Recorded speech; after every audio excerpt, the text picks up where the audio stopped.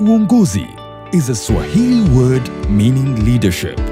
Uongozi Institute was established in 2010 to support African leaders to attain sustainable development for their nations and the wider continent. We are a leadership development institute established by the government of Tanzania and supported by the government of Finland together with other valued partners. We believe sustainable and equitable development cannot be achieved without sound leadership. We cultivate a distinctly African model of leadership to empower the continent's senior and emerging leaders from both the public and private sector. Our mission is to inspire and equip African leaders to deliver inclusive and sustainable solutions through a holistic approach which includes designing and delivering training courses relating to leadership and executive management, bringing together key leaders and thinkers to formulate uniquely African solutions to Africa's challenges, and supporting world-class research on leadership across the continent while also championing knowledge sharing. Our landmark TV series, Meet the Leader, features serving and retired heads of state and international organizations, and the In Focus series offers in-depth insights into the issues driving development across Africa. To further our work as a center of excellence for leadership training, research, and knowledge exchange, the Institute is committed to working together with our global community of partners. Through our work, we have trained senior and emerging leaders from around the continent, hosted policy dialogue events in Tanzania and beyond, and commissioned research studies on leadership. It is essential to us that our team continues to uphold the Institute's values of professionalism, reliability, integrity, respect, and creativity. Uongozi Institute is based in Tanzania with offices in Dar es Salaam and Dodoma. The impact of our work, however, continues to extend beyond the country's borders to support leaders across the continent and to achieve our vision for a prosperous, equitable, and sustainable Africa. Thank you. We may be seated. Asanteni sana.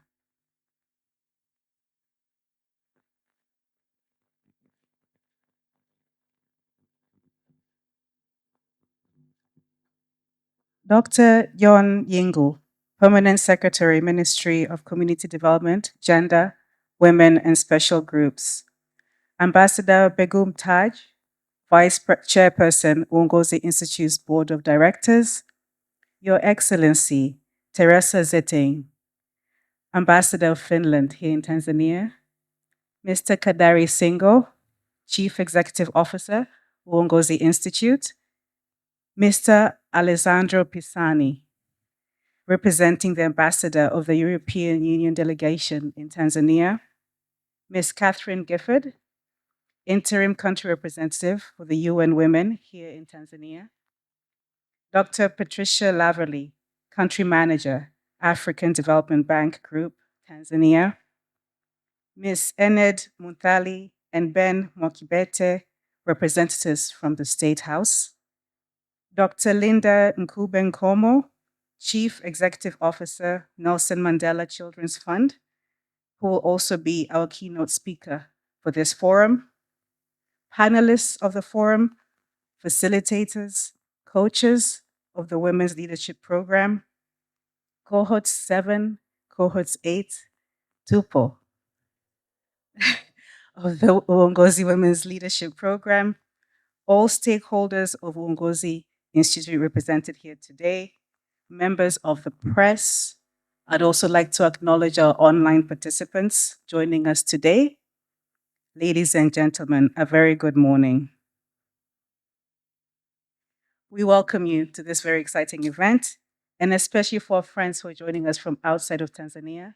Karibuni sana, welcome to our beautiful country. We welcome you to the 5th Women Leadership Forum with the theme, The Contribution of Women in Leadership in Africa. Ladies and gentlemen, we are, all of us, we're seeing a growing presence of women leaders on the continent in the political, the economic, and social spheres, which shows that we're recognizing that women in leadership are essential for driving organization success, for fostering innovation, and promoting economic growth. This increasing presence of women in leadership roles is reshaping industries, governments, and communities, making changes to structural policies and steering the continent towards a more inclusive and sustainable future. When we look at the post COVID world, it is now widely documented that women leaders in both the global north and the global south were particularly adept in crisis management and communication, and they were able to strike a balance between empathy and science with swift yet collaborative decision making, helping people make sense of the pandemic. This is just one example. There are many. And today we'll explore and showcase the way in which women leaders are leading with impact.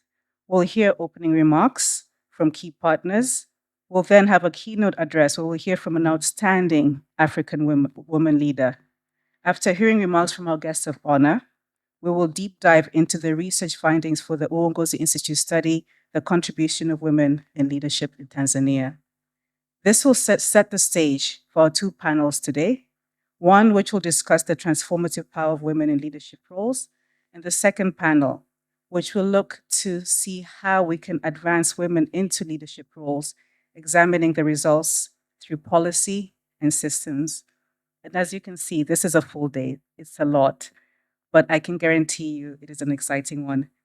And I can also guarantee you that you will leave here today with more knowledge, networks, and energy for women leadership in Africa than you came in with this morning. As I mentioned before, we do have translation services. We do have participants who are from outside Tanzania. Although this forum will be mainly conducted in English, during plenary and discussions, please do feel free to use whatever language you're most comfortable with, either Kiswahili or English. Both services are available. We do have translation services. And again, I'd like to acknowledge our online participants who, if there are any challenges, please find a way to alert us so we can make sure that you are all still connected and we are audible here in Tanzania. And again, for the online participants, karibuni sana. I would now like to introduce Mr. Kadari Singo, our Chief Executive Officer for the Uongozi Institute, to give us some welcoming remarks. Karibu sana, Mr. Singo.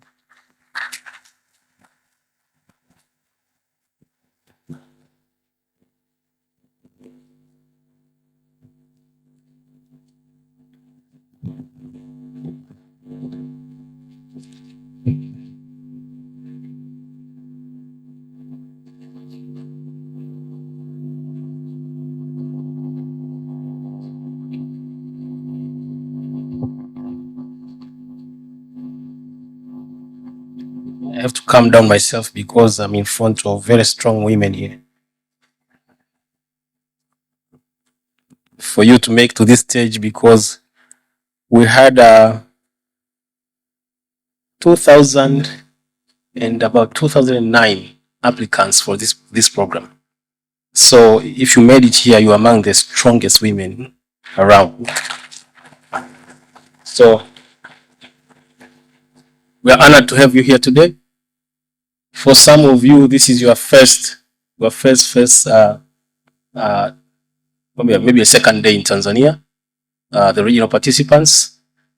Before I say anything, may you please rise, those regional participants who came out of Tanzania. Please, may you please rise, regional participants. So those are our candidates from outside Tanzania.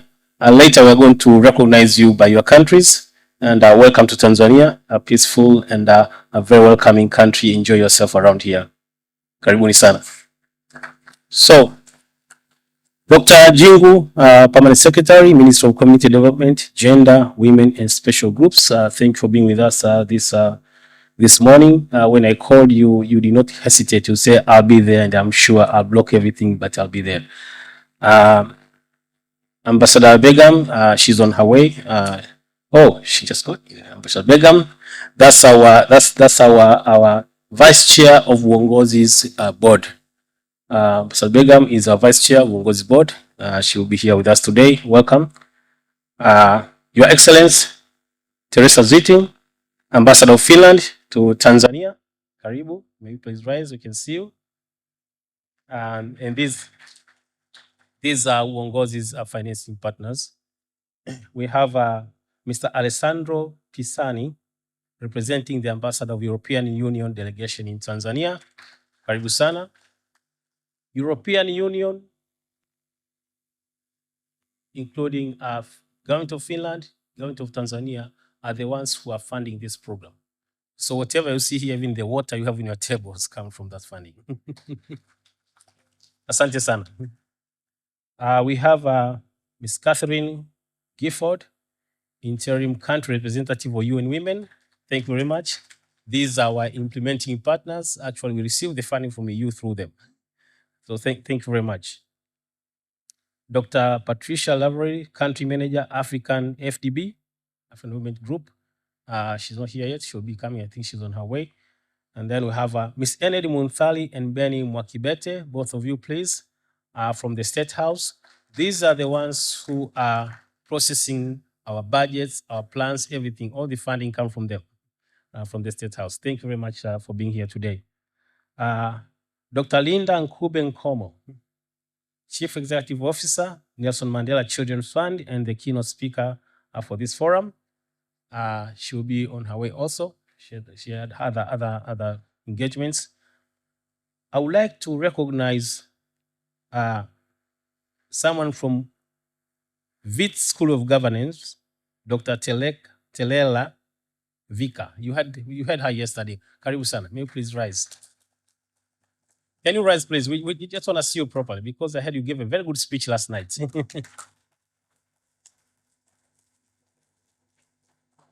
Thank you very much for being with us today. And I will have a panelist who will be with us today here.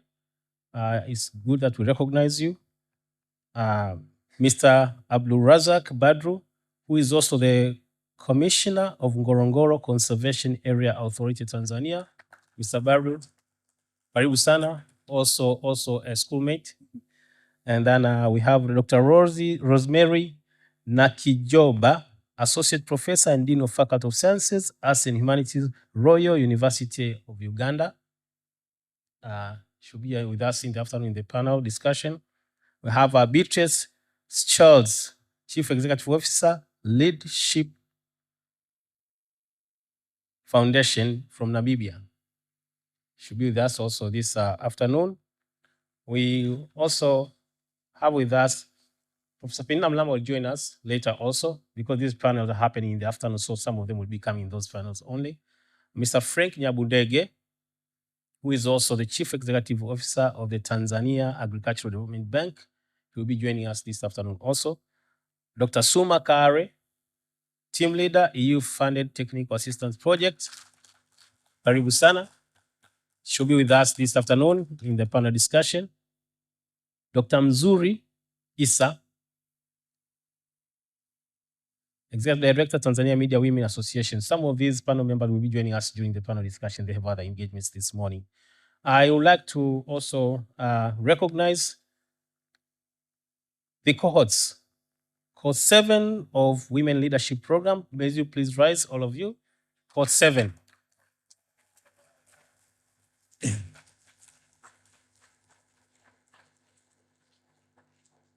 I can see you are delighted. You look brighter because some of you have been in class all week. You have more confidence than the first day I saw you. Okay, welcome. Welcome to our program, Cohort 7. Asanteni sana. We have Cohort 8 who are joining us today and will be starting their class tomorrow. Cohort 8, may you please rise? May you please rise?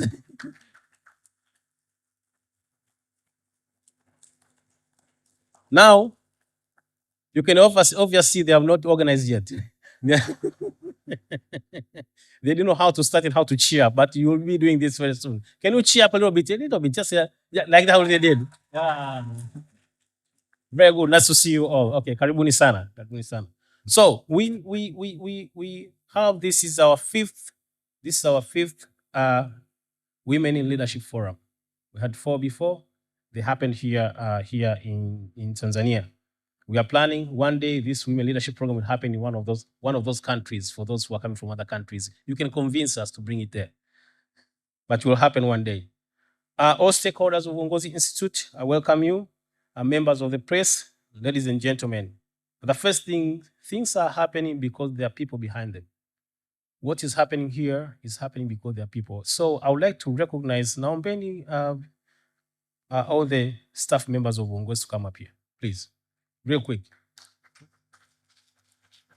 Things are happening because this particular group, staff members and interns, please.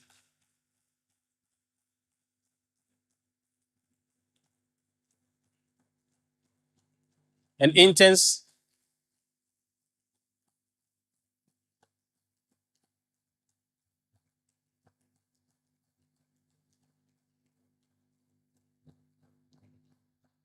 things are happening because there's a lot of work behind. You see yourself sitting in these tables. Someone had to sit here to arrange them last night. You see all the papers, the written documents, anything that is happening here. It's a lot of work that are happening behind closed doors. We are only 22, the entire institute, plus the support of about eight interns who are supporting us. These people do not sleep. I know it because I make phone calls at 2:00 in the morning. They will pick it up because they know something's not right. So they are working so hard. I really, really appreciate your hard work. Although at the end of the day, the CEO gets the credit.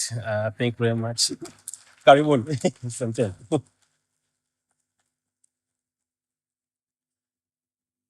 The CEO only knows how to blame, but he gets the credit.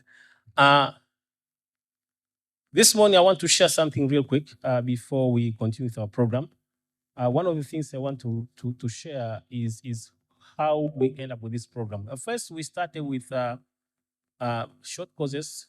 Then we recognized the need for having long-term programs or mid-long-term programs, 6 months to 1 year programs. We started with a postgraduate diploma in leadership, which is a 1 year program.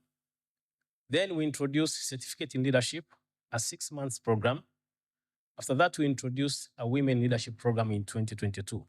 Postgraduate diploma in 2017, then a certificate program in 2020, then women leadership in 2022.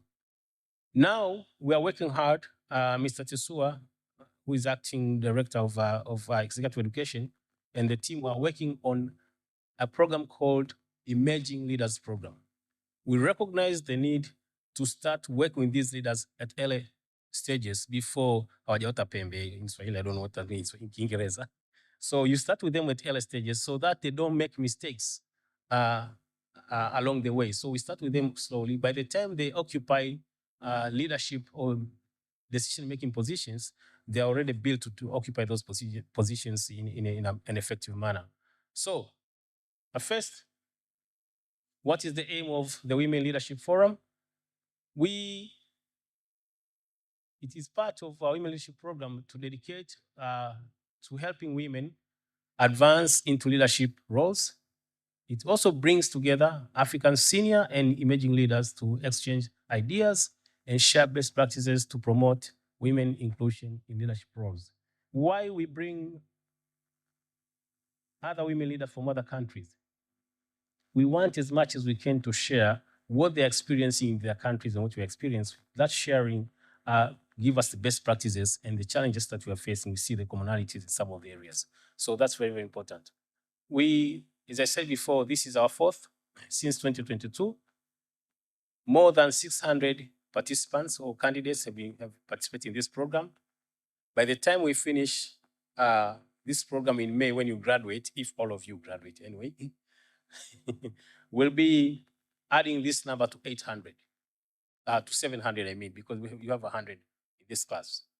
But this was one of our leadership forum a couple of years ago. Some of our leadership programs in the panels you can see. It's a 6 months program, as you said before. It's tailor-made for mid-level and senior women leaders from all sectors. It allows them to navigate the unique leadership challenges that deter female professionals from occupying senior leadership positions in the workplace. One of the most important things is that the program includes 3 sections: Women Leadership Forum, that is happening today; training, that the 7th court did already; and then you have coaching and what? Mentoring programs. The forum brings together political and business leaders to exchange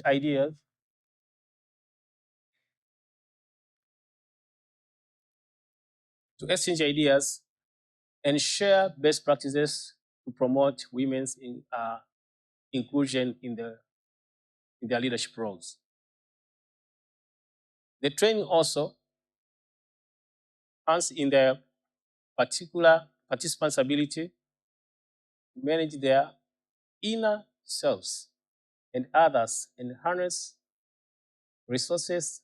It includes 5 modules that are run over 6 consecutive days. I wish I had a clicker. The printings here in the computer are too small. And when I turn around, I'm away from the mic. So I'm confused here. I don't know which one to take. So when you see I'm stuttering, it's because I cannot read properly from the computer here and the mic is far. Maybe I can sit on this side and it will be better. Now, we have the coaching and mentoring sessions come after training and are aimed at accelerating individual growth. The duration is 5.5 months. All of you will be assigned to coaches. By the way, I'm happy to see Professor Penina Mlama. Professor Penina, may you please rise? Let me say something about Professor Penina Mlama. By the way, I was told you are not a professor, you are there's something behind that. What do you call it? Professor, can you tell me? Sorry? Huh? Emeritus professor.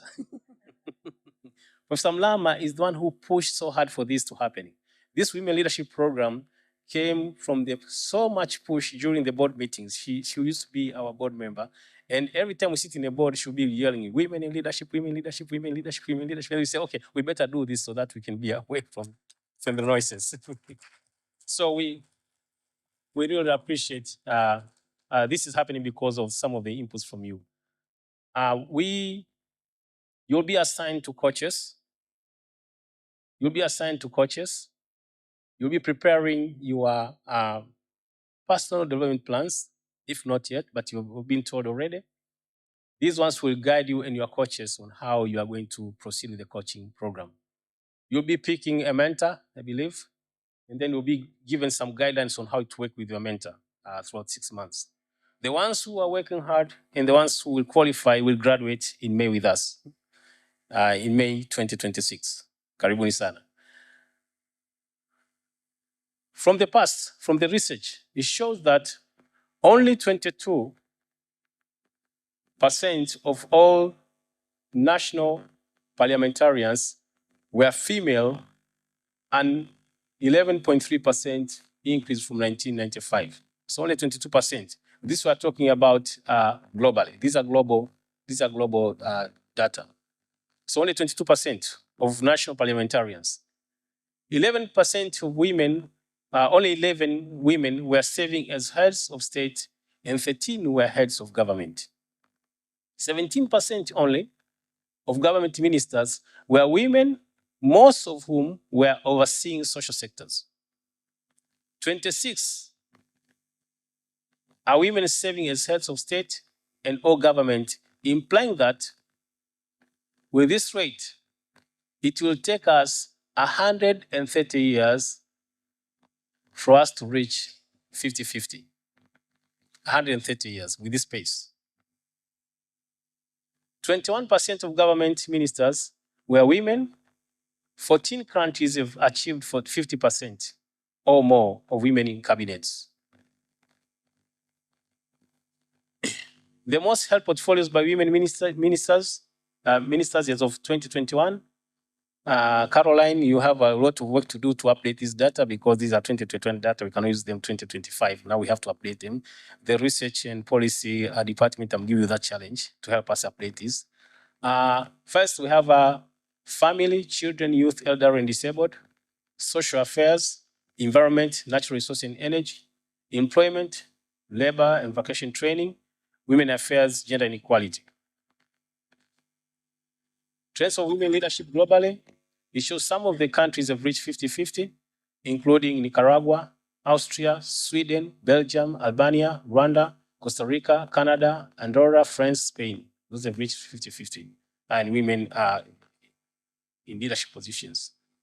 The proportion of women in senior leadership positions by region, these were data from across the world. In Africa, we have 39%, Southeast Asia 38%, Latin America 36%. We have European Union 34%, North America 33%, Asia Pacific 28%. It shows also even the countries that are also pushing for the equality, they're also struggling with this. And I always speak with some leaders from these countries, some ambassadors and other officials. They say we're also struggling with the women equality, even in our countries. As far as we push it in Africa, we're also struggling with it.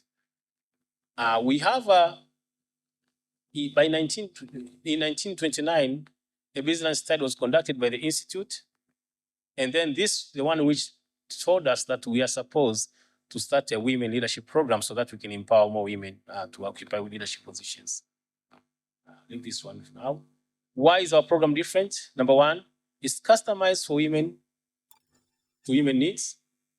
We pick only strong candidates. That's why I say you are here, you are the strongest candidates we are able to pick among the list of 2009. We pick the strong candidates. Coaching and mentoring is important. Personal development plans, networking opportunities like this one. Make sure by the time you leave here, you have at least to network with 1 or 2 people who will help you or advance your leadership career. Helps participants discover their unique leadership style. Now, in this cohort, 8 cohorts have been enrolled. Each cohort consisted of 50 women leadership from all sectors. These numbers are not correct. We have already have 600. We have 299 leaders from the first 6 cohorts have graduated. Only one, we're supposed to have 300. Only one dropped out for some health reasons. These are some of our graduation ceremonies. The lady on the upper left-hand corner, she was very, very pregnant at that time. I'm not sure what that means. So she was graduating, but she was pregnant. She was expecting within a few months. And you can see these are some of the graduation photos. They're continuing here. We want to see you dressing like this in May of 2026, all of you here. Can you clap even for that, please? All of you, miss all of you. And then those are graduation photos continue. Course 1 and 2 had 100 mid-level senior women leaders from across Tanzania. Those are some of classroom activities taking place. Course 3 and 4 also had 100. And then course 5 and 6, which was last year, 100 women leaders. And then today we have course 7 and 8. We expect 100 also to graduate. We are looking forward to this program. We are looking forward to have you. And Maria, where's Maria? Can you come up here, please? Can you tell me where are those women leaders from outside Africa they are from? Do you remember the countries? I want to recognize them country by country. Can you tell me, okay, number 1? Okay, Kenya, may you please rise from Kenya? And you can clap for them, please. Kenya, very, very good. Next one. Ethiopia, please. Ethiopia. Welcome to Tanzania. Next. Botswana. Botswana. Very, very good. Another one. Cameroon. Cameroon.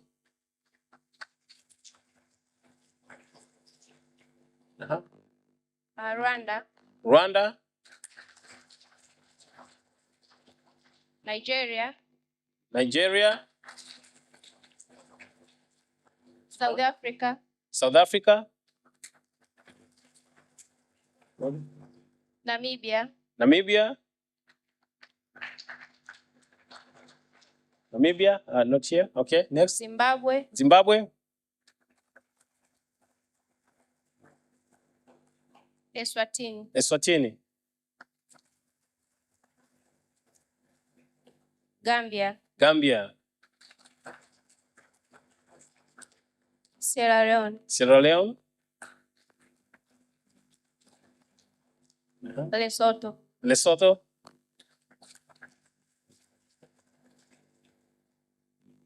That's all. Thank you very much. But I should say that we had applicants from the United States who applied for this program. Applicants from Europe somewhere. I believe these are diasporas who live out there. But then I want to recognize, if you cross the waters, you're supposed to be recognized. The ones from, yes? From Zambia. Oh, you forgot. I'm glad you came up. Zambia. Very, very good. Okay. Karibu sana. But if you cross the water, you're supposed to be recognized. The ones who cross the water from Zanzibar, please. May you please rise. Zanzibar. Zanzibar.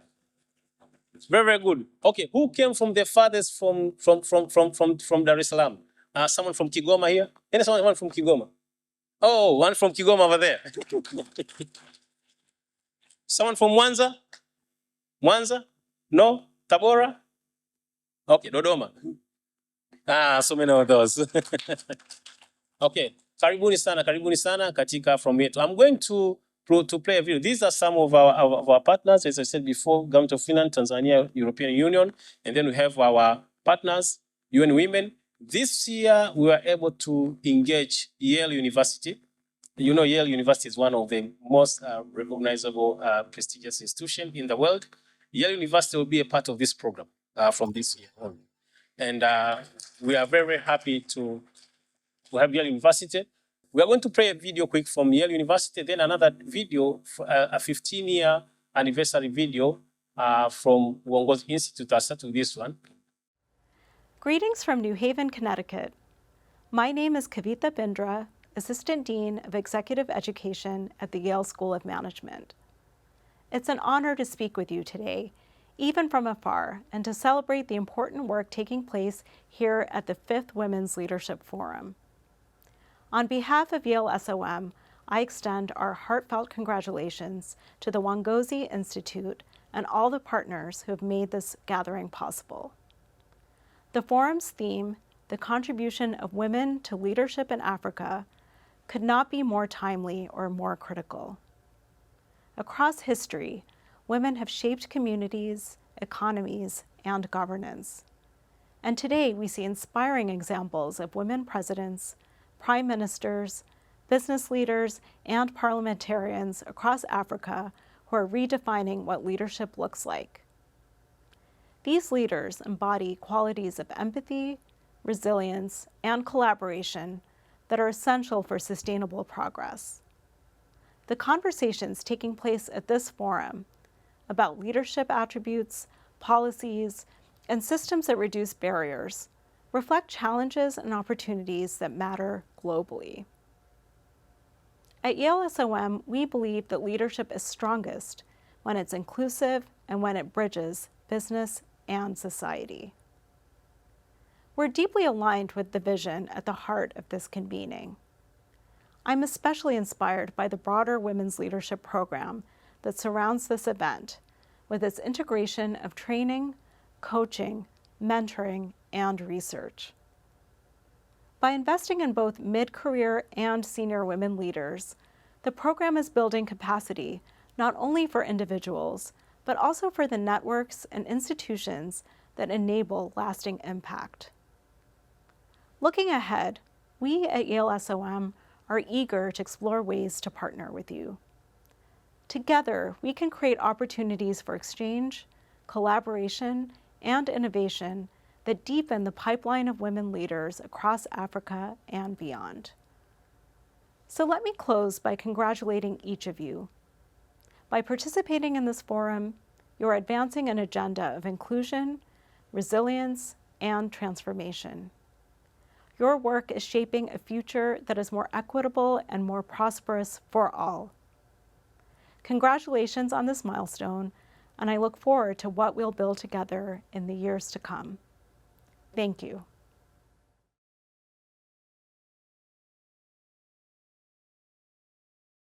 Happy 15th anniversary Uongozi Institute. Hyvää 15-vuotis syntymäpäivää Uongozi-instituutti. Félicitations, Institut de Uongozi, pour le 15e anniversaire. And in Irish, Canary and Borliv. Heri ya miaka 15 taasisi ya uongozi.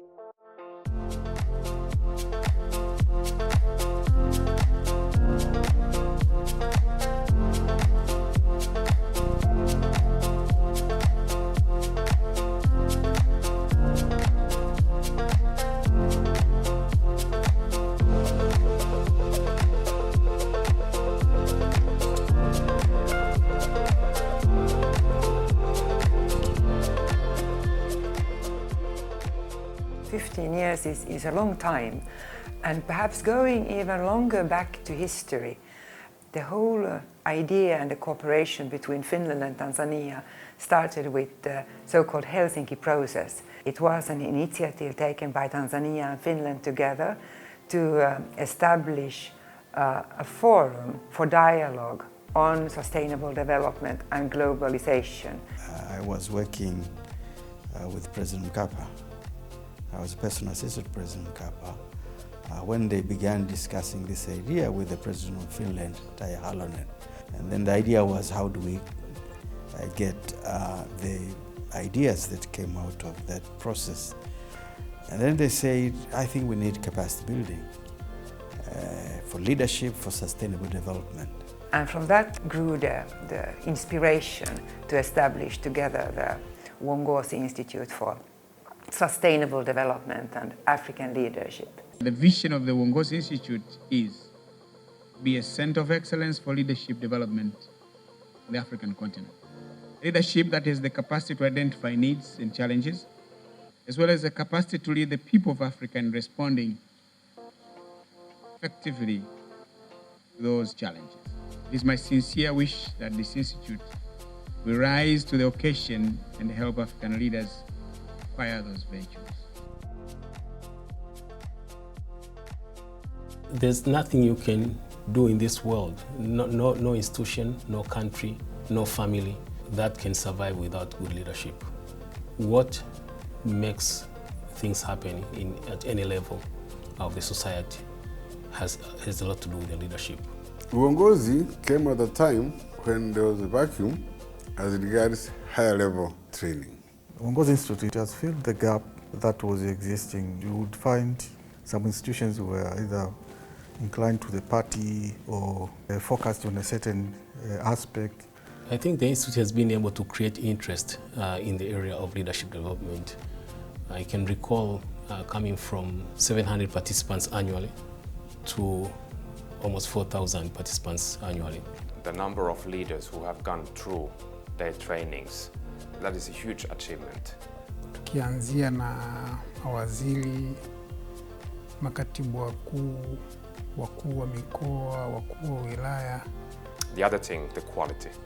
The clients and the participants to the trainings, they are always very satisfied, and you get evidence from many evaluations that have been done. And one of the things that make me extremely happy is when I move around Tanzania and I meet people, maybe in a supermarket, and Shikamoo Balozi, how are you? So, I was in that program of Uongozi Institute, and you came and talked to us. And everyone you see, everyone who has passed through our program, they have very good things to say about them. A number of them attribute their career advancement to the training that we provided them.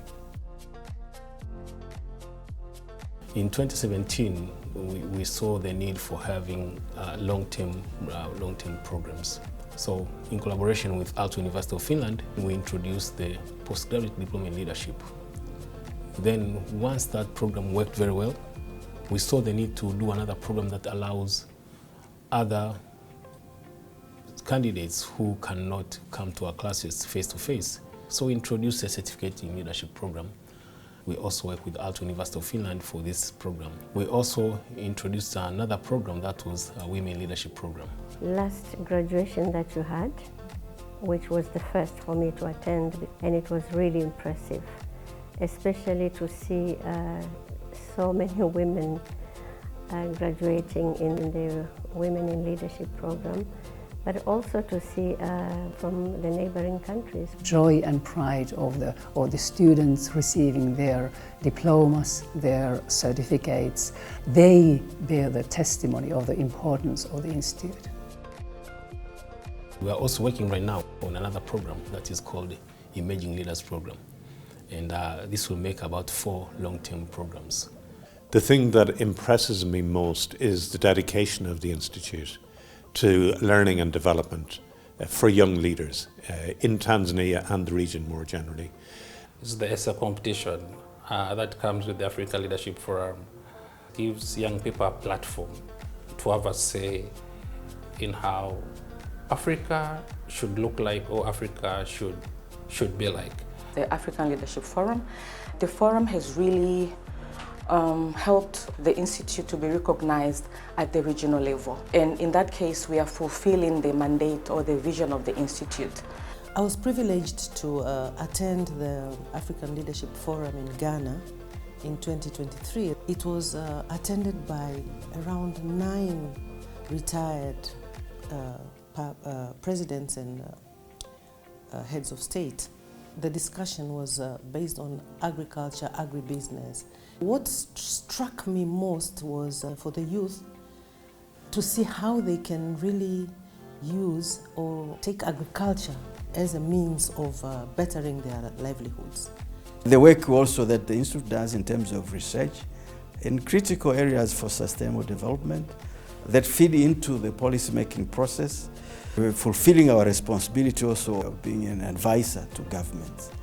For instance, we have been engaging in providing a technical support to the standard gauge railway project. And we are doing quite a number of technical support and research there. The memory that comes in my mind is actually the launch event of the memoirs of the late President Ali Hassan Mwinyi. I think that one was exciting because it reflected on our very difficult path as a country, the path that also himself as a leader went through. Keeping memoirs is very important. It's keeping history.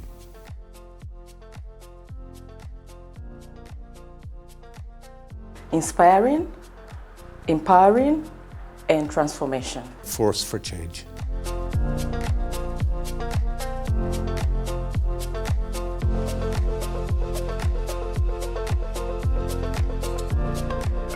Uongozi Institute is an institute which is really unique, not only in Tanzania, but also at the continental level. We were established to be an African institute, not a Tanzanian institute. And that's why you see that even our board is international board. So it helps us to bring in the perspectives and experiences of other countries so that we can design programs that are relevant to other African countries. We have come a long way.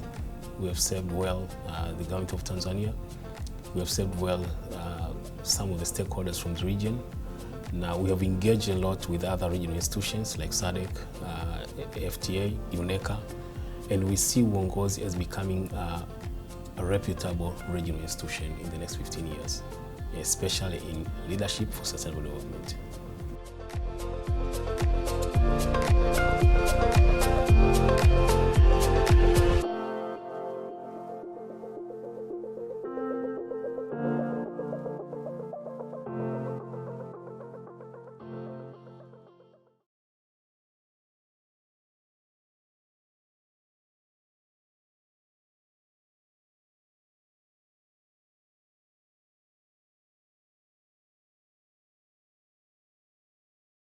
Much for always being supporters of Uongozi Institute. For those who wish to follow this event live from Uongozi Institute and many more, please follow us through our YouTube page. So if you can search Uongozi Institute, that way you'll also be able to follow this event and to follow our digital channel from Instagram, Uongozi Institute, Flickr for all Uongozi events, and LinkedIn, etc., etc. So that is also our attempts to ensure that all that we do, all that Uongozi does, is amplified. I would now like to welcome Ms. Catherine Gifford, country representative of UN Women Tanzania, to give us a few remarks. Karibu sana. Dr. John Jingu, Permanent Secretary, Ministry of Community Development, Gender, Women and Special Groups. Ambassador Begum Taj, Vice Chairperson, Uongozi Institute's Board of Directors. Your Excellency, Teresa Ziding, Ambassador of Finland and Tanzania. Mr. Kadari Singu, Chief Executive Officer, Uongozi Institute. Mr. Alessandro Pizzani, representing the Ambassador of the European Union Delegation in Tanzania. Dr. Patricia Laverly, Country Manager, African Development Bank Group, Tanzania. Ms. Ened Gonzali, and then Joaquin Bete, representatives from the State House. Dr. Linda Kube Como, Chief Executive Officer, Nelson Mandela Children's Fund, and a keynote speaker for this forum. Panelists of the forum, facilitators and coaches of the Women's Leadership Program, cohorts 7 and 8 of the Women's Leadership Program, all stakeholders of Uongozi Institute represented here, members of the press, ladies and gentlemen, mabibi na mabwana, habari za asubuhi. Good morning to you all. And as we're speaking about women's leadership, we've heard about emerging women's leadership. I'm really delighted to have the opportunity to be shadowed today by a young woman as part of the Girls Take Over program, Umi Mohammed. And she's shadowing me today, and so I'm going to give her the opportunity to start our remarks. So I'm going to turn over to Umi for a moment, and then I'll come back.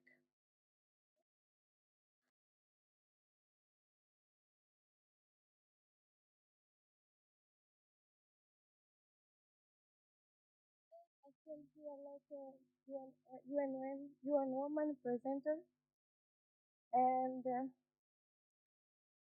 like a part for Plan International Girl Who Take Over.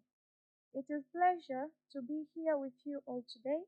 Special formal for the About Something Close of my heart, woman leadership as young Zanzibar, Tanzania, and African woman stand before you. I'm proud to be part of a generation that already leaders change and community to beyond, showing that with determination can turn process transformation in reality through our country.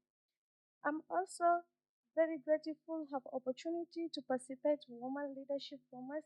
Special we can be together to share the idea, celebrate the program, and ask important questions. How do we make woman contribution to the leadership even great? And how do we ensure that very woman and every girl, not just those are big citizens or high position, but those is very concerned to content, had the chance to shape decision to be here and fulfill for the petition. My hope if this formula will be helpful reflection from deeply on those questions and inspire to keep working together toward future wherever woman and every girl has equal opportunity to shape decision, claim passion, and reaction for the position. Thank you so much.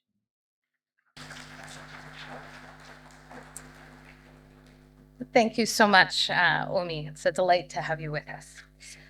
So young women like Umi remind us that the future of leadership is already taking shape today in classrooms and communities, in governance bodies and boardrooms, and at platforms like this one. Women in Africa have long led with vision, resilience, and impact.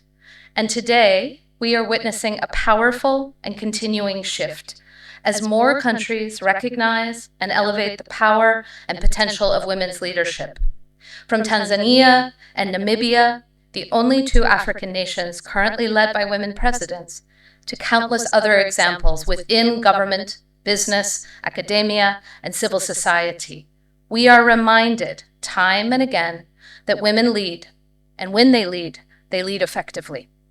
In Rwanda, where women hold the majority of parliament, and we heard about that earlier, female leadership has helped advance national policies to eliminate gender-based violence and ensure public budgets prioritize health, education, and social protection.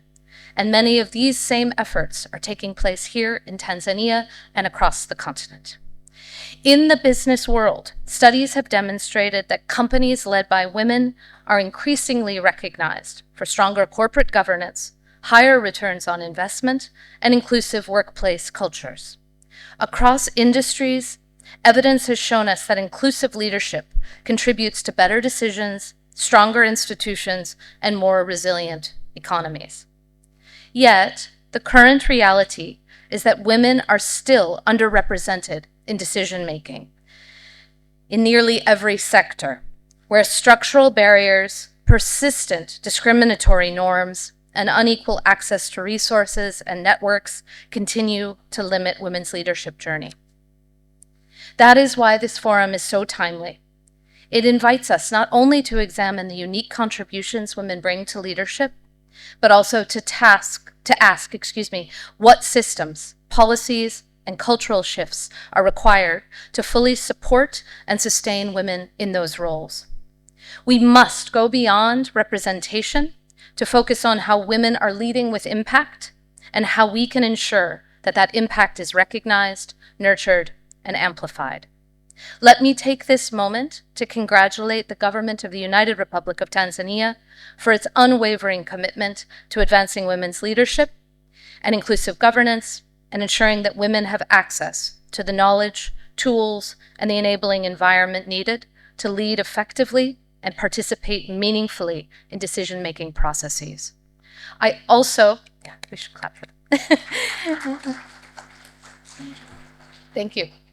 I also wish to express deep appreciation to Finland and to the European Union for the steadfast support to gender equality in Tanzania and for investing in transformational change through the promotion of women's leadership.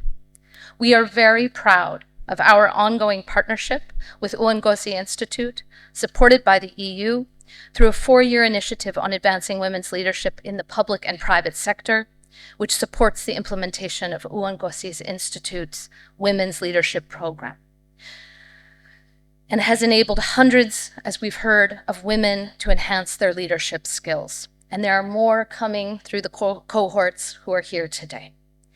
At UN Women, we believe that women's leadership is not a women's issue.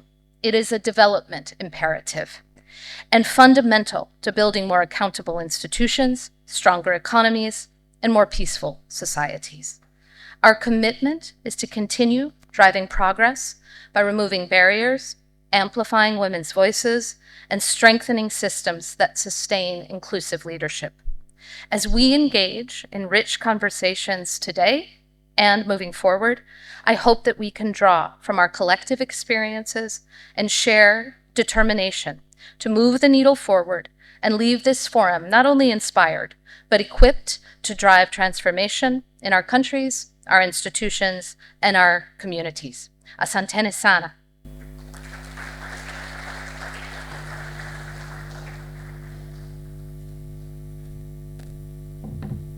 Thank you very much, Ms. Catherine Gifford. And I'll just like to emphasize your point in terms of moving the needle forward, right? And I think that really should be almost our own hashtag for this event. I like it, moving the needle forward. On behalf of the CEO, I would like to acknowledge a few people in the room, our facilitators for the WLP. Cohort 7, you've already met them. Cohort 8, you will be meeting them. I would like to first recognize Professor Linda Mhando, if you could kindly stand up.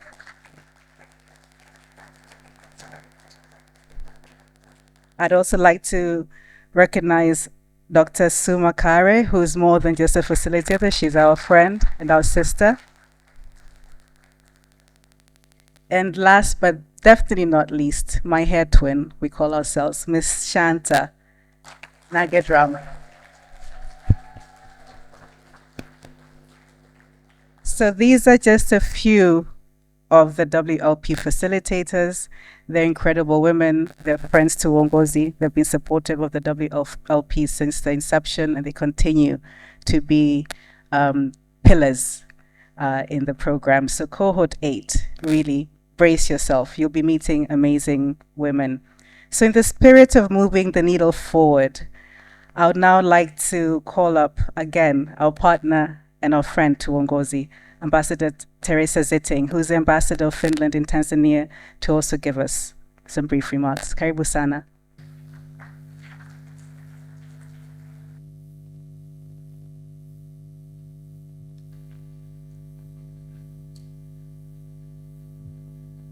Good morning, everyone. Habari za asubuhi.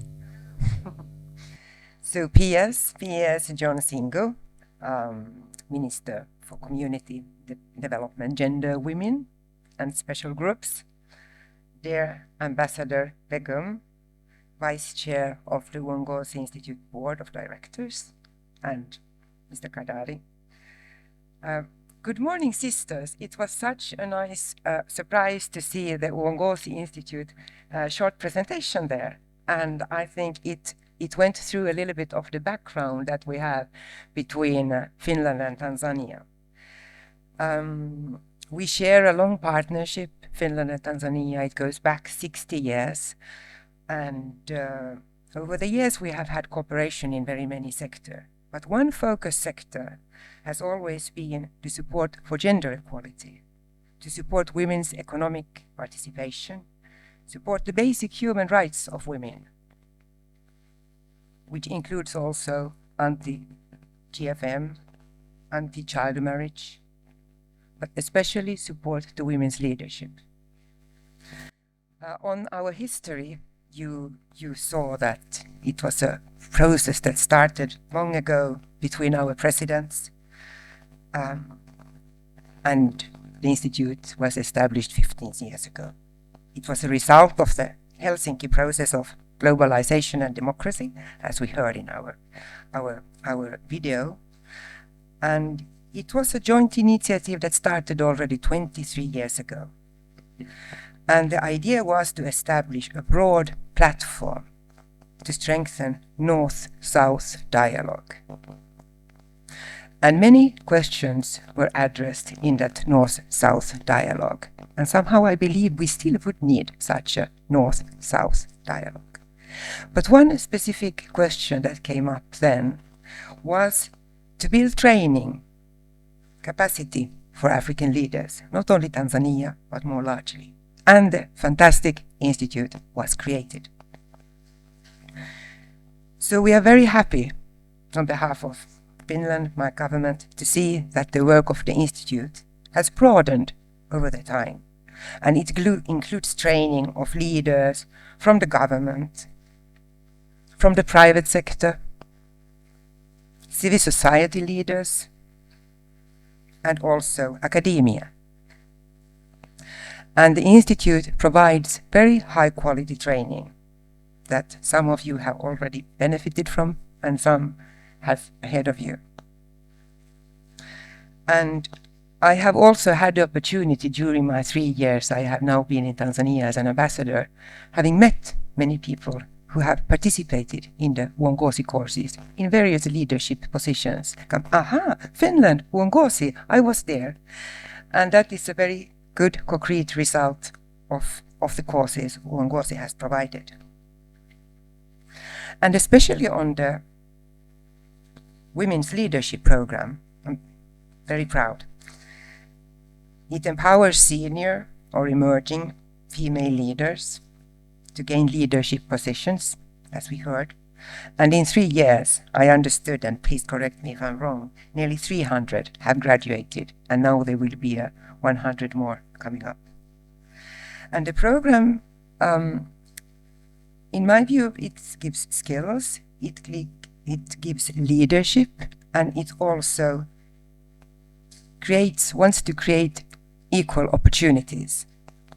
However, when I think about the equal opportunities, we of course also have to think of the broader structures in our societies. And then there are some questions that sometimes hinder the women to grow from an early stage to leaders, such as something that I'm thinking about is, for example, free daycare. If women are taking care of the children for very many years, of course, those years may fall off the leadership career. But we are not here to think about those things today. My personal reflection, if I may share with you from my own background, is that when we step into our leadership roles, we mainly need to compete with ourselves. We need to perhaps nurture our own positive qualities, and be it then a strong interest in research or innovations, be it an interest in human resources, how to develop those, be it then an interest in community development, in communication, or in arts, and so forth. But in order to do that, we need, of course, to know ourselves and to have this passion and allow ourselves to be creative. And we also need perseverance. This is something in Finland that we call sisu. It's a short word, written S-I-S-U. And this means that to be determined, to go through hard rock if it's needed, and not to be afraid to fail. If unsuccessful once, we stand up and then we try again and never to give up. But with these few words, I want to wish good luck to you all in your leadership careers. Asante na bahati nzuri.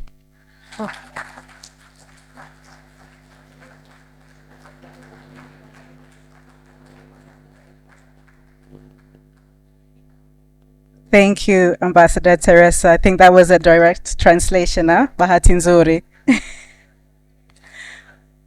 Thank you for those words and reminding us from your own personal experience that we have to nurture the self, nurture the qualities that we have within. We have to be perseverant. We have to persevere. And we have to go through hard work and not be afraid of failure. That you get up, you fail, you get up, and you start again. With that, I'll now like to call up Mr. Alessandro Pisani, the Program Officer, Economics, European Union Delegation in Tanzania, to also give us a few remarks. Karibu sana, Mr. Alessandro.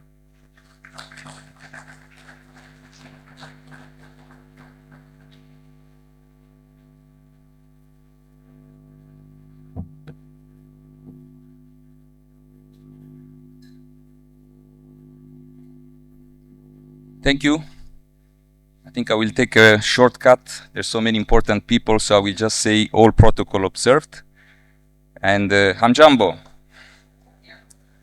So I think I'm restoring some gender balance here with some few men over there. So just to say that I'm representing the EU ambassador, who's also a woman, by the way. And I'm very happy to join you here today at this 5th Women's Leadership Forum, which marks another important milestone in our collective effort to ensure that gender equality remains at the forefront of Tanzania, but also Africa development agenda. And of course, globally, we have seen progress in this area. The president of this beautiful country, of course, is a woman. My own country, where I'm from, Italy, for the very first time has elected a female prime minister. And and of course, within the institutions of the European Union, which I represent, we have the 3 very important roles of President of the European Commission, EU Parliament, and European Central Bank. They are currently all held by women.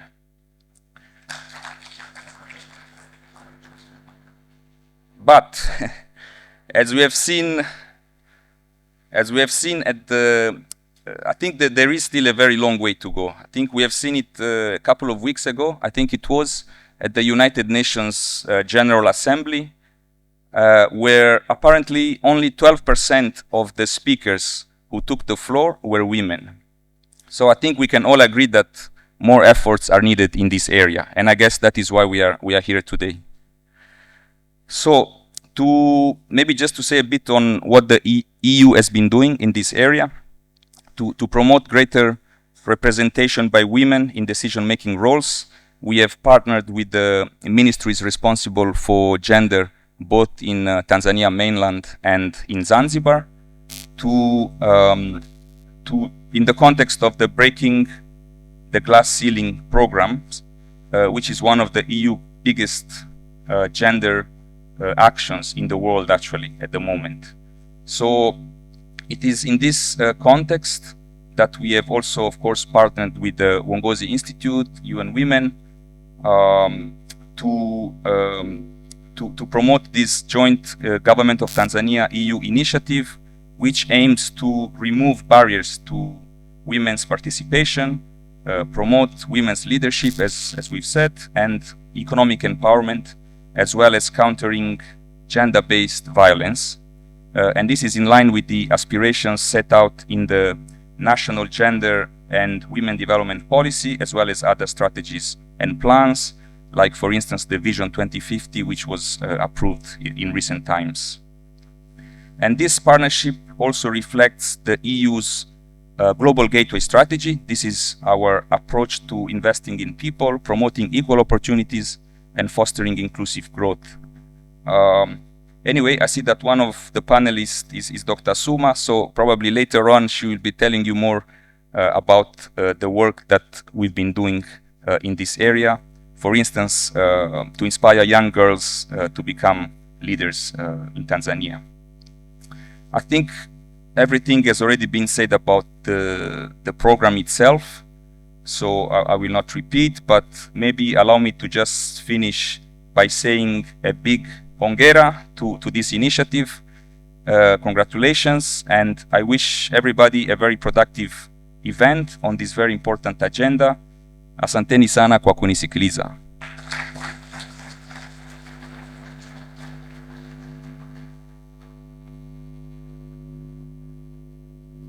Tunashukuru sana Mr. Alessandro, na tunaona Kiswahili chako kimenyoka kidogo. Asante.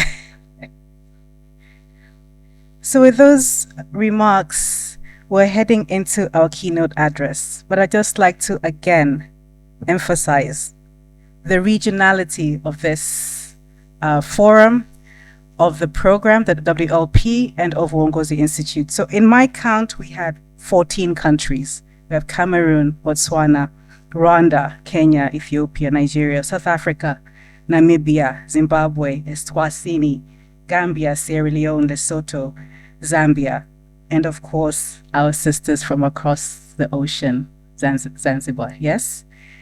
So we truly are seeing Uongozi taking its place center stage as a regional institution as per the mandate of Uongozi, as per the design and the thinking and the dreams of Uongozi. And now we're seeing participants coming to Tanzania, as opposed to what we were used to doing was what we always had to look outside of Tanzania. When we thought of training programs, we thought of long-term initiatives to empower women, incapacitate us. We always were looking outside of our own country. But so we must really take pride in Uongozi Institute and what they're building and what they're doing in terms of really ensuring that we have regional representation and that Uongozi Institute truly is a regional institute. And so with that, the keynote address is going to do exactly that. It's going to give us experiences from the region. And we have with us Dr. Linda Nkube Nkomo, who's the Chief Executive Officer of the Nelson Mandela Children's Fund in South Africa. And she will be giving us this address online. And so please do sit back and enjoy the experiences that you will hear from Dr. Nkomo. Habari, Dumelang, Mangwanani, Sanbonani, Bonjour, good morning. And I've tried to do the best that I could with all the languages that I know are in the room today. Good morning, distinguished leaders and partners who believe in the leadership of women in Africa and globally. It is an honor to be with you today, although virtually. I would have loved to have been in the room making eye contact with you, reading your body language to see whether what I'm saying lands or whether I'm just waffling on. But be as it may, I'm here and I'm very honored to join you in Dar es Salaam for the 5th Women's Leadership Forum. I want to thank the organizers for bringing us together. I want to thank them for inviting me to be part of this program. This is an important gathering, and I wish to salute each one of you, leaders from government, from business, from academia, from the civil societies, and the 100 exceptional women from cohort 7 and 8 of the Women's Leadership Program. This forum is more than just an event. It is a platform for creating and co-creating the Africa that we want through our collective leadership. It's a bold statement that the future of Africa cannot and will not be written without women being at the center of leadership across all spheres of society. As an African proverb reminds us, when you empower a woman, you empower a nation. But why does women in leadership matter? Why is it important that we have platforms like these where women can be developed? First and foremost, really a no-brainer is that it's a human rights issue, that all people be treated equally, whether in workplaces or in societies as a whole. As long as a person is a human being, there's a certain level of dignity that needs to be accorded to them simply because they are a human being. But it's also a sustainable development requirement. If we look at the Sustainable Development Goals that are required for us to have a sustainable world, 5 of those goals would be met if we could get gender equality right. And by gender equality, I'm talking about creating equal access to education, economic opportunities, as well as political opportunities to girls and then ultimately to women. The message is clear. When women lead, societies flourish. How then would you say society's flourishing is linked to the development of women? I work in the development sector. And one of the things that I have seen is the difference that a woman who is economically active makes in the life of her children. When a woman is economically active and is expecting a baby, we know that she's got adequate nutrition for that baby to be born a normal birth weight. We know that she's got access to medical care so that the well-being of both the in utero baby and the mother can be taken care of right through the journey of pregnancy. And when she ultimately delivers that baby, we know that that baby has got a better chance of being a normal birth weight. And when the baby is a normal birth weight and has got access to adequate nutrition, we know that they are able to meet their developmental milestones, both physically and cognitively, which is what they need to be able to cope with the demands of the schooling system. When a woman has been empowered, children not only have then the maximum potential to meet their developmental milestones, be well nourished, given access to quality health care and education, they are well prepared for decent work and economic participation throughout their lives. Clearly, having women in leadership is a developmental imperative that needs all hands on deck. In addition to this being a critical requirement for global development, having women in leadership is also necessary for business. In 2012, Professor Klaus Schwab, who is the chairperson of the World Economic Forum, said the following words, and I quote, "The key for the future of any country and institution is to have the capability to develop, retain, and attract the best talent. Women make up half of the world's human capital.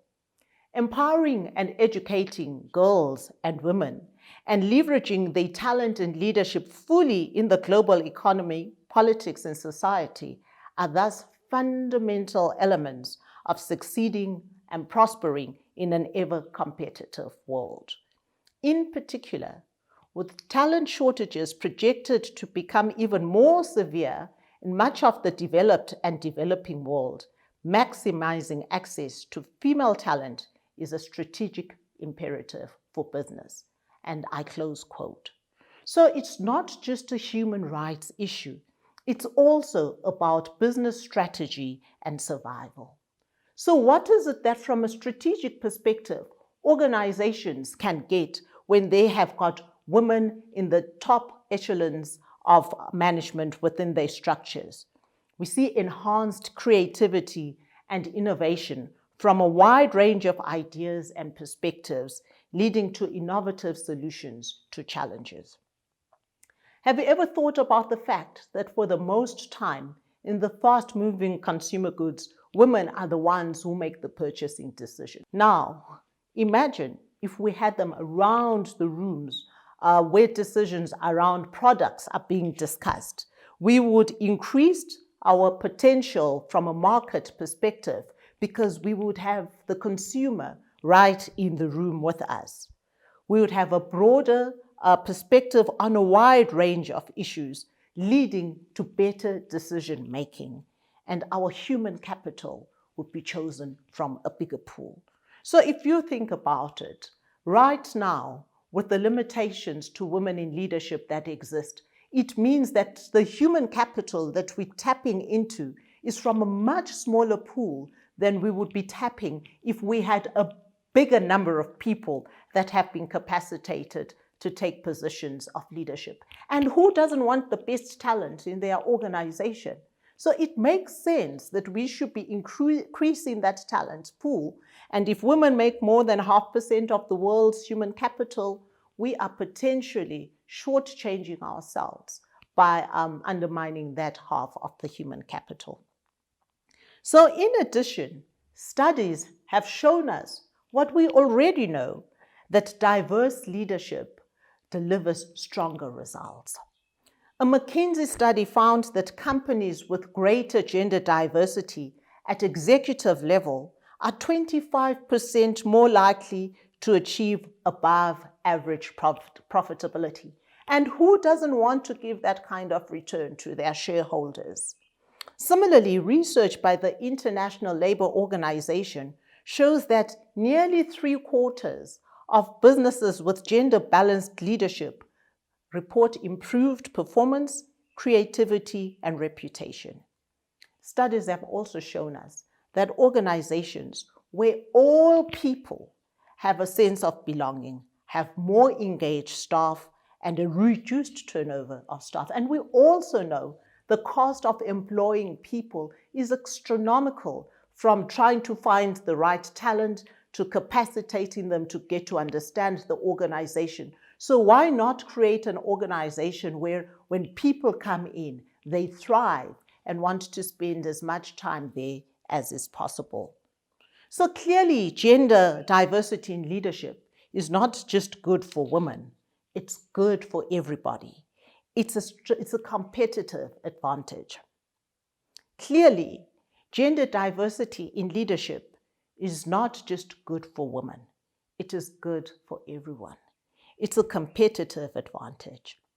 When we have women come into the room with their transformational leadership styles that are collaborative, that are inclusive and community-driven, we are able to reflect that African philosophy of Ubuntu that says, I am because we are. This is the kind of leadership that builds trust, strengthens institutions, and drives sustainable change. And in a continent as diverse and dynamic as Africa, it's exactly the leadership that we need to navigate the complex challenges that we face. A leader once said, the rise of women is not about replacing men. The rise of women is not about replacing men. It is about creating a culture where all talents, male or female, or even non-conforming, can flourish. So we need to bear that in mind as we move along, talking about what leadership in Africa should look like. That is not about one gender cannibalizing the other. It's about both genders in the room with their voices fully heard, fully valued, fully respected. What's the story that we can tell as Africa when it comes to leadership? Well, it's a powerful one when it comes to women in political leadership. We, as a continent, have given the world examples of women breaking through the highest of glass ceiling, that of being number one in the country and being addressed as Her Excellency. From Liberia to Malawi to Ethiopia, and currently Her Excellency Samia Suluhu Hassan, there in Tanzania, we are showing our children, both boys and girls alike, what is possible. Politically, women in Africa hold about 25% of the parliamentary seats across the continent. And we need to thank Rwanda for that, because Rwanda has got 61% of its parliament composed of women. And I think you should join me in applauding Rwanda for that mean feat. It's not only the highest representation on the continent, it's the highest representation in the world. And I think in the room, let's engage with our colleagues from Rwanda to understand what did they do to get the model right. But following closely are South Africa, Namibia, Senegal, and Mozambique, who are globally among the top 20 for female representations in parliament. Now, if this isn't proof that Africa can be a trailblazer in gender equity in politics, I don't know what is. I would love to be able to say the corporate story is just as impressive, but unfortunately it's not. And I think if we are able to admit to ourselves that we've got a problem when it comes to corporate, we then can be able to start working towards the solution. So in the corporate world, we're seeing African women leading banks, global corporations and startups, with thousands of women entrepreneurs shaping our economies through innovation in fintech, in agri-tech, and the creative industries. These women are just not participating, they are setting the pace. They are redefining leadership and proving every day that their contributions are indispensable. Now, while these strides are impressive, when it comes to the actual numbers, women hold only 8.5% of CEO positions in Africa. And when we look at listed company boards, that number is only sitting at about 14%. So there's a lot of work to be done if we are to close the gap. And the women in the lower levels of organizations need to see representation in the boards at the executive level for them to know that it can be done.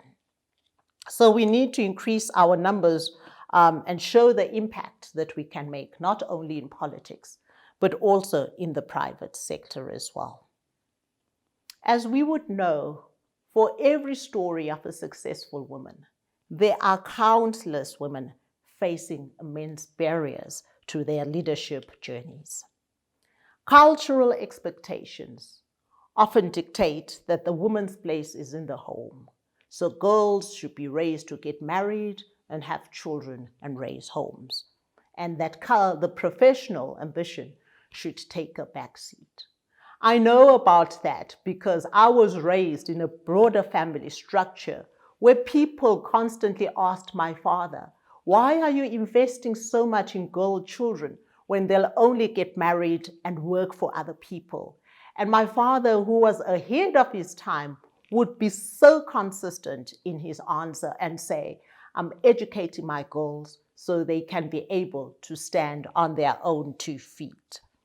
And so for me, it's just an example of how the gender conversations need to start at home. If they're starting in platforms like these, we've left it too late.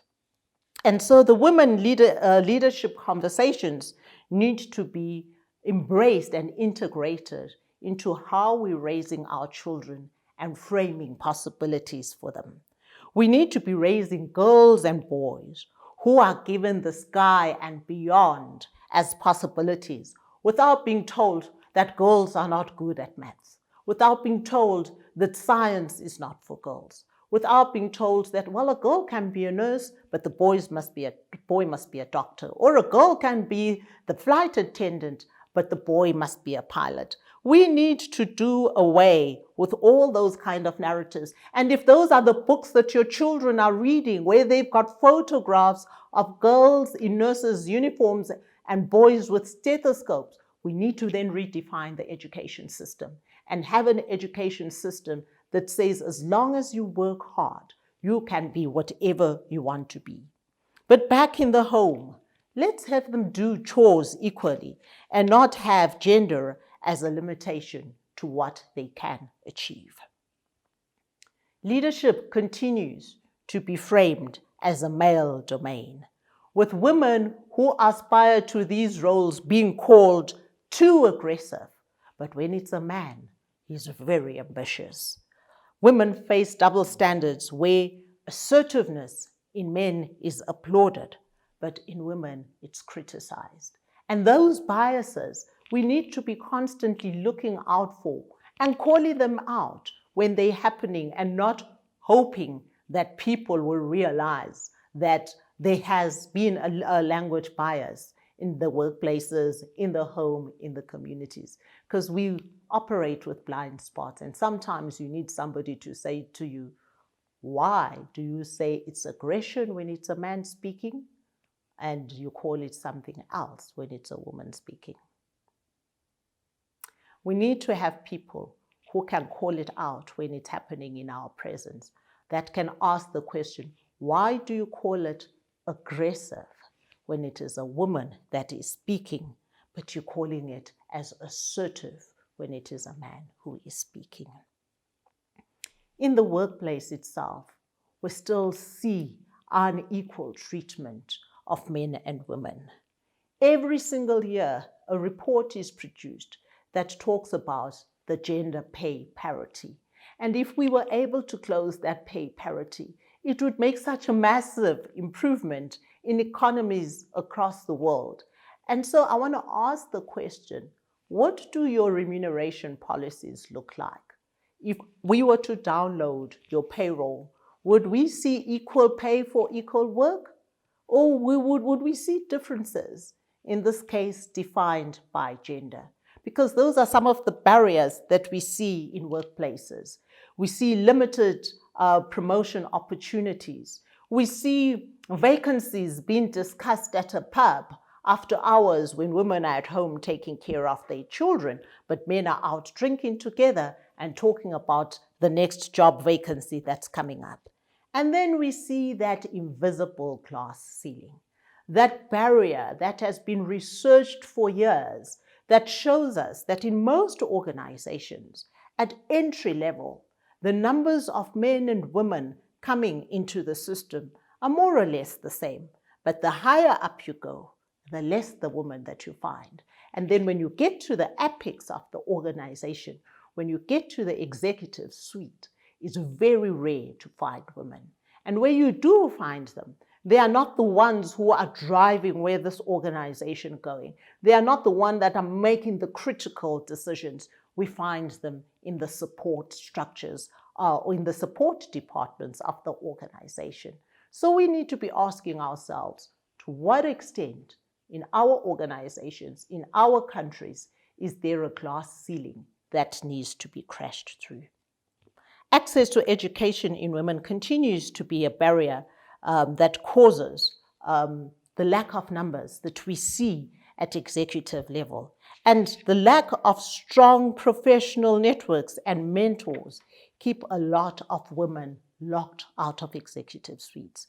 And perhaps one of the most significant challenges that women face is the double shift, the shift that they work in the workplace and the shift that they get into when they get home, where they must make sure that the food has been cooked, the homework has been done, children are ready for bed, and the man in the home is either at the pub or he's flipping channels on the TV station. In addition to that double shift, workplace policies that remain inflexible, where women can't get time to go and look after their children, where they don't get proper maternity leave, childcare support is inadequate, and those policies force women to make difficult decisions between professional and personal aspirations. The more progressive countries have now introduced menopause leave to cater for women who are middle-aged like myself, going through menopause and where we're experiencing brain fog and our bodies and our hormones are all over the show. They have put in their workplace policies that leave to enable women to take care of themselves. Zambia is a first that I know of that we can applaud that has got menstrual leave. Once a month, referred to as Mother's Day, women can just stay at home and take care of themselves during their menstrual cycle because a lot of women suffer during that time of the month. We can't blame systemic barriers for all that women face because some of the barriers that we face in workplaces are our own internal stuff that we need to be dealing with. That imposter syndrome that makes you think you're not good enough, sister, my sister in the room, I want to tell you, you are good enough. You wouldn't be sitting in that room if you were not good enough. So when that imposter syndrome pops up its head and says you're going to get found out, remember what you have achieved so far in your workplace. Be careful about deauthorizing yourself. You've been given the responsibility and the authority to be there. Act on that authority. Make the hard decisions. Go and cry at home, but come back and be the leader that is expected of you, because leadership does not come without you having made hard decisions. It does not come without you having failed at some things. So when you do fail, learn from the failure, pick yourself up, and move on. And don't forget the importance of networks. It would be remiss of me to not talk about the world in which we are now leading as women, both in Africa and abroad. We've moved from leading in a world that was volatile, uncertain, complex, and ambiguous to a world where people are brittle, where people are anxious all the time, where the decision-making is no longer linear. And who can make sense of the world today? It's incomprehensible. And what that is going to require of us as leaders is to take care of ourselves. We can't afford to be pouring from empty cups. We've got to be pouring from cups that are full. We've got to be making sure that we're getting adequate rest. Firm yourself up spiritually. You can't afford not to have an anchor that you hold on to during tough times. But having said that, there's still a lot to be done and a role for all of us to play. And so to the governments in the room, you need to enact and enforce policies to ensure women's equal representation in government. But once those policies have been made to the organizational leaders, these can't just be tick box exercises. They can't be a Bible that sits on a shelf gathering dust. They must be implemented with the belief that women leadership is a strategic objective of any organization, of any community, of any country that needs to thrive. To my sisters in the room, be the leaders of today and tomorrow and the creators of the next generation of leaders. Own your space, build networks of solidarity. This platform allows you to have a sisterhood that is continental, and technology allows us to connect from different countries. Use that. Mentor the next generation and learn from them. Don't wait for the permission to lead. You're already there. And then to the men in the room, we can't do this if you are not using your platforms to advocate for gender equality, not as charity, but as justice and a sound strategy for Africa's growth. So in closing, I would like to end the way I started, This forum, it would be a tragedy if it's just an event. It's a platform for creating and co-creating the Africa that we want as through our collective leadership. So let's lead with that value of humanity, defining all the decisions that we'll be taking. In every African language, let's use that word, Ubuntu, and let it define the decisions that we make.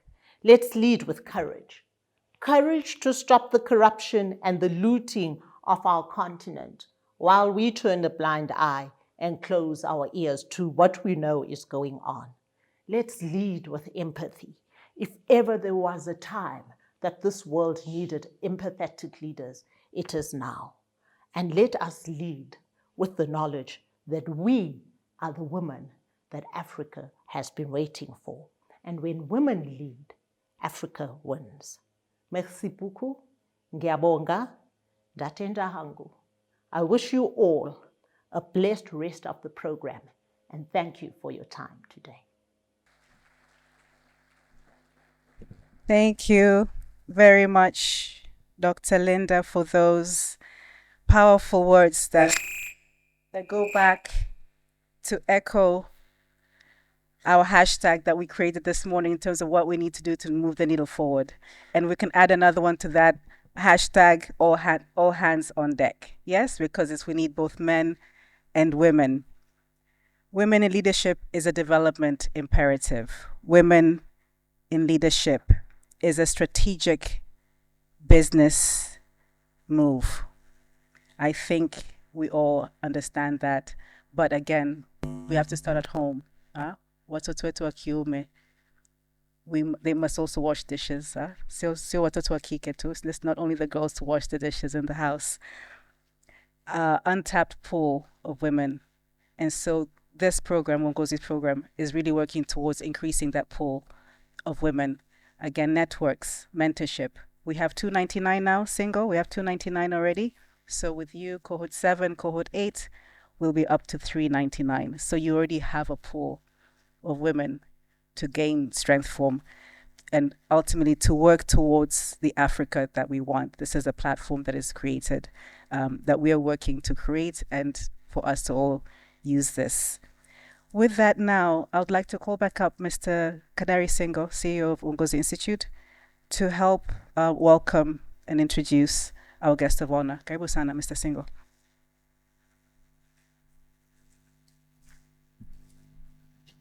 Thank you very much. I would like to welcome our guest of honor, Dr. John Jingu, who is a Permanent Secretary, Ministry of Community Development, Gender, Women and Social Groups.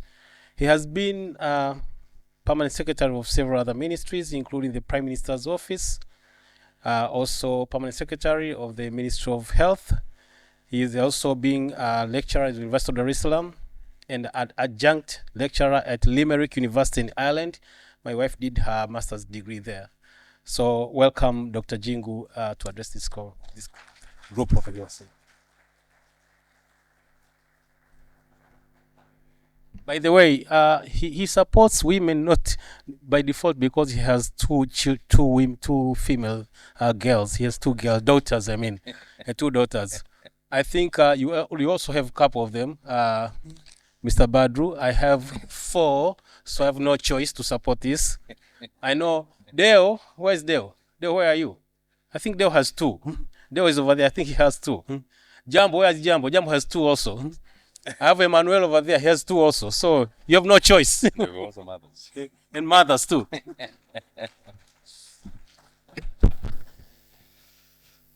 Wanawake oye, wanawake safi, na sisi wanaume oye. Thank you very much. Mheshimiwa Balozi Begum Taj, Vice Chairperson of Uongozi Institute, Mheshimiwa Balozi Teresa Ziti, Ambassador of Finland in Tanzania, Mr. Kadari Singo, Chief Executive Officer, Uongozi Institute, Ms. Alessandro Pisani, representing the Ambassador of the European Union Delegation in Tanzania. Ms. Catherine Gifford, Interim Country Representative, UN Women Tanzania. Dr. Patricia Lavaley, Country Manager, African Development Bank. Ms. Ened Munthali and Ben Makibete, representative from the State House. Dr. Linda Kubenkomo, Chief Executive Officer, Nelson Mandela Children Funds, and the keynote speaker for this forum. I hope you are following us online. Panelists of the forum, facilitators and coaches of the Women Leadership Program, cohort 7 and 8 of the Women Leadership Program, all stakeholders of Uongozi Institute present here, and I can see a number of you here, Professor Mlama. I'm very happy to see you, my professor here, and my friend Abdul Razak Batru, and Professor Garle and the others. Karibuni sana, members of the press, ladies and gentlemen. Habari za asubuhi. Bonjour. Bom dia. Jamhuri ya Muungano wa Tanzania. Good morning. Ladies and gentlemen, it is both a profound honor and a genuine delight to be with you today as we open the 5th Women Leadership Forum. I want to take this opportunity to extend my deepest gratitude to the organizers for inviting me in this occasion. And to be in this room, I can tell you, which is really vibrating with the talents, ambition, and power, is truly electrifying and inspiring. Ladies and gentlemen, when I was invited to be your guest of honor, I had to do some reflection a little bit of what is this for? I know what Uongozi does on women leadership. But then, I knew that we are going, or at least I was informed that we are going to open the 5th forum. So I was asking myself, what is this? And why the 5th forum? While I was reflecting on the significance of this 5th forum, I was able to realize that the journey which you have been taking, or we have been taking together, is really a significant journey. This event which we are having today has evolved from a simple idea into a cornerstone event, a vital ecosystem where we don't just talk about leadership, but we build it, we refine it, and we celebrate it. I thus commend the Uongozi Institute and all their partners for creating and sustaining this essential platform, spearheading it, and for your commitment to advance women leadership. I also congratulate the participants of cohort 7 and 8 of the Women in Leadership Training Program. You are joining a prestigious network of women leaders who are shaping governance, they are shaping policy making, policy implementation, they're also shaping development processes across Africa. Hongereni sana. Ladies and gentlemen, the theme of this year, Contribution of Women to Leadership in Africa, resonates deeply with the need to harness the full potential of both women and men in creating more just and prosperous society and communities, in line with the Ubuntu spirit which you have heard a few minutes ago from our keynote addresser or speaker. The Ubuntu says, I am because we are. In other words, men cannot exist fruitfully without women, and the opposite is also true. So it also highlights the theme of this year, also highlights the transformative potential women can bring to leadership spaces in all dimensions. Ladies and gentlemen, for those who have been in discourses or discussions about leadership, women in leadership, You all know that the conversation around women leadership has been largely about breaking the glass ceiling. And while the fight is far from over, our discourse has matured. Today, we understand that leadership is not just about shattering a single barrier or set some certain barriers above us. It is about making contribution around us. It is about building bridges of mentorship, where we don't just climb the ladder, but we also send the elevator back down for others.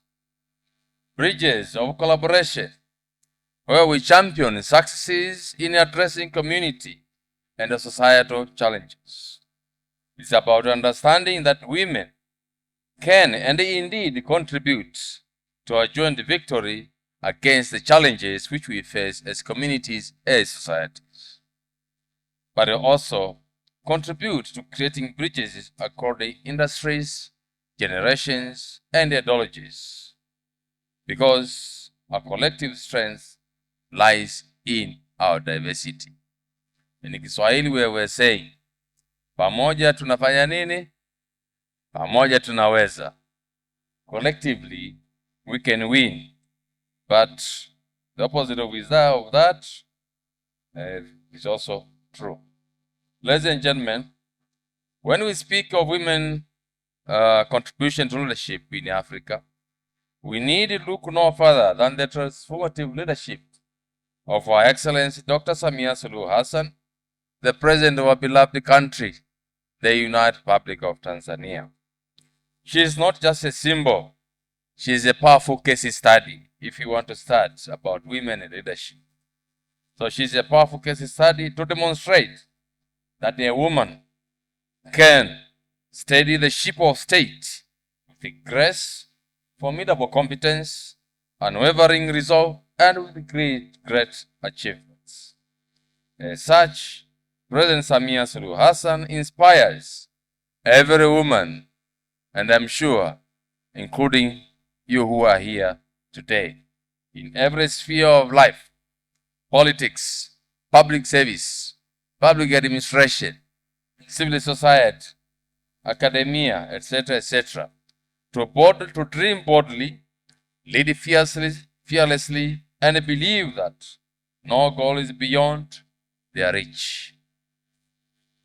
So we have an example, a living example, in Mama Suluhu Hassan, our President, the Excellency President Samia Suluhu Hassan. Ladies and gentlemen, when I stand here, I have the privilege to look around and I can see all of you. Now, when I look around this room, I see the future. I also see the present. I see the leaders.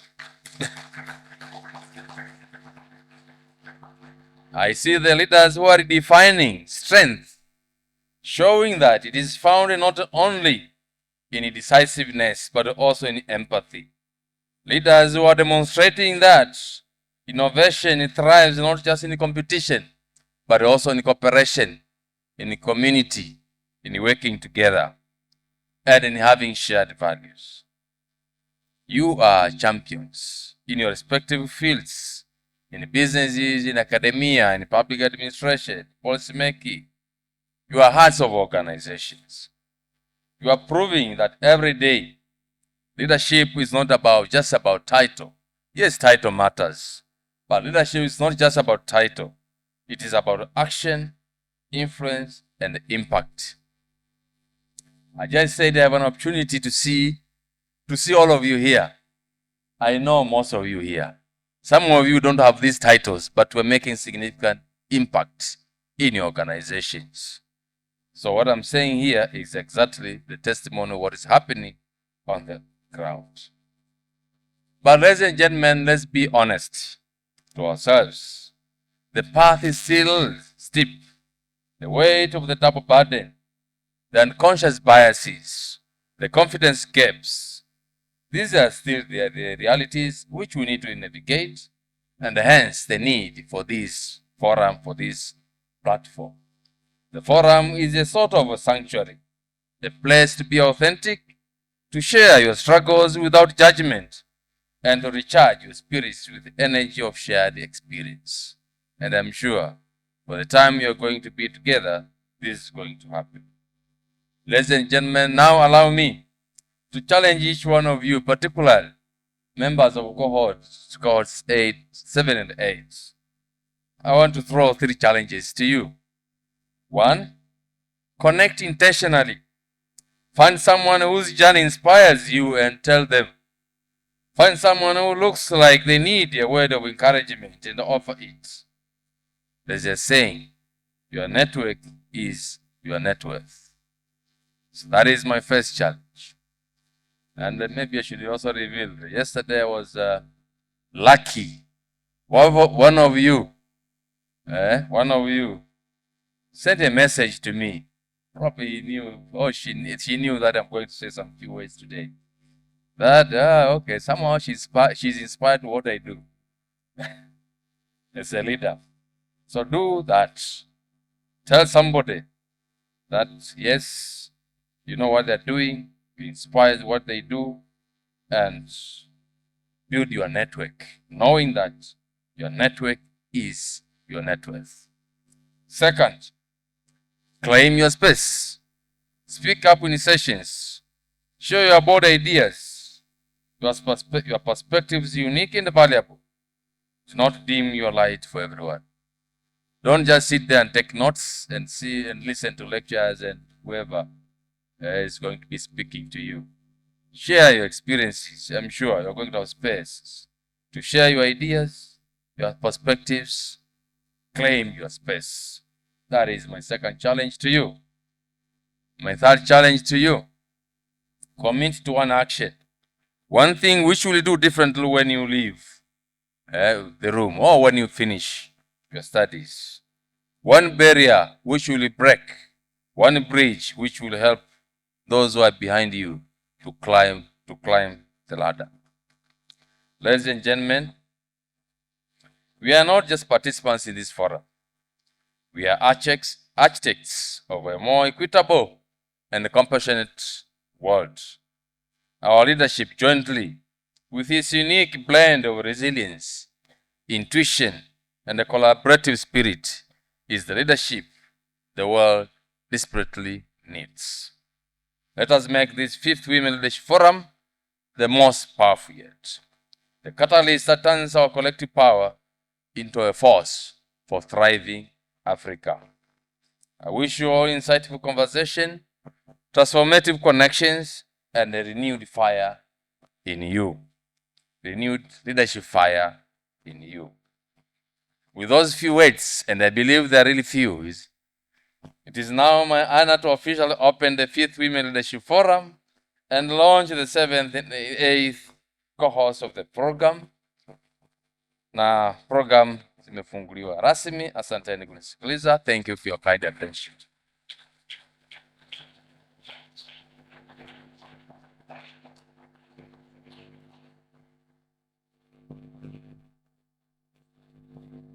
Thank you very much for those very inspiring words. Here, Nawangalia, cohort 7, cohort 8.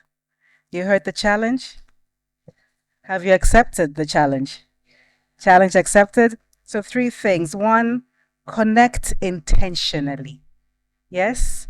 And we can see hapa wote tumekaa, like we've sat with our comfort zone, right? Cohort 7, mekaa pamoja, the cohort 8, the other side. So I will challenge you, hapa in this room, once we come back from tea break, to introduce and meet at least 2 people, 3 people that you do not know. Sawa, right? Part of the challenge that we have been told to connect intentionally. Claim your space. Yes, ladies. Sometimes we shy away from these things. We're given the opportunity sometimes and we just simply don't do it, or we shy away. And then pass it forward. Make sure when the ladder, you've gone up the ladder, you bring the ladder back down. And I think that also echoes what our keynote speaker has said. And again, to conclude, as part of, again, pushing the needle forward, all hands on deck, we want to leave here this afternoon with renewed leadership fire. So with that, before we go to a much needed tea break, we're going to have our photo session. and that I believe we are all ready to go. Asanteni. So the first picture will be with the high table, please. Mr. Singo, can you please lead the high table for the first picture, for the first group picture?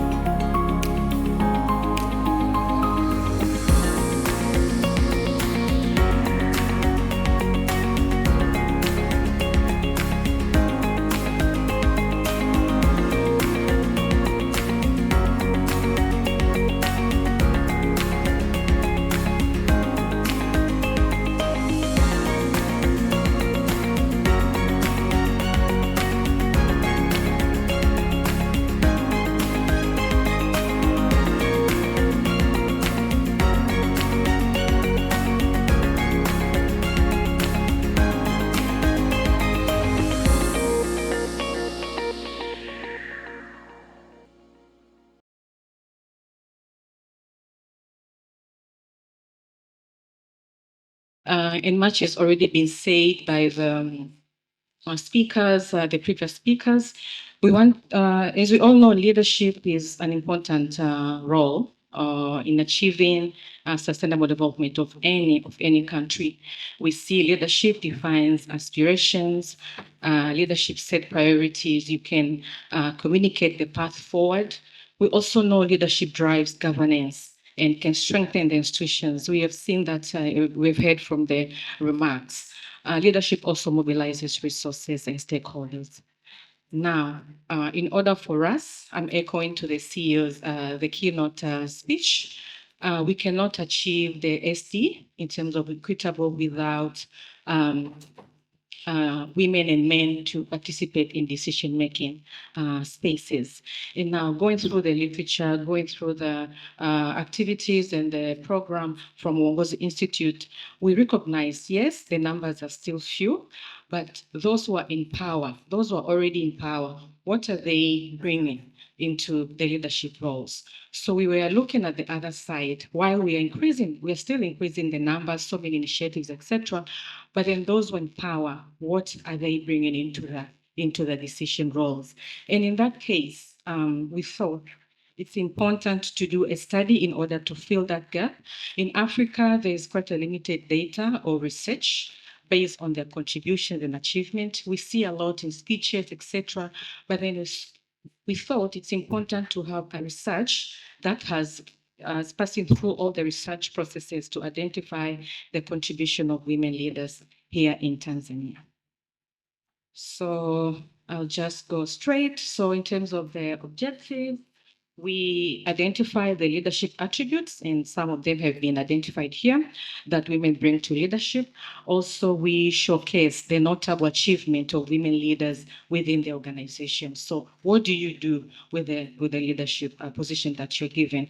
We also analyzed the key strategies utilized by women to overcome the leadership challenges. So we took out the question, because we know the challenges, but then what did they do actually? What kind of tools and strategies did they use to tackle the challenges and still maintain their roles as leader of the country? But then given the time, I'll just focus on presenting the objective number 1 and number 2. Significance, I don't want to go much into detail because it has already been discussed. We really want to continue to promote her rights of, in this case, gender equality of women leaders in all spheres, but also those who are responsible to ensure that we are achieving the number in terms of the government commitments at the regional and local as well as the global, to make sure such studies can, give them more, they can be more accountable because of such evidence information and ensure that we are still increasing in numbers. So here we purposely sampled 55 women. Some of them are here from all, from Tanzania mainland and Zanzibar as well. Women leaders from different sectors, actually all sectors, those who have had the leadership positions, because we wanted to know their experiences that they encountered, the challenges, etc. So some of the women leaders we chose were very purposefully because we wanted to document their stories, because it is important to showcase some of these findings in the real scientifically. So some of them we opted from the list of the alumni because we wanted to know, as a result of being given the training, how were they faring in terms of the role, etc. So what did we do with these women? We actually, the minimum hour that we spend with them, maybe 2 hours or 1 hour and 30 minutes, because we wanted to deep dive into their leadership journey, not just in their career, but also from their home. Walikuwa wanaishije, supporting system, walikuwa wanaipata majumbani kwao, what kind of challenges they encountered, walivyoenda shule, walivyoenda chuo, were they given any leadership roles, na vitu kama hivyo. Kwa hiyo, we basically, it was more of a conversation for them to give us their stories. So in research, basically, this was a qualitative research. And through the thematic analysis, in terms of them, from the narrations, we got to know the patterns that were repetitive in terms of now the qualities that these women were sharing across the sectors, regardless of where they are. And by the way, most of them had hawajuani, but then when you do the analysis, there are some things that you are popping up across the women. So we call it thematic analysis. So now let's go to the finding. So with the finding, the number one attribute that these women, actually all of them, directly or indirectly, it was empathy. Now, empathy here, haimaanishi huruma, you know. Dr. Suma, I'm looking at you.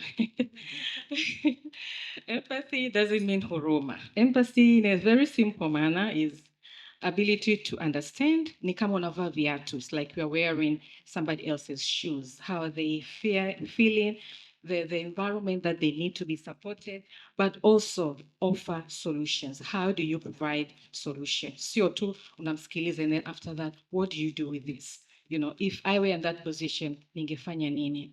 So in this case, they encountered such experiences throughout their journeys.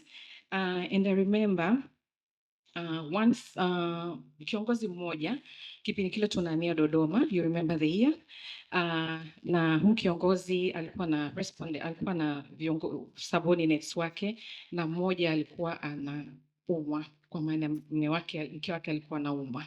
So they went to Dodoma. After 3 months, 4 months, performance was very, very, very, very down, low. Kwa hiyo akamwita, hey, my boss. Hello? Hello? I can continue speaking, right?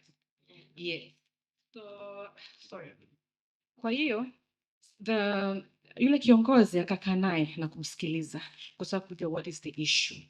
Kwa hiyo akamweleza, bwana, mimi mke wangu ni mgonjwa and I need to take care of her.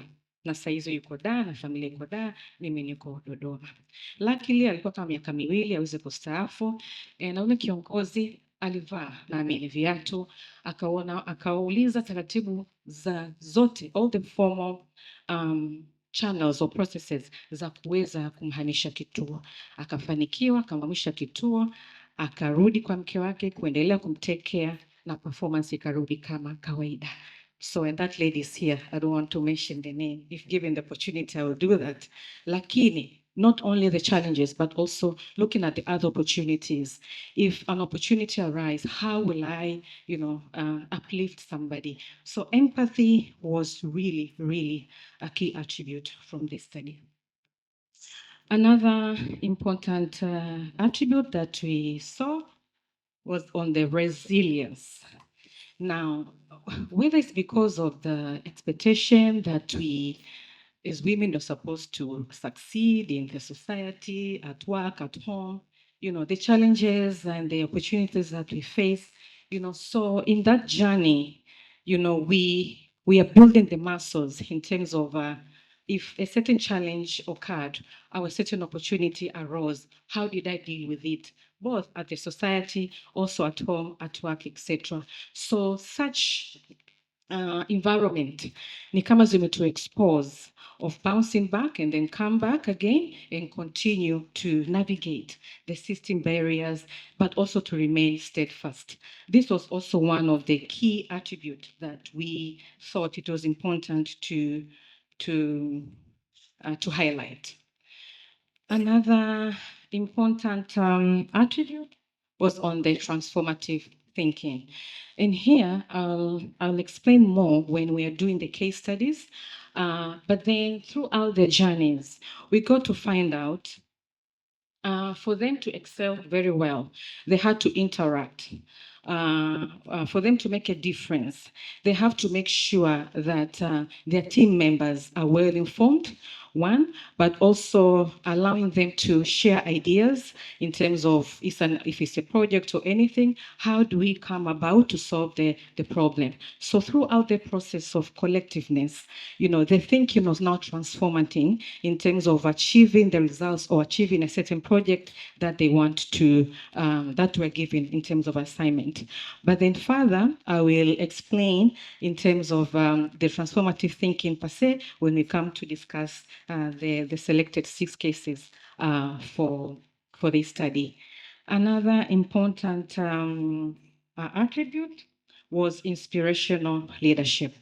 Now, here was key. I remember when we interviewed all of them, actually, somehow, somewhere, each of them, they shared a common thread that they got support and inspiration from key individuals in their lives that shaped their leadership path.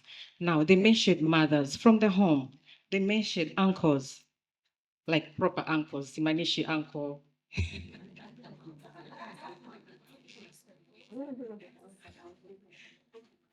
Uncles, aunts, their supervisors, fathers, who provided, for example, the fathers, they mentioned they provided equal education opportunities and demonstrated their belief in their daughters. Kuna mmoja alikuwa anaambiwa na baba yake kwamba tangia udogo kwamba aseme hii mantra, kwamba I know, I need, I can, kwamba najua, nataka, naweza.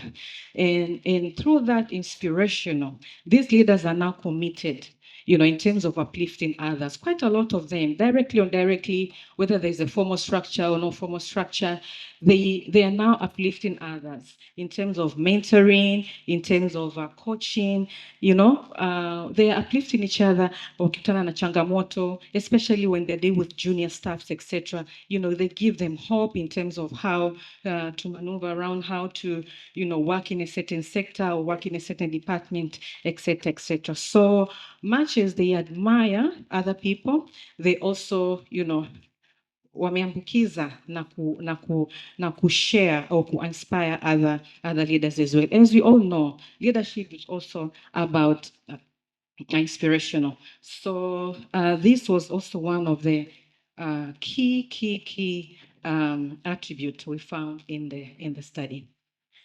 Now, humility. Again, humility is not about kujikinai au kujishusha au it's not about that. Actually, most of them, when they were given the role, na wengi walisema mimi hata sikutegemea kama ningekuja kuwa kiongozi at some point. So majority of them, whether now by chance or by learning the hard way, they acknowledge that they don't know everything. So they needed somebody that they can kufundisha kazi. So unajua mkifika kazini ndo unahamia na wewe sasa ndo kiongozi, especially kama umetoka taasisi nyingine, unakuta wazee yani wamekaa au watu wengi wamekaa kwa muda mrefu. Sasa it really depends on how you interact for them to blend together as a team. So they believed kwamba they had to sit down, kufundishwa kazi na kusema kwamba everybody matters. But also one of them, and actually most of them, they acknowledged kwamba, and I can echo into this msemo, kwamba hata maji machafu ya lazima moto. That means everybody matters. So one of them said, one of the attributes is listening to fellow workers is I accept my vulnerability. So it really doesn't matter the high ranks that you go as a leader, but they learn through that process that humility is key in terms of achieving what you have been given in terms of your roles. So I'll combine these two, crisis management, crisis and time management together as multitasking because they go a bit hand in hand. So we all know, whether by design or whether by societal structures, etc., that ability to wear many hats, due to social constructions, that the society really defines us to do this and that, require women to juggle, between all those tasks and to make sure that we are producing the best results. So we expected, because I'm also a woman, we expected to manage the households, to attend community social functions, maintain social networks. I remember one of the former boss alikuwa anasema mimi na mke wangu ndo wananitambulishaga kwenye jumuiya. So all the jumuias, you go na utanitambulisha all the weddings, such social whatever utanitambulisha. So utaniwakilisha. So such expectations, even at our homes, whether we do it directly or we don't do it directly, multitasking, has been, it has been an opportunity for us to do quite a lot of many things at a go. But also in terms of now managing the crisis, resolve conflicts, and you can see some of the cases when in the next slides on how they've been able to use these findings. I've been able to use these qualities in their career. The last one is like the cushion of it in terms of hard work, and we thought it was important to summarize in terms of this concept. Most of them actually said actually takes a lot of work. Okay, we've heard from the CEOs and also from the keynote speech.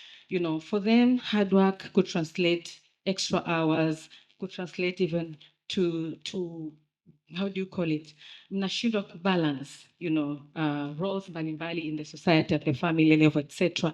Lakini we are driven by ensuring the tasks that we're given produce the best results. So the hard work sometimes came with a lot of toil, with a lot of kuchoka na kuwa na stress nyingi na kadhalika. But then through the hard work, all these qualities have been shown and they've been explained by them. Now, I have a disclaimer. It doesn't mean that men are not these. No. It doesn't mean that they're not empathy, they're not humble, they don't know how to really manage time in crisis. No. The men in here, you are also attributes. You can do this and even beyond. The issue here, we wanted to make sure, the current and the future generation, when they want to see evidence in terms of research, in terms of women in leadership, this is what they found, and they can easily relate to, when they were given such roles. So it was important to mention that. Our CEO is actually the best. He has all these qualities. Makofi kwake.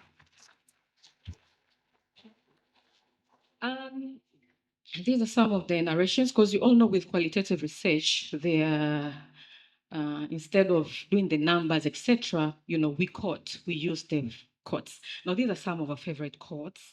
I can read one. In most of the positions I've held, I've needed to learn from everybody, regardless of their social status or position in a given context. This attribute has enabled me to navigate challenging situations, such as being a politician, a minister, understanding the UN system, and personal development. So, this is where now the humility comes in, the empathy comes in, etc., etc. Maybe I'll skip this one. Okay. Within me, there are things I wish to see happen, Kinganganizi. I will work for them to the end, not for fame or power, but for a cause I believe in. And by doing so, when the results are good, it makes you visible and increases your chances of advancing. So because of time, I will move to the next slide. So apart from the qualities, wanted to know, okay, so of the 55 women now, because we couldn't do the whole cases because of the time, and that's also an area for further studies, we selected some few cases and we highlighted their impact or their results that they've been doing or they've been impacting in the society, at the community, at organization.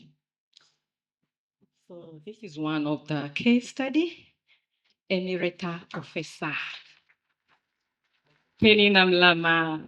Kwa heshima Profesa, tunaomba usimame wa kufahamu. Makofi mengi kwake.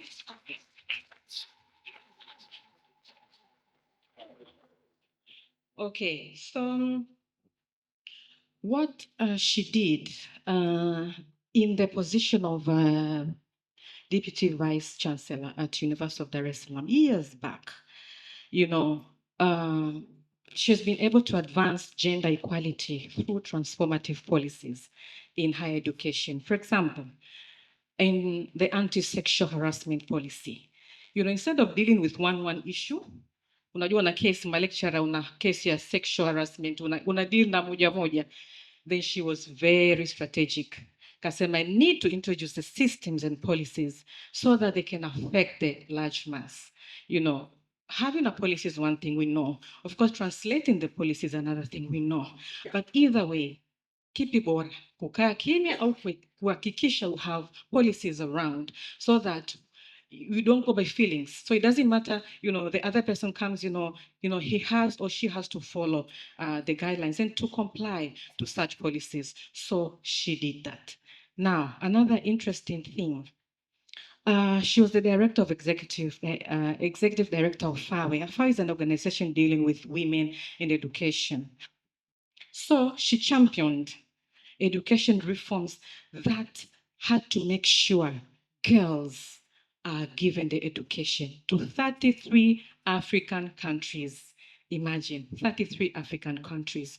So she moved from personal leadership, but then now, what can I do more? You know, what kind of policies and systems should I influence or should I introduce, you know, to make sure, you know, the large mass is affected? Echoing to our CEOs, mara kwa mara huwa tunamsikiliza na akisema kwamba you can be a very good leader, but then if the systems are somehow not conducive, you feel some block and some barriers. So instead of somebody else's to influence, you and I can also influence in our organization. And I'll tell you why in the few slides. So this was one of the case. Another case was Honorable Mgeni Hassan, Deputy Speaker of the House of Representatives in Zanzibar. Round of applause for her as well. So with this woman, she broke that barrier of women to be in the House of Representatives, bungeni, you know. So apart from attracting and influencing and kuwashawishi viongozi waingie kwenye politics in Zanzibar, but even kule bungeni, he had to make sure the agenda policies that are effective, that are implemented, that are introduced, but also mentoring the new generation of women leaders. Na anasema mpaka kesho akiwa na muda. She's very busy, we know, lakini mpaka kesho akiwa na muda, she keeps mentoring such women kuhakikisha the number keeps increasing. Na anasema alikuwa anafundisha hata namna ya kujenga hoja bungeni ili sasa kinachosemwa kiwe kinatija. Yaani kwa Kiswahili tunasema sio maneno matupu. So this is one of the key achievement from her, and she's very proud of that. Another case study, we all know, Honorable Asha Rose Migiro. Let's a round of applause for her as well. With this woman, we all know another broken barriers is the first female minister of foreign affairs, first of all, but then the first African woman to serve as UN Deputy Secretary General. This one was a peacemaker. She did a lot of many things, by the way. But then what struck her most in terms of even when we're interviewing her, you know, being able to champion peace building in the Great Lakes regions. You know, the Great Lakes regions, they have a lot of conflicts, etc. Now, she was in those meetings za kuhakikisha, you know, there's peace in those countries. But also spearheading the creation of UN Women, what we see here. You know, alikuwa ni sehemu ya kuspearhead the establishment of UN Women. So you can imagine what they did, these women. They were very strategic of, nipige target wapi, yani where should I shoot, so that I can get the better and massive results. Another one, Engineer Mwajuma Waziri. This is the Permanent Secretary, Minister of Water. A round of applause for her. So what when we were interviewing her again, unajua wale watu wanaosoma kwa ajili ya kijiji, you know those people. Yes, she's one of that. Na aliagwa na akaambiwa unaenda kusoma kwa ajili ya the whole clan, and she did it because she picked somehow a very interesting course. It's not very not very simple. It's engineering, but also anasema those who are in the water sector, they know her. And the moment they see her, they see water. Why? You know, Aliji brand into that area. And she's been able to transform. Now, so the key word here is transformation. The water sector, by leading multi-million dollars. Remember when I said leadership mobilizes resources, etc., you know, she's been one of that.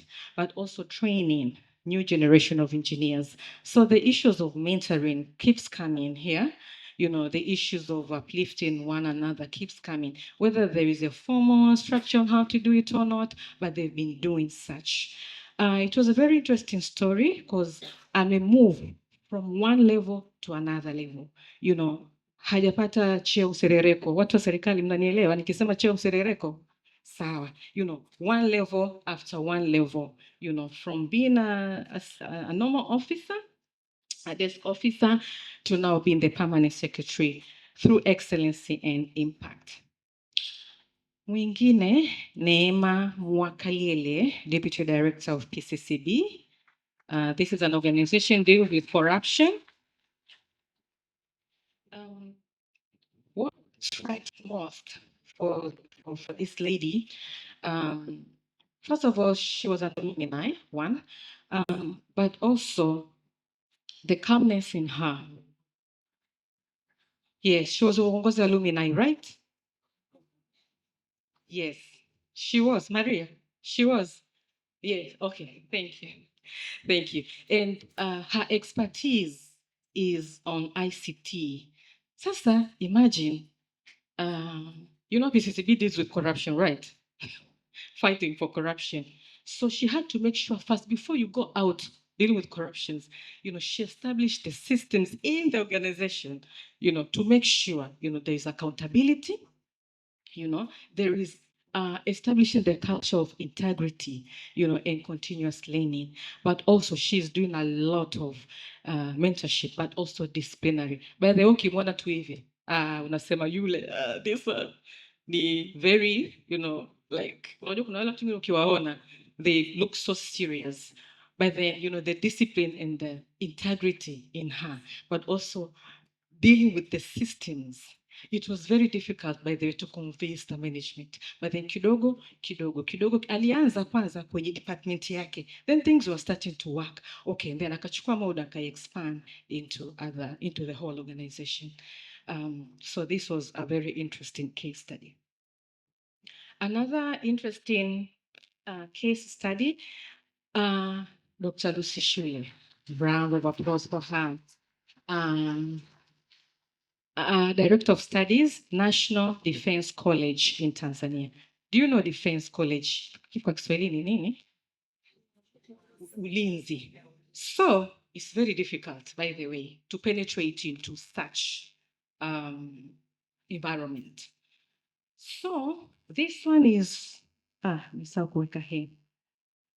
So what she did, alivyoingia tu katika ile college, aka realize there are no gender courses. So she managed basically to mainstream gender modules. Do you know gender modules in security and strategic studies? It was never easy, never easy. You know, she'll tell you the battles, she'll tell you how many meetings, you know, they have to do to accept such model in the security and strategic studies. It was never easy, but she did it either way. Now, another thing that we didn't even know, and we all experienced at some point in the country, you know those school dropouts? I think you remember the stories, right? Yeah, so she was part of the team of establishing re-entry policy and guidelines, which allow to re-entry now, you know, to schools for those girls who dropped out for any reason, now including the pregnancy. I think we don't want to go into that stories. I think some years back we got such a situation. So she's been a pioneer, na huyu ndio yule ambaye babake alikuwa anamwambia you do those mantra, I know I can, I do what. Mpaka kesho ni kitu ambacho anakifanya na anakipractice. So one of a very favorite quote, she said, I've been running the gender course for the past 4 years, and I can tell after each session, the participants come out with new set of knowledge, sensitivity as they broaden their understanding of security matters, go beyond the territorial state. So the class or the participants or the beneficiaries of the program were more gender sensitive. Remember those concepts of gender awareness and then gender sensitive. So whatever they do, they're trying to be sensitive in terms of both men and women, to be in other projects, to be in other meetings, etc., etc. So as I conclude in the 6 case studies, they hardly work together, all of them. Hata kama kikutana, but then their lines of work are very different. We know that. But they also, all of them came from a normal family. You mean humble family, like wengi wetu hapa, I included.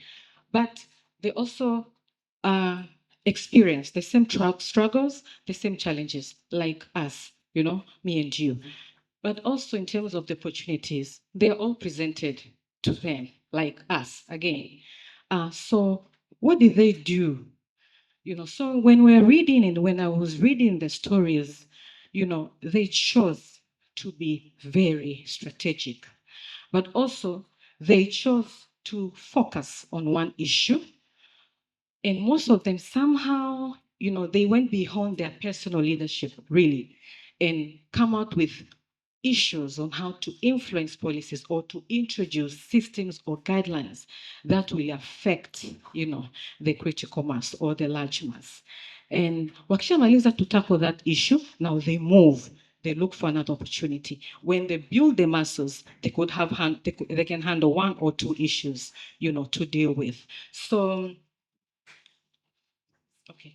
Yeah, I'm out of time. I'm finalizing. Yeah. So what we learned from this, is for actually all of us to go beyond our personal leadership and be able to come out and influence some of these and challenge some of the status quo.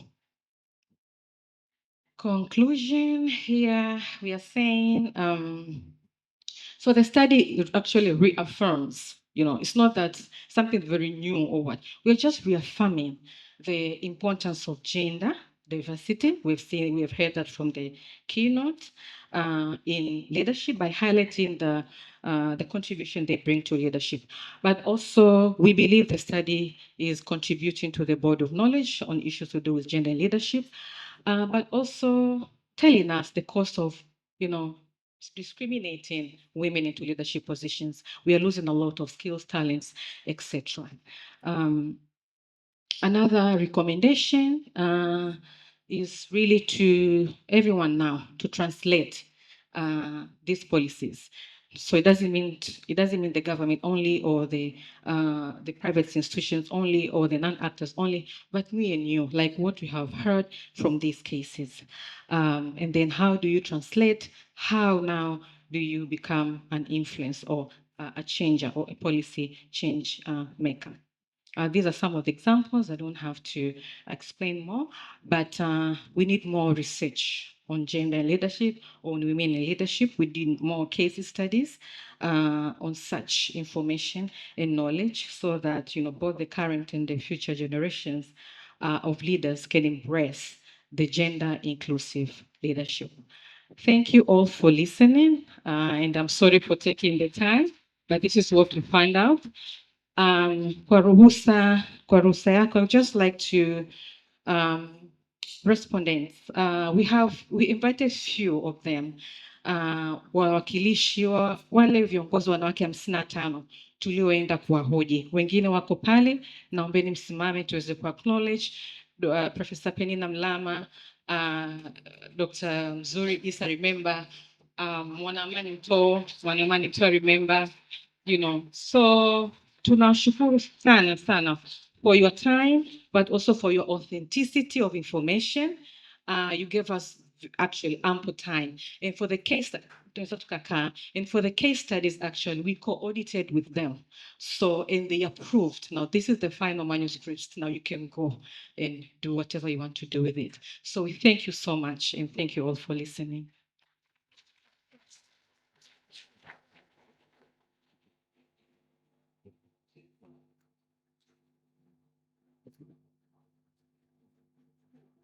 Asante sana, Ms. Carol, for those very exciting findings. And I think they really echo and align with what we heard kutoka asubuhi from the morning in terms of the remarks from everybody and our partners that spoke in the morning.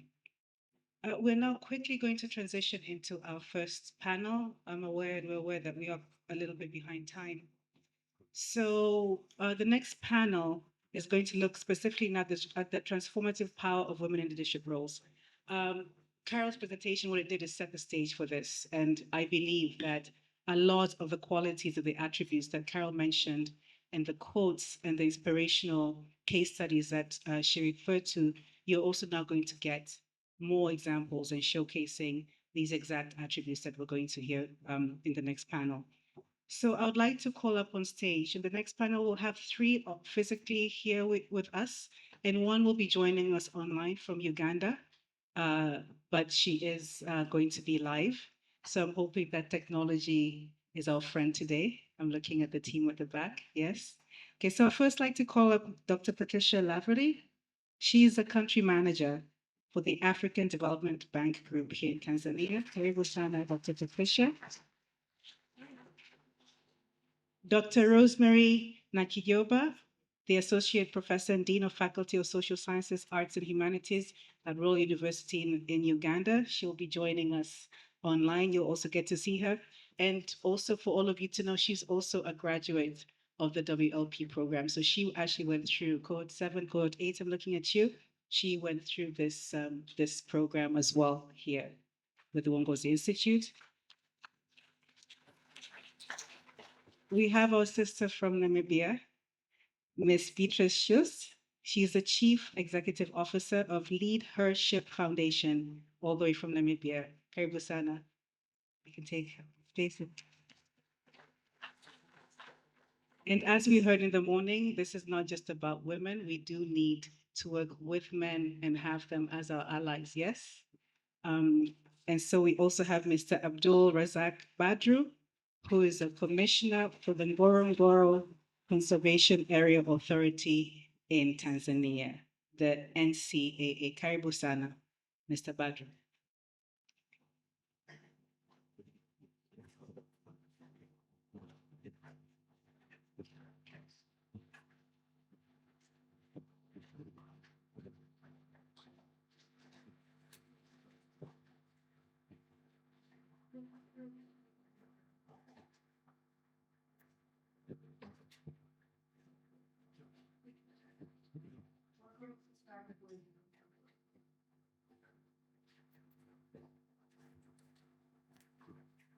Since with mics, please. Okay, we're on.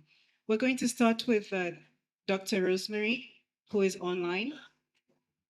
And as I introduced her, she's Associate Professor and Dean of Faculty of Social Sciences, Arts and Humanities, the Royal University, Uganda, and a WLP program graduate.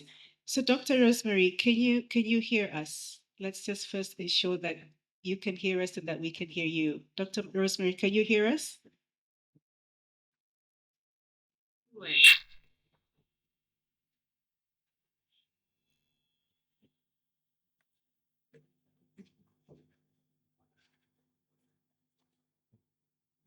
Yeah, you very well. Hello. Okay, hello, Dr. Rosemary, we can hear you now. Can you hear us? Yeah, I hear you. Okay, that's better. And so we're going to proceed, Dr. Rosemary. And so welcome and thank you for agreeing to join us. And I believe you have joined us from the morning. So you have been taking notes and listening to what the remarks have been saying about this topic. But from you, Dr. Rosemary, we wanted to hear from you. Working in academia, and currently serving as the Dean of Faculty of Social Sciences, Arts and Humanities. What would you highlight as some of the qualities that led you, particularly, to rise to your current leadership position? Carry on, Dr. Rosemary.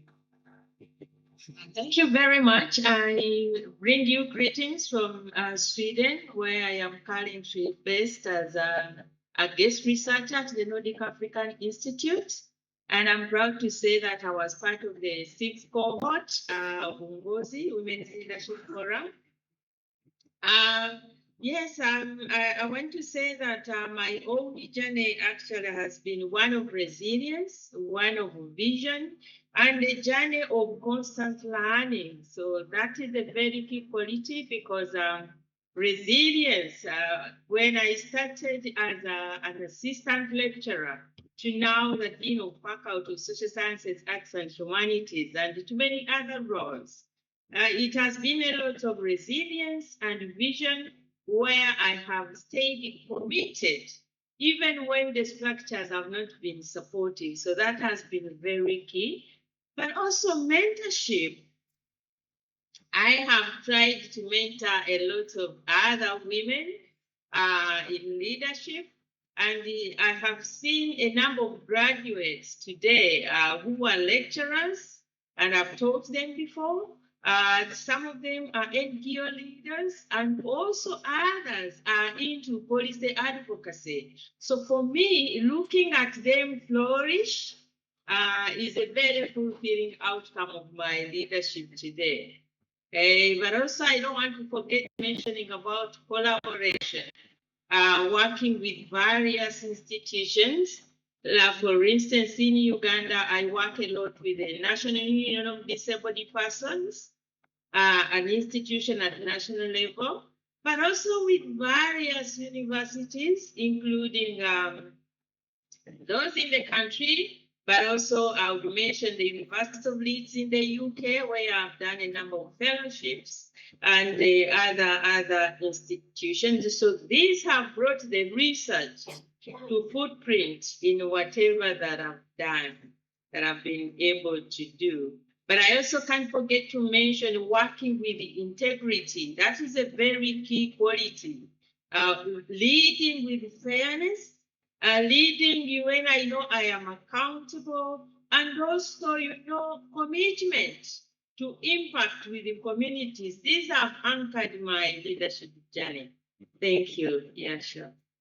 Thank you very much, Dr. Rosemary. Resilience, mentoring, collaboration, and integrity. And again, this again echoes exactly what the research findings from the contribution of women to leadership in Tanzania, as presented by Ms. Caroline, illustrated. Dr.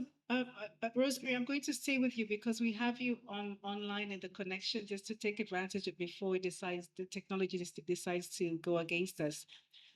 What challenges have you encountered, however, as a woman professor and a faculty dean? We started to hear from Carol's presentation, and we'll hear from Professor Mlama in the next panel. But specifically for yourself, what challenges have you encountered, and how did you then navigate the complex landscape of academia to achieve impact? Okay, my journey has not been a bed of roses. It has actually been the challenges, especially as a woman leader. I have often faced a number of gender biases and stereotypes because of, being questioned, especially my competence being questioned because of my gender. And I have tried to see how to navigate those I will share, but also balancing the role as a woman leader, first of all, but also as a professor, as a mother, as a caregiver. It is something that has been challenging, but from time to time, I want to say that it has been demanding, and constantly I have been trying to do discipline. And also it has come with a lot of sacrifice that I've been doing to be able to get there.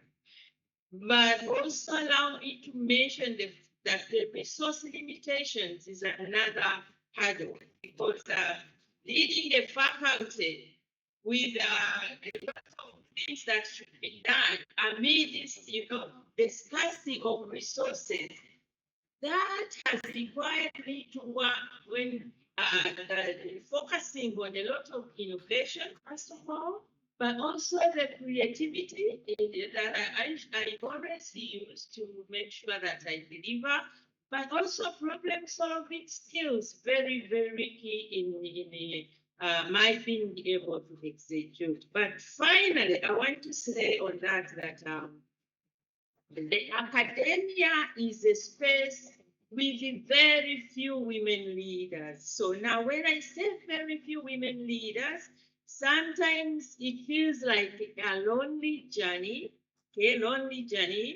but with, almost no role models to look up to. So that has been a very big challenge as well. And yes, of course, others are taking up this space, but very few in academia. And when you look at administration management, you find that you are either only one or two women there. And of course, the dominance sometimes comes in. The other good question you asked is how I've been able to navigate. Now, as a woman leader, I want to share that I have been able to navigate academia, focusing on transformation and focusing on impact. One of the things that I've been able to do is looking at mentorship as a vehicle for transformation. I have tried to support other young women, other scholars, to really take up the space, to rise beyond the barriers. Especially now, I have mentored some of the heads of departments to take up that space. But also in academia, as we are all aware, it's to do with research. So I am trying to do research that is intentional. My research mainly focuses on persons with disability, especially women, and also other current issues such as climate change. And I try to bring the voices of those that are marginalized to the space here so that their voices can be heard at international level, but also at national level, to be able to make a difference. And I want to also mention that in my work with the faculty, I try to align it with the Uganda Vision 2040 and also other development plans such as the National Development Plan. Now we have the current National Development Plan 4, but also the Sustainable Development Goals, because I want to ensure that as I work with my teams, the work that we are doing as a faculty is not only academic, but also it has a social impact, that our work is relevant in terms of transforming communities, but also networking is very key. And lastly on that, I want to mention that I'm very, very intentional, especially about succession planning, because I am very much aware that leadership must outlast the individual. I always encourage my staff to get the skills required to come to this level, because I don't want to do it alone. We must be flying like a butterfly. I actually compare my leadership to the analogy of a butterfly. A butterfly starts with its own cocoon, just alone there, unrecognized. It is not felt, its presence is not felt, yet with resilience and transformation, this butterfly can now be ready to fly. And therefore, I want to say that my only journey really of teaching in Uganda to now taking up international spaces such as this one with the Uongozi Institute, speaking at international level, as well as, you know, other spaces. I've just been to Norway, presenting in a conference and chairing sessions and becoming a discussant to where even I am today at the Nordic African Institute. These are spaces to grab, but our journey as women leaders, I would say, should be a journey of responsibility where we don't fly alone, but we help other women leaders to fly with us and ensure that many more butterflies emerge. I really see ourselves filling the sky with the leadership that is compassionate, with the leadership that is visionary, and with the leadership that is transformative in nature. I want to thank you so much. Thank you so much, Dr. Rosemary.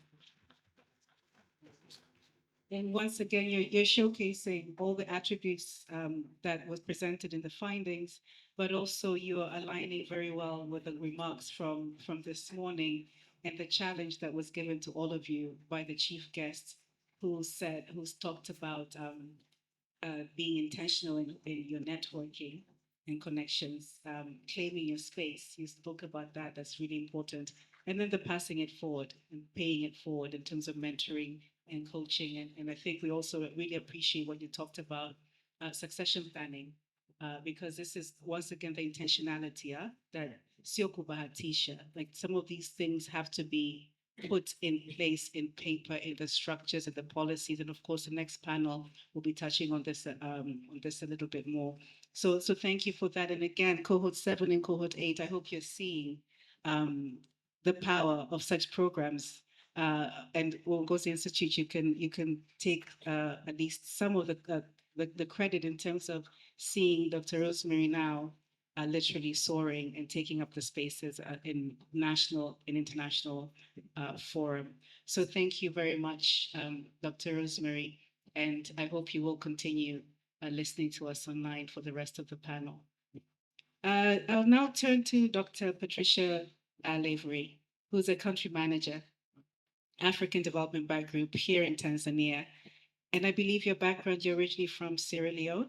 Yes, so I think we have somebody from Sierra Leone is one of the participants. If not, you're also representing the regionality of not only this forum, but of the program. So, Dr. Patricia, becoming a top leader in an institution as big as the AFDB, the African Development Bank, this, I believe, takes a lot of blocking and tackling. And indeed, it doesn't happen overnight. What do you believe are the attributes that have guided you to your present role? Thank you very much. In preparing for this panel, I went through the entire program yesterday. I actually prepared responses to the question that you had sent me. But just listening to the discussion in the room, discussions around collaboration, which you mentioned, the importance of mentorship, the importance of authenticity. For us in financial services, I see Frank is in the room, Frank at TADB. We often talk about bankers' trust, integrity. As a woman, as a female leader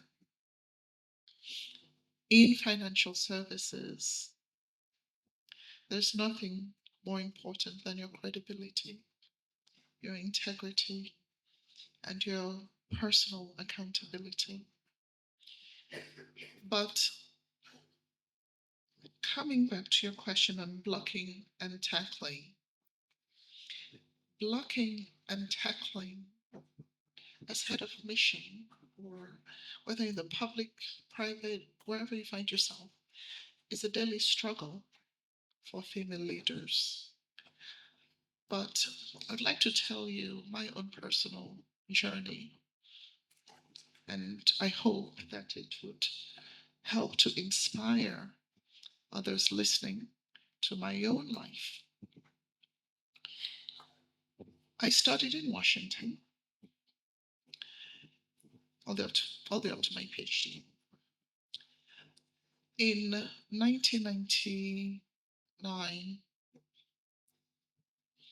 I was assigned a role in the Office of the President at the World Bank. Of course, there aren't too many people like us in those institutions. You know what I mean, right? Yeah, okay. But I was drawn to a particular lady that was Tanzanian in the meeting. We were going through the entire schedule of meetings for the 1999 World Bank IMF annual meeting in Washington. We spent the entire day with the president of the World Bank. We worked flat out it was on a Saturday morning. We started at 8. We were there till 10:30 at night. So at the end of the meeting, I walked up to a lady, another lady like me, who had been in the meetings, and I asked her where she was from. And she told me that she was from Tanzania, and she was chief of staff to the president of the World Bank.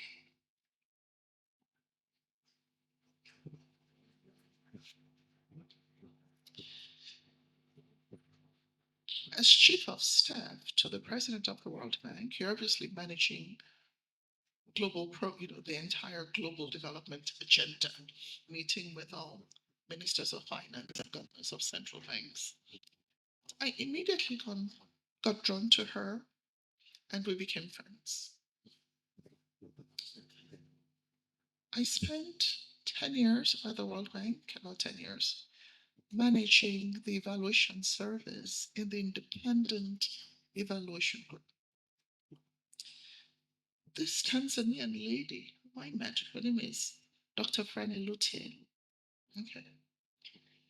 She helped me navigate my career at the World Bank.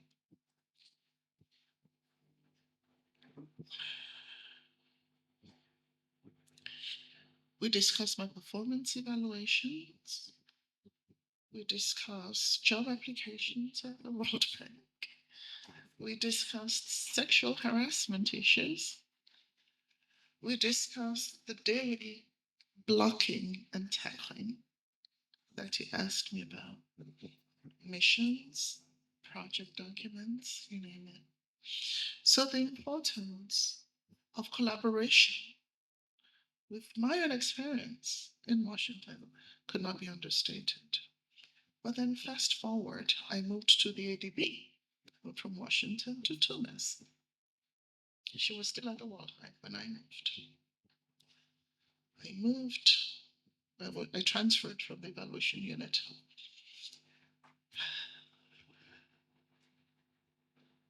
Moving to a new institution came with its own set of challenges. But then the support that she provided to me when I met her at the World Bank, I had to provide to her when she later joined at the African Development Bank.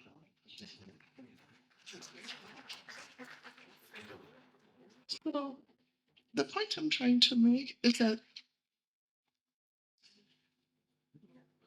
as women leaders, it's so critical that we uplift each other, that we support each other, that we do not. You know what I want to say? Okay. Because this is what the men do. You go to the golf course after work. Who do you find on the golf course? They're supporting each other with all the deals in Tanzania, right? But how many women in leadership roles in Tanzania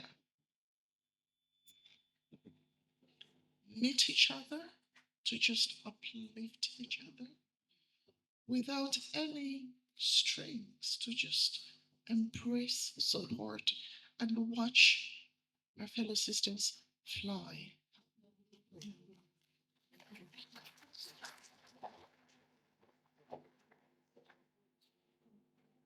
So,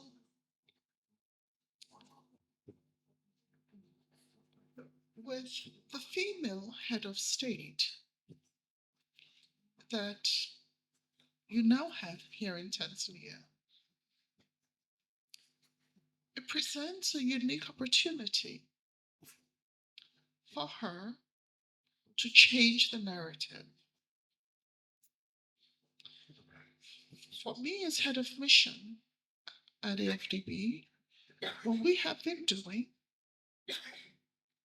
working with the Ministry of Finance, Bank of Tanzania, and the entire financial ecosystem, is to ensure that with the lines of credit that we issue, we do try to meet the Beijing consensus, that the figures are what they are in terms of the beneficiary impact. Okay? So we have our affirmative financial action for women in finance, whereby we support women-owned, women-managed businesses across Tanzania, lines of credit to CRDB. We're about to embark on a third phase, we've had 2 successful phases, trying to reach underserved areas in Tanzania. But we should, my main message today is that we should be not our brother's keeper, our sister's keeper.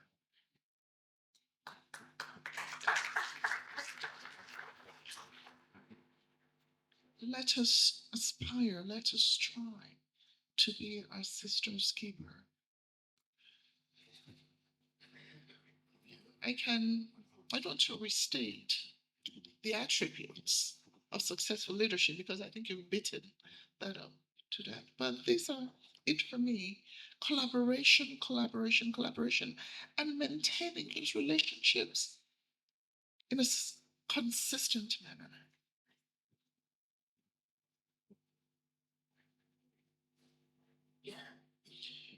Never burn bridges. Try not to burn bridges because you never know when next you run into your sister. Let us embrace each other. Let us support each other. Let us fly together. Thank you very much. Thank you very much, Dr. Patricia. That is a powerful testimony to the power of collaboration, but mentoring and coaching, and how things went full circle for you and Dr. Franny. And Dr. Franny is one of Uongozi Institute's oldest friends and resource persons. So it's also a testimony to how small the world is and how in these spaces collaboration is key. So fantastic to hear that the lady that you're talking about was Dr. Franny. I'll turn to Mr. Abdul Razak, Commissioner, Ngorongoro Conservation Area Authority in Tanzania. You have been a champion for women leaders to take on leadership roles, despite the underrepresentation of women in certain positions and top management in this sector, the conservation sector in Tanzania. But we do see women rising to leadership roles in this space. What do you see as some of the qualities that women are bringing into the leadership space from your vantage point as a man?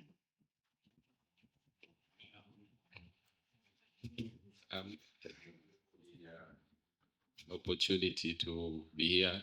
It's one of this great pleasure to be at this forum, powerful forum, very emotional, listening to successful women leaders who have gone through experiences and I think we should appreciate the Ongozi Institute for hosting such forum. And as I was reflecting, what to say when I was coming here, the easy way for me was one, and I will get to what actually asked me. I had to think about what women have done to me in my life. I've been surrounded by women all along, from the mothers, the wife. Actually, I have 6 daughters. You only have 2 or 4. So you can imagine, I have been supervised. Out of my 10 managers, I think 6, 7 of them were women. Then I say, okay, so it's easy for me to actually reflect on what they bring into leadership and how they make a difference. And actually, for me, I would say it was going to be part of my conclusion. As you know, women are game changers. I like soccer, and in soccer, the midfielders who cut power in between the match, they should be women. Now, women lead. I think, for me, and I'll speak as a beneficiary of this service, from women as the managers, as the leaders, as advisors. Women bring, there are few men, by the way, so I'm safe. There's only Frank and a few others and Kadari. They bring in trust. They can be easily trusted than the male managers. When they commit to doing something, then you are very sure you can do that. So my assessment is, as you have like women leaders, there's a lot of trust that you get from them. Sometimes I struggle with resilience and what it means, but to me is that women can survive hard times and hard moments when things are not going very well as business leaders. They can take the moment to reflect on how to tackle a particular problem. They may not necessarily rush into a solution. They will take time to do it. They probably do consult a lot before they to an advice or even a decision. So to me, I find it one of the very useful addition when you are working or surrounded by, women leaders. It's one thing to talk about empathy. Everyone has talked about empathy. It came out through the study, but it has to be genuine. You must necessarily be sure when one is empathetic, if it's genuine or artificial in a way. I think I've had an opportunity to witness the genuine empathy that you get when you have like women leaders, women or female managers, in this case.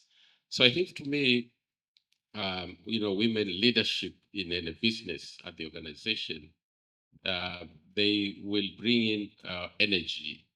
They will balance how you run the business. When you're seated on a boardroom with your group of management, if you do not have women in the room, there will be fire. At some point in time, women are able to slow down the fire, in the boardroom, in the decision-making space. Can we reflect more on this decision before we move ahead? And you get this mainly from women and from mature managers and CEO like Singo Kadan, where he's getting, and a bit of Frank. The older you become, probably the more wise you can be. But in women, it just comes from right away from the beginning. And I think, for me, women are more likely to engage, to consult widely before they make a decision. And hopefully, by extension, they are able to involve and engage the teammates when the team that they support all along.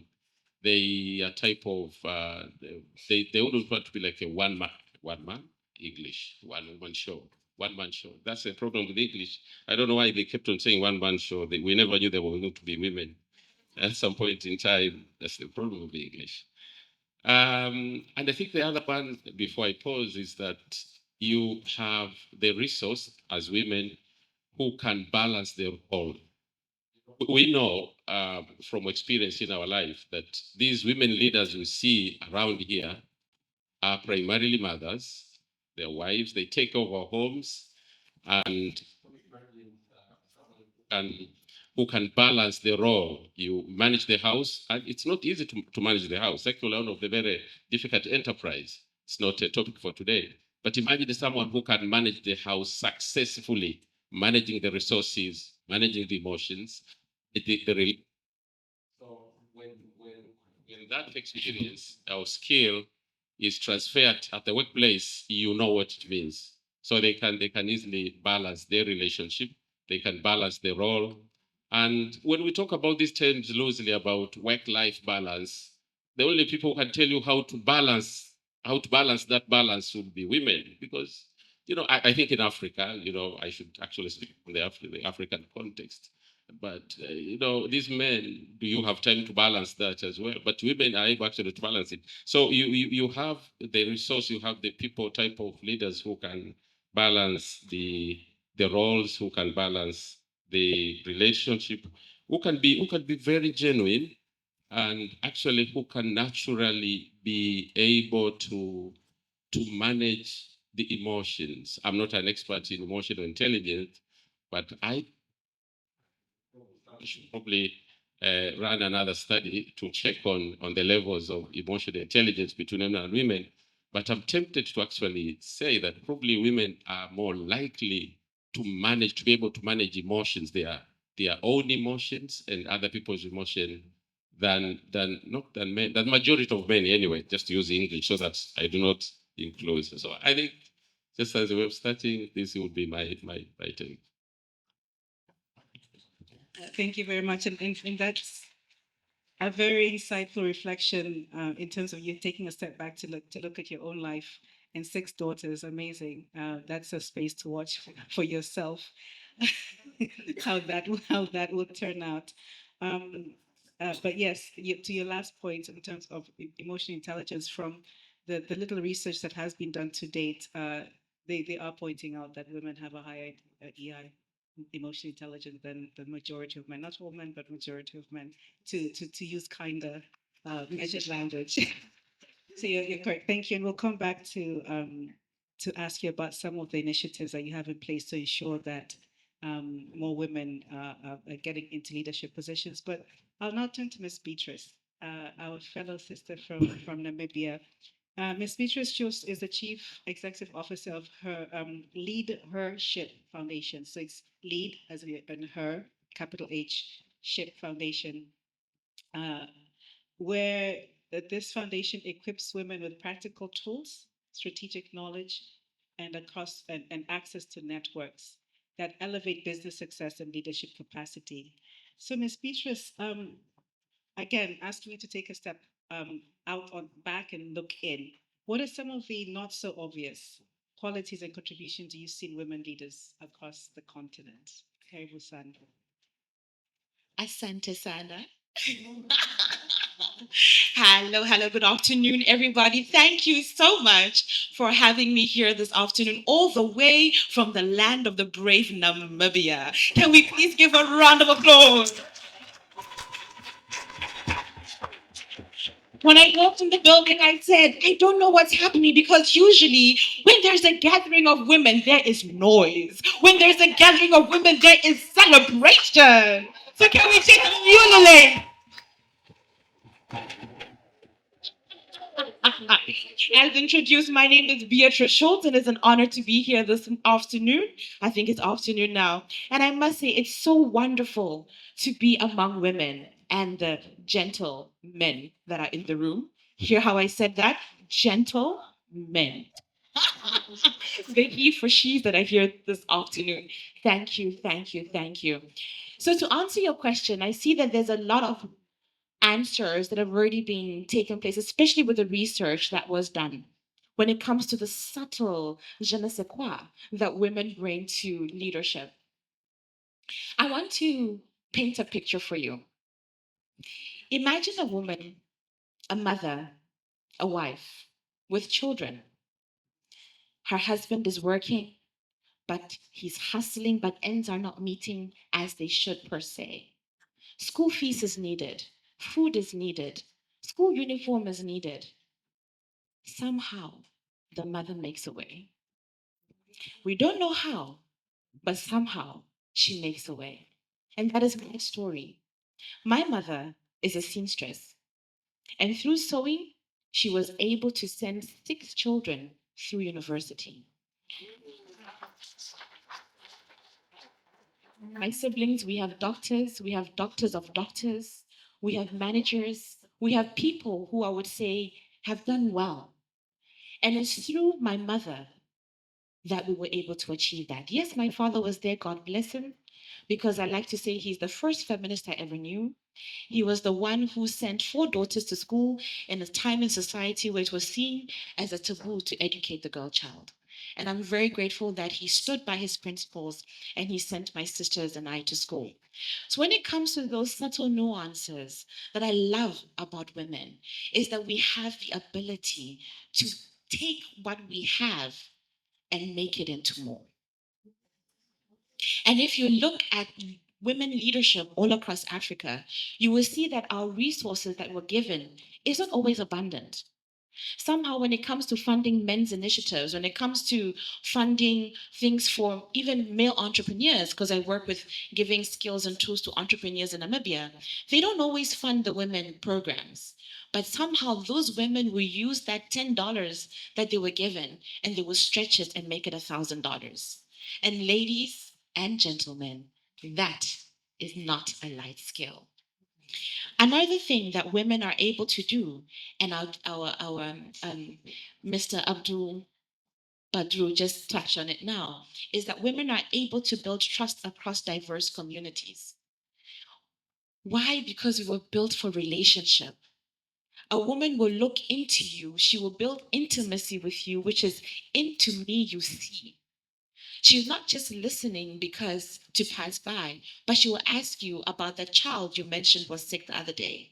She will ask you about the job you wanted to start, and that builds connection and that builds trust. Women are able to create atmospheres in where people are seen. And let's be honest, with influence, when it comes to leadership, if there is no influence, there is no leadership. And that is why it is not through position that women lead, but it's the ability to move people from point A to point B, where point B is a better place. And through that, we see women across Africa leading in such powerful roles, from the mother all the way to powerful places like our new president in Namibia, Meme, as we call her, Nandi Ndaitwah, the first president who is a woman in Namibia. Another turning scarcity is that women are able to turn scarcity into creative opportunities and finding pragmatic pathways to scale small wins into sustainable projects. Many women leaders are skilled at weaving informal networks into formal institutional change. As was said earlier today, your network is your net worth. And I hope you build onto that and realize that it's not just about meeting people and talking to them and getting their number, but it's a desire to see into them and build relationship with them. I am where I am today because the relationship that I have built. If I were to tell you about where I started from, I always like to say I'm an executive housewife.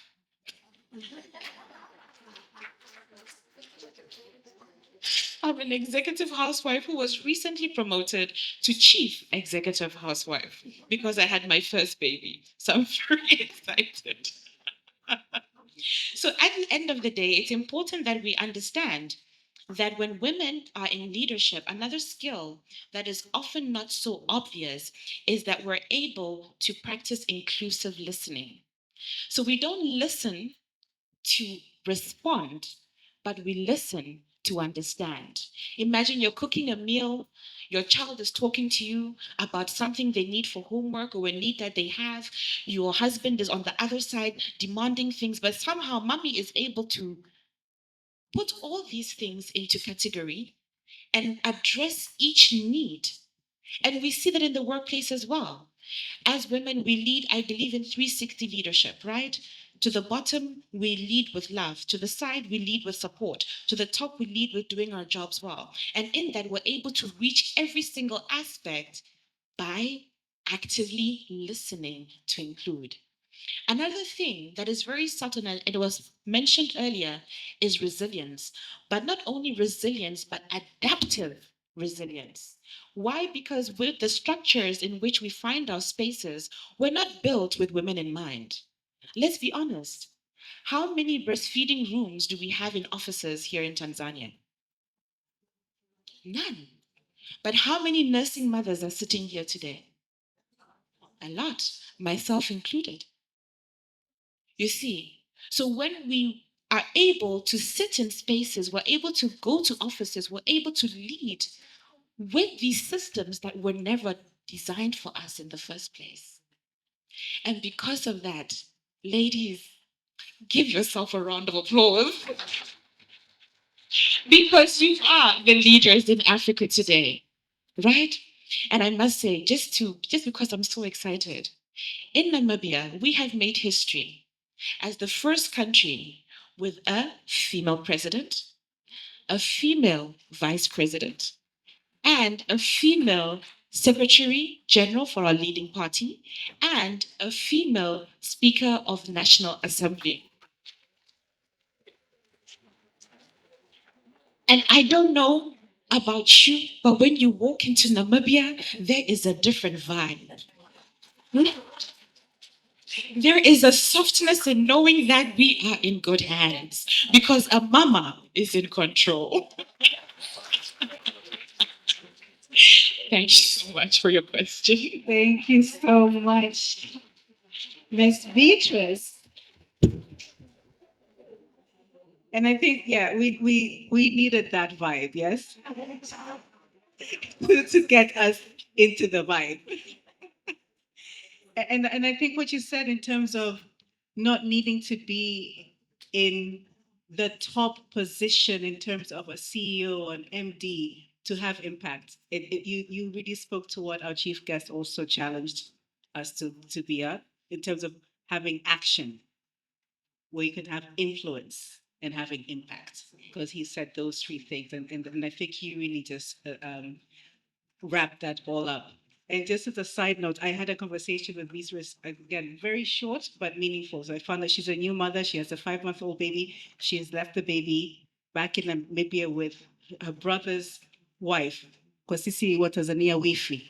Yeah? Mawifi.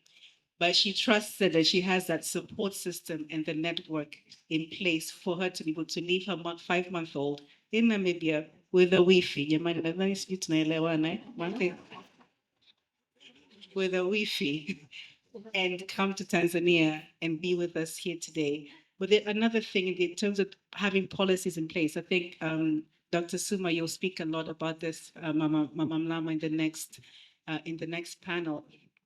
As a breastfeeding mother, she asked, she came and she was asking if there was a milk bank for her to be able to pass her, no, she's pumping, but for her to be able to pass her milk because her baby's not here. And in other countries, they have gone that step forward where they're milk banks. So you can go and donate your milk because their mothers, if orphans, their mothers have died during childbirth, they don't get breast milk. And of course that's a whole different conversation. But just in the 5 minutes I had this conversation with her, we got to that level as women, as mothers, asking her how she's doing handling being away from her child and how she was able to get on a plane and not turn around.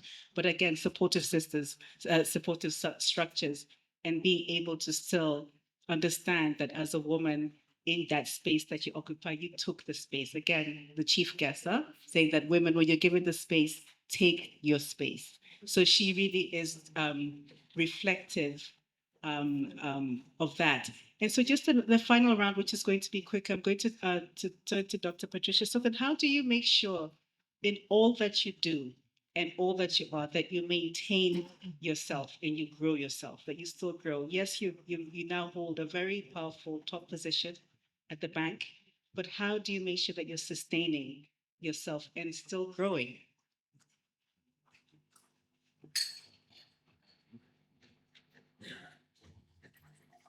The world is a classroom. I live to learn. Every day presents new challenges, experiences, and lessons. But most importantly, it's about humility, remaining humble. No matter what leadership role one finds herself or himself, it's so important to remain grounded, because it's only when you're grounded that you maintain your authenticity. So for me, I've managed to go through the blocking and tackling by remaining authentic and maintaining my humility. Thank you. Thank you very much. I think again, and humility also came out in the study as well. But also, I think you're also speaking to being agile and being adaptable, which also echoes what Ms. Beatrice was saying in terms of adaptive listening, adaptive management, just being able to almost chameleon-like reading spaces, reading the room, and seeing where your path can take you.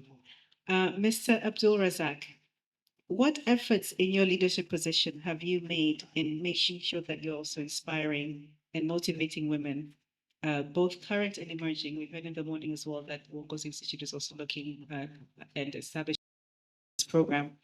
What are you doing to help create this pool of women and ensuring that they're climbing the ladder for decision-making positions? No, I'm not sure I'm inspiring them or I've inspired anyone. In the next research, I wish to speak to someone. I probably what I could say is the things that I do that I'm thinking they do contribute to, moving women leaders to the next level or helping them to achieve their leadership ambition.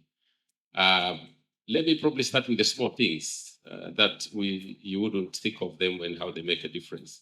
One time we were designing a new building and everyone else talked about great things, the boardroom, the offices, and all those things. And I think no one will talk about breastfeeding corner, for instance, and or nursing place where breastfeeding staff could actually use that place during those moments. And when we mentioned this, it didn't look very big, but in the end, we managed to have it, and it somehow influenced how we look at, or how we rather empower women to be able to discharge their roles. So I said I spoke about small things that I think I've done, and I think they've influenced or helped women to become what they are. The other small thing that I thought helped, I actually learned from women themselves, and I never knew what it meant. I had to work on a structured mentored program, which was influenced by something that I never knew what it meant. They used to talk about the secretos. I hear people talk about my secreto, and I never knew what it meant. Then I had to do my own research, and just to realize, so each one has a colleague who help him out during hard times and hard moments. And then I realized how useful it could be to have a structured mentorship program, particularly for women managers, women leaders, to help them, run through the ladder in their leadership. And I think that worked very well to, build confidence and get women to have targets, growth targets to get to the next levels. Of course, the other one is very obvious. I had worked in place where, when I arrived, the whole management group was mainly like a soccer team, with hardly no lady, and it doesn't look even good when you sit in a place where you have these people, with heavy voices in the room, and then you just wanted to mix the voice, mix bias, typical of those. And then we had to have slowly having ladies in the management cadre to blend it up. And you just have to have now a plan to get them there. You don't get into that seriously. But the other thing was to start a program where you slightly wanted to have, women experts or leaders in certain sectors that are assumed to be male. I remember at one place where the IT department was full of, men, and then it was never like a female space. And then we had to work around to start having managers in IT, managers in finance, managers in places that are thought to be very hard for men to have women as a balancing. And of course, kind of establishing the team lead programs each quarter, where you would have people in different groups, in different departments, in different professions speak together, and women or female managers have a space to sit down, speak with their mentors and the lead resource to help them out, identify how to tackle the challenges, how to do all those things here and there. recently actually started a small choir at my place, and I called it Sister's Voice. And it's a way of getting these women managers to actually, come together, sing, but as they sing, they're able to talk about their plans and how they could move forward and how they could fight some unspoken kind of behaviors. In some places, in conservation, for instance, it's not an easy place for women. So just have to have them with a space where they can be ready to survive. And of course, developing the capacity building programs where you have some everyone else, but specifically women who have to have a plan to grow to the next levels. If you're an accountant, you're able to be certified in a year or so. If you're a lawyer, you should pick your license. If you're an IT, you should pick this. If you have a certificate at a point in time, you should pick an advanced degree. Or if there are programs like this one, I actually managed to send a couple of those. Like, I definitely should send a lot more in this program and several other programs that help women to, rise to the level where they can deliver differently and what they can do more. And of course, but not from my main work, from the other forum where I belong, we do have a public sector CEOs forum where we kind of started as a part of the Pioneer, the group where we talk about having many more women becoming CEOs. And on each one of those have to have a mentor. Frank had actually 3 of them, and he has successfully actually graduated in what to become a CEO. Disclose your secret here. So Frank is a great man. And so he said, let us help, our colleagues to rise to the ladder. And let us help our friend to be ready for the tough moments. I wouldn't discuss about the tough moments that we go through. But then when you have the female CEOs, you should be able to prepare them to face the music that sometimes you don't know how it feels to be. That's it.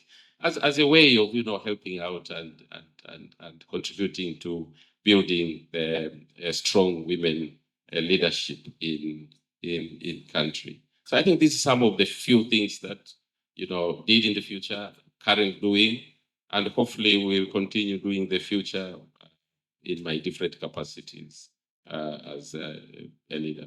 Thank you. Thank you very much. And again, you're really highlighting the intentionality, yeah? Like it is deliberate, it is intentional. And so, and this will lead very nicely into the second panel,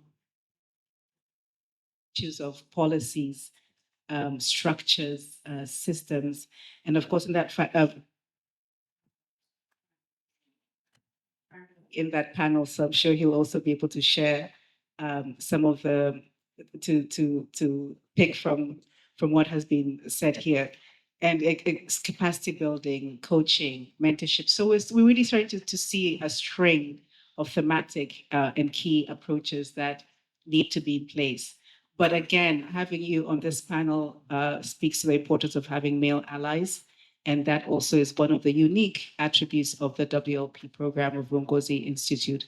It really seeks to work with male allies and have male engagement in this program, acknowledging the space that they take up and the role that they play and that they should play, that they can play in ensuring that we're building a pool of ready women to take up leadership positions in all sectors and all areas. So to conclude, I'm going to turn.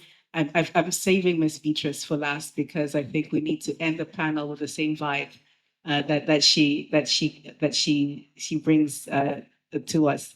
So when you look at yourself and what got you here, you said that you used to be. You referred to now you're the chief executive of your home, right?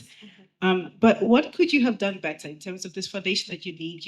You've worked, you've risen, you're now managing this amazing foundation.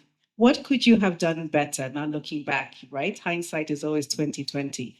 But so what could you have done better, and what are your go-to tools and skills that you hone in on when the tough situations come about?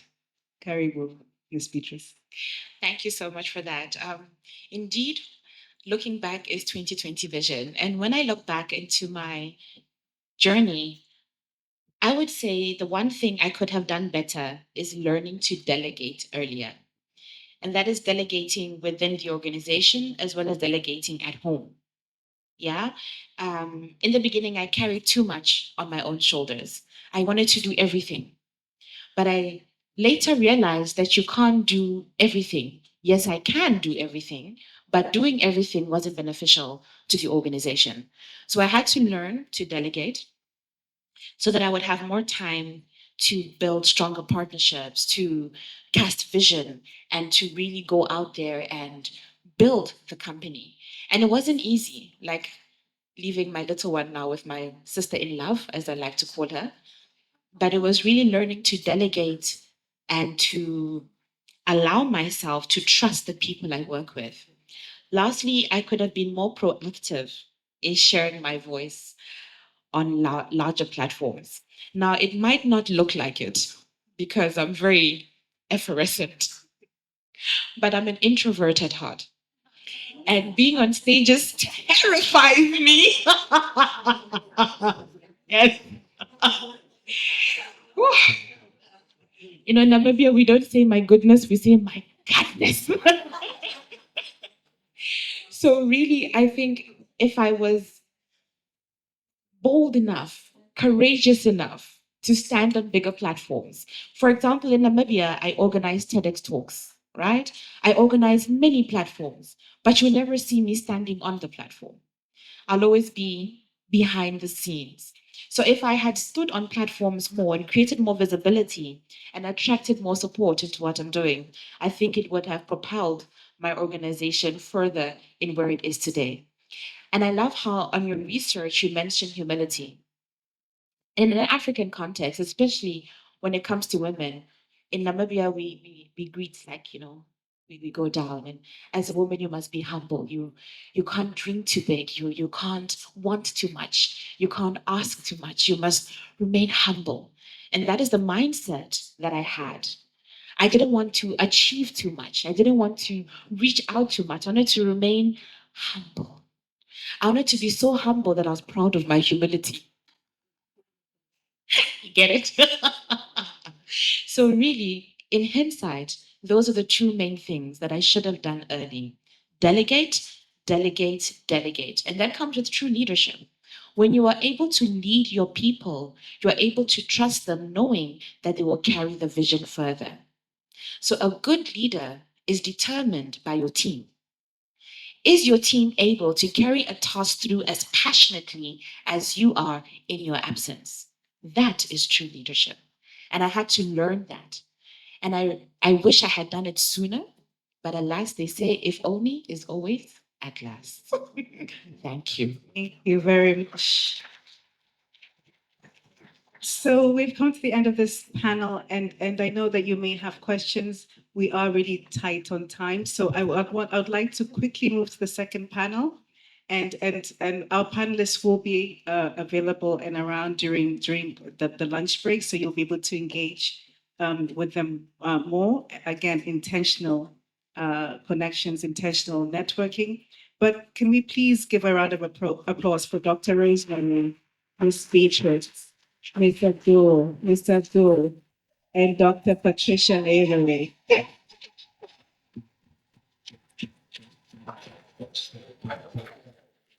Thank you very much, Asanteni Sana.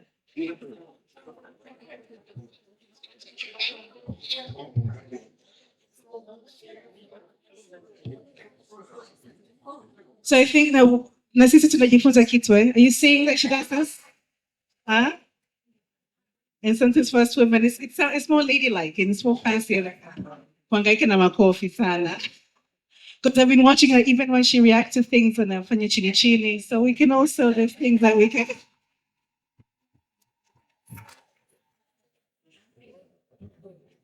Thank you. So that panel really spoke to the research presented by Carol.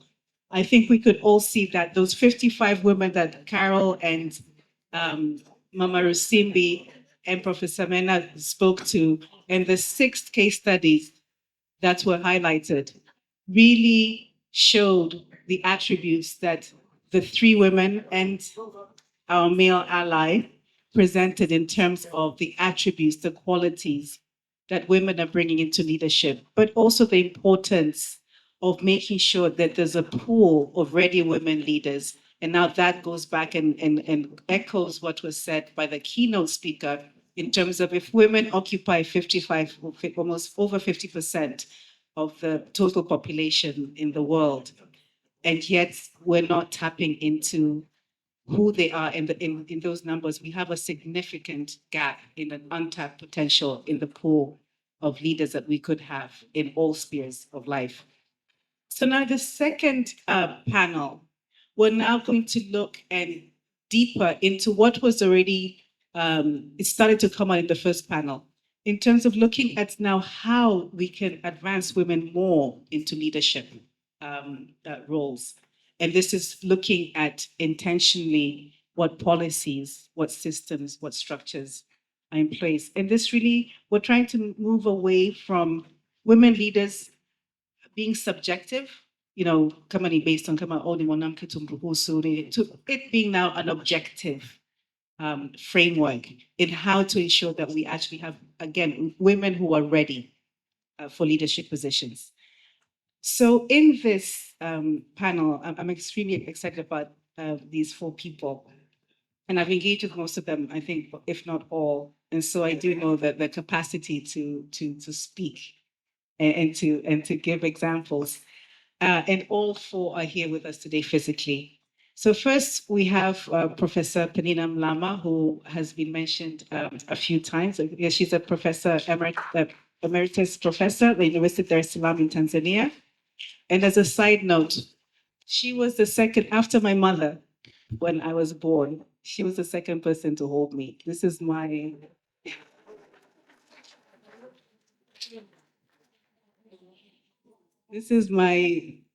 second mother and my mother's best friend to date. And I think Nikoto kutoka Ashira, did Ashira girls. So can you imagine? Ashira girls. So you come on nakumbuka. I think some of the generation you're younger, but for those who remember Ashira girls from back in the day. So for 50 years, she's been my second mother, and again, role models and people to look up to. And again, also as a side note, sisterhood and friendship and networking. When my father passed, this lady here slept with my mother in the bed. Kila siku mpaka tumezika. You understand? Like that level of friendship and the depth. Kutoka utotoni. So she was, in terms of when we're looking at academia, it was the first cream of women who went to university. So I think you and my mom you graduated at the University of Dar es Salaam in 1970, Gabi, 71. Yeah, they're 78 because I know wow. So it was the first cream of women who went to Chuo Kikuu, to university. So it was her, my mother, and a few others. And then we have Dr. Suma Kare, who is the team currently in her role. She's worn so many hats I cannot mention here, but currently she's a team leader of the EU-funded technical assistance project for the Ministry of Community Development, Gender, Women, and Special Groups. And she's also one of the facilitators for the WLP program, or Uongozi's program. And then we have Dr. Mzuri Isa. Very excited to have you.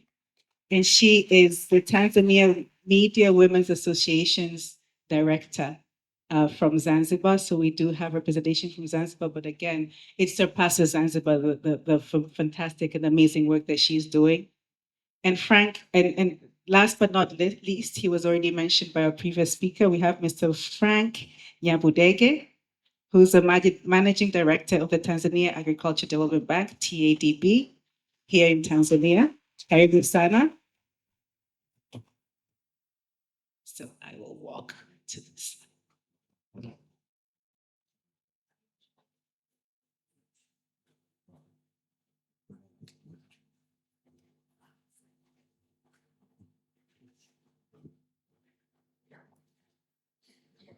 So I'll start with Dr. Suma.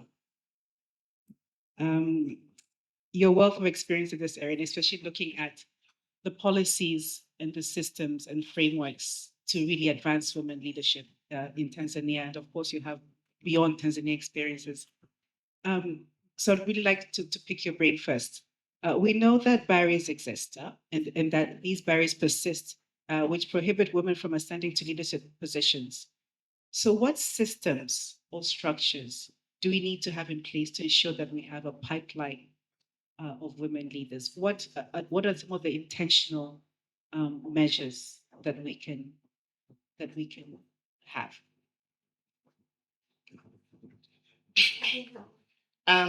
First, let me extend my sincere gratitude to Uongozi Institute for allowing me to be part of this event, but also to share my little and small knowledge that I've gained over time, working both at grassroots level, policy level, and in academia. I think I'll start from where Abdul Razak ended from. When he was speaking, I was just listening, and I think there's a lot of good things that he's doing at his workplace as a CEO, not only where he is now, but he has been a CEO in many other places. And my question would be, so we all know that there are all these good intentions, and I think our moderator emphasized on it, that all these are very good intentions. And time and time of all the speakers, we heard about many good intentions. But the question is to Abdul Razak and others, are these intentions sustainable? Will they go on once you have left where you are? And are they sustainable?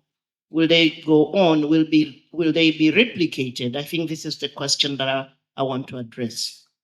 So policies and structures matter.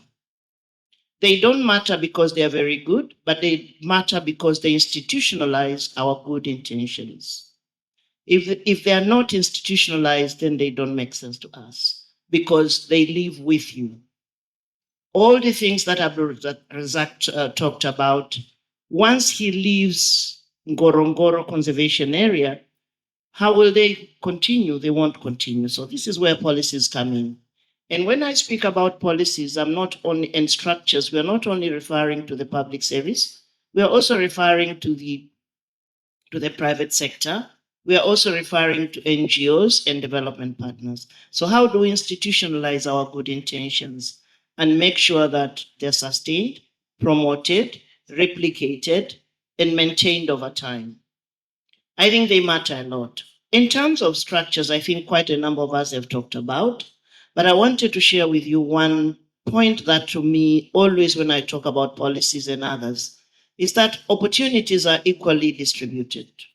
They are.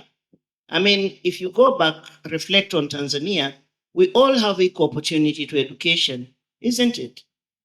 We all can go to school and attain educational certificates. But do we really all go to school? No. So opportunities are equally distributed, but access is not. And I think policies and structures emphasize on access. So we need them. Now, in terms of structures, what sort of structures that I think are very important for us to propel the pipeline of women leaders that we have into leadership? I think one other point that was emphasized by previous speakers was, again, our statistics. The 300 women who have gone through Uongozi leadership program will be joined by the 100 women who will come in. So it will be about 400 of you. But remember, for Tanzania, you are joining a number of other women who are already eligible for leadership in government, in private sector, and NGOs. But the question is, why haven't they been at the top? There are not many are in leadership.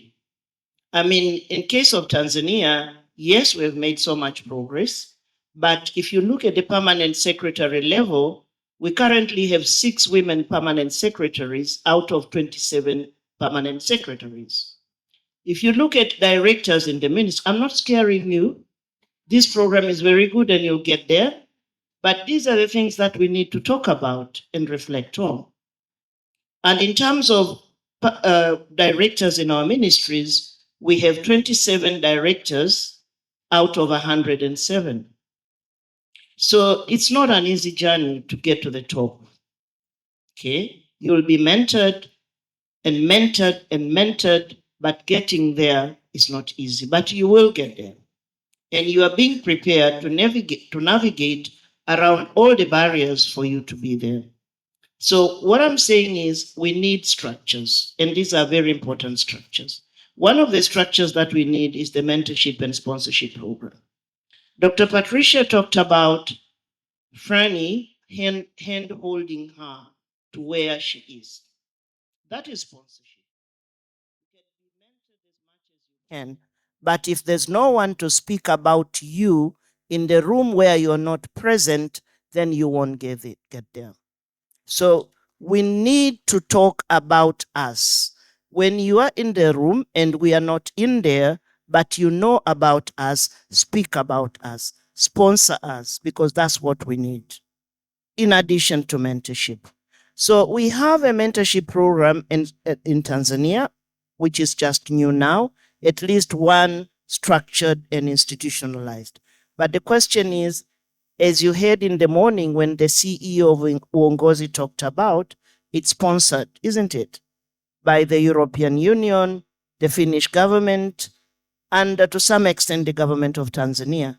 But the question is, the large part of it will probably end once the program ends. So how do we institutionalize the mentorship program? I've seen that Mwanamto from the public service was here. So my advice is we need to institutionalize this program. It becomes part of your regular government business and funded through the government. Then you would have more people being mentored.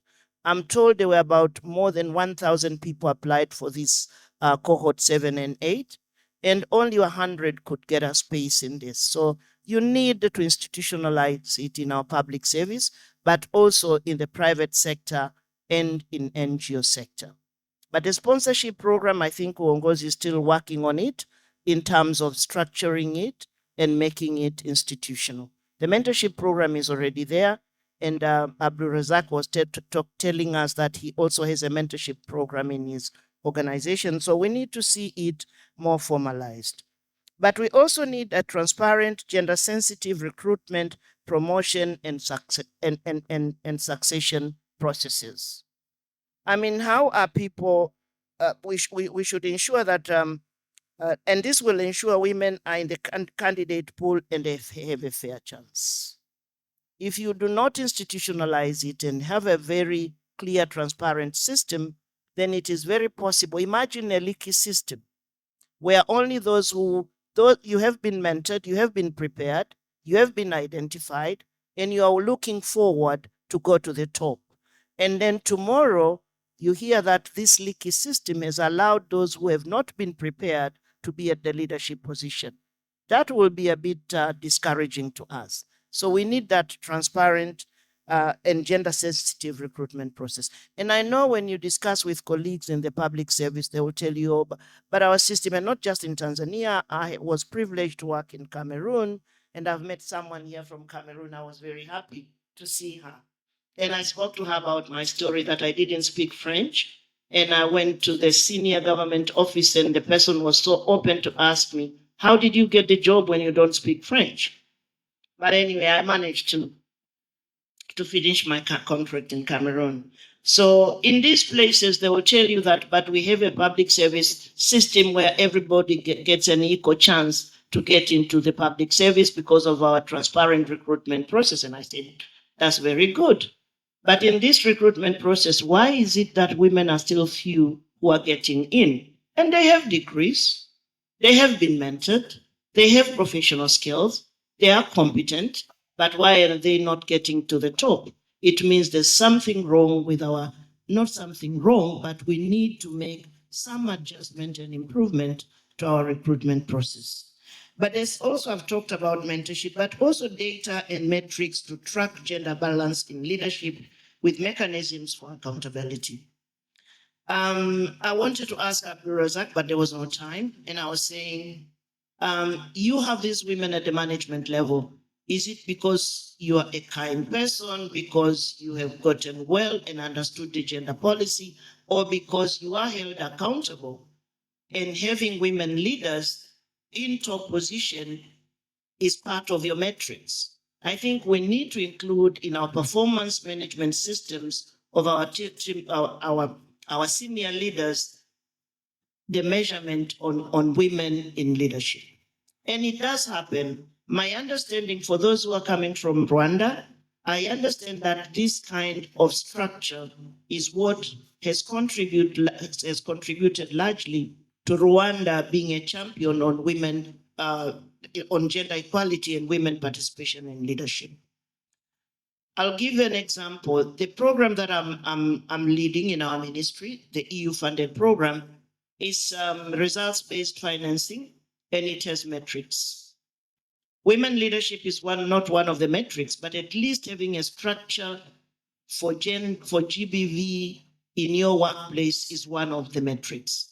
And if you don't have it, then in the next round of funding, your funding goes down because you don't have it. So having data and metrics and mechanisms for accountability embedded in our performance systems is very important.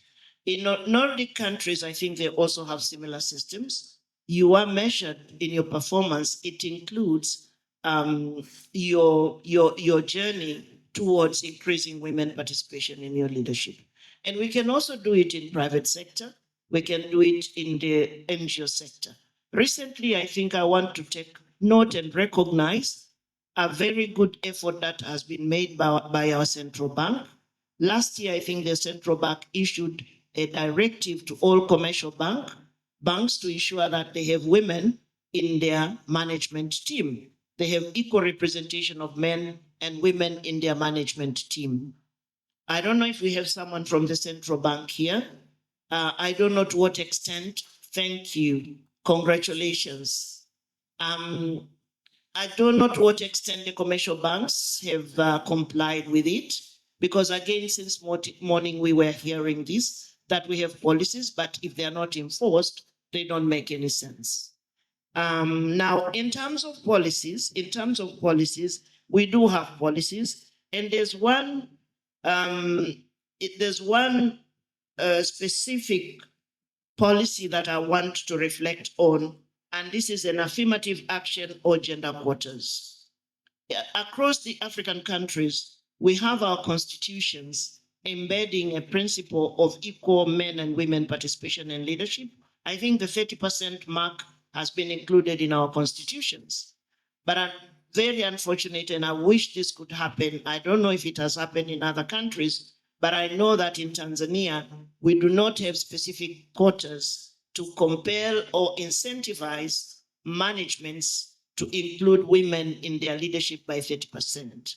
I don't know, maybe Abdul Razak can probably that. So we need to go beyond and have those quotas embedded in these institutions.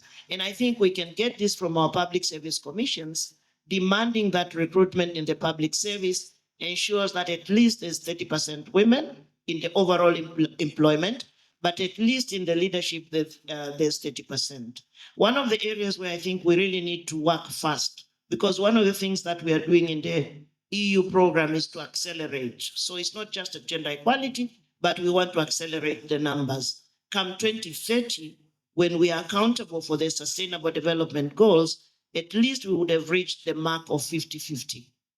Now we need those measures. And one of the measures is we really need to very quickly come up with policies of demanding that in the appointive positions, especially in the boards, there's 30% or 50% women. At the moment, we don't have, and our Treasury Registrar in Tanzania could help us a lot, but still you need to change the charters of some of our institutions. I sit in boards of many government institutions, and I think their limiting factors is their establishing charters, and we need to make change on them. Now, on the affirmative action, I think in the morning it was Catherine and someone else, and I think Dr. Nkomo also mentioned about it. we still have non-work related barriers that are stopping us from ascending to the leadership position, especially those ones related with our double shift. I think someone talked about our double shift. When you act as an employee and you're a senior leader, but you have as a CEO of your own house to take care of. We talked a lot about childcare and elderly care as an important role for a woman. I cannot emphasize. I mean, we still have to deliver on our reproductive roles. And I can see for many of you who are in cohort 7 and 8, you are still in your reproductive age. So these are the factors that will, maybe some of you have passed, sorry if I have. Yeah, but I was assuming many of you are in your mid-30s or early 30s and mid-40s. So one of the things is child and whatever care. In other countries, they've actually come up with policies to support those women with sub-tax allowances on child care. Imagine, and I think researchers can also take this point, the level of productivity of women at places is on average not to the level expected because of the child care. If we came up with a policy and make child care services at least support women by even 75% as an allowance, I can tell you productivity would have multiplied by probably 50 or 60%. And this is not just for women who are employed in the public service. Let us also think about rural women who are not employed in a formal sector, but they are participating in agriculture. I don't know in other countries, but in Tanzania, 70% of the agricultural labor force is from agriculture. But we don't talk about maternity leave for those women. If we considered them in maternity leave, we would have increased agriculture productivity by probably 30 or 40%. So for researchers, you can take that, but I think it's an area where we really need to come up with policies. The other, again, I've talked about performance management frameworks, flexible work policies, and support structures. It's ironical though, even though we talk about the digitalized world, we still want everybody to be at work from morning to the evening. Why can't they work remotely? I mean, we need those policies to allow women to work remotely, look after, breastfeed, but at the same time do your work. And then we need anti-gender-based violence and harassment at workplace. I was telling some of you yesterday, on Saturday when I had a session, I feel sorry for many young women who are in the workplaces. GBV is a reality and sextortion is a reality. You don't go to the top unless you have succumbed to all sorts of pressure. So we need those policies seriously institutionalized, followed up, and action taken. Because otherwise, it doesn't make sense. People will be getting to the top. Yes, they are women, but they're getting to the top because of these other factors which are dehumanizing. So we need those policies too. And in fact, enforcement of gender equality, including leadership, women in leadership laws and policies, alongside accessible justice systems. When you have an accessible justice systems, it is very important, because if I was aggrieved and I was treated unfairly, our justice system should be able to provide remedy to me. That includes also issues of sextortion. That also includes issue of gender-based violence. If your justice system is not working properly, then you don't get justice. In Tanzania, we have made big strides. We have a number of women now. I think one of the areas that is almost at par, based on our previous metrics of 30%, is our judiciary. We have had a lot of women there going in, and honestly, they've made a big difference. At the moment, the conviction of gender-based violence has gone to 60%, not because people are not treated fairly, it's just because the justice system has women who have fought and made sure this happens. At the moment in Tanzania, if you have a gender-based violence case, it takes 6 months for it to be completed. That is a big milestone. Education for girls is the last point that I want to talk about. I mean, we can have mentorship programs, but honestly, education is the production system. If you look at women in leadership in terms of a manufacturing firm, education is where you are manufacturing these women who at the end of the day will qualify for these mentorship programs. Now, if you have girls, yes, we have made a lot of progress in all African countries in terms of gender parity at the primary level. We are doing very well. And we now have in some countries a bit of a problem of our boys. They are dropping off at primary schools. We are working on it, not just in Tanzania, but I think in other African countries. Where we still have problems is that many of our girls are not, at least in Tanzania, are not transiting to secondary school. Why? Because of early marriages and because of teen pregnancies. We need to address this because we will not have many at the leadership level if they don't complete their primary education. So we need to address this. We are addressing it. I think there was one of the women who was profiled here. She participated in one of the inspirators into the re-entry program. And the re-entry program is a tacit policy by the government, not just in Tanzania, for many African countries, to provide space for those women who dropped out at school for pregnancy and early marriages to get back to school. So that's a very good policy. And it's the same thing even at our workplace in private sector and whatever. If there are those women who are employed but dropped in for one reason or the other, we can have intentional policies to get them back. Because otherwise, if you allow it, then you won't get to the 50% come at the time. But we really need. The last point is in our universities, and I've heard there are quite a number of people here from academia, not just in Tanzania. It's very unfortunate that girls go to universities, but quite a number drop out. And we need to address this. Because honestly, there are spaces in the leadership, you need qualifications, isn't it? And if you don't have those qualifications, you don't have a degree or a master's degree. And in Tanzania, I know that you can't have a director if you don't have a master's degree. So if they are dropping out at the university, then we need to find out. So we need policies across the board. And thank you for giving me more time. Thank you very much, Dr. Suma. And for cohort 8, you're seeing that the quality of the facilitators that you're going to have. I mean, this is like a wealth of knowledge sitting right there. So thank you very much for being very, very specific in the type of system structures and policies that that we should have in place. So I'm not going to repeat and dilute the interest of time. Your message was very clear. You speak very eloquently in terms of what is needed.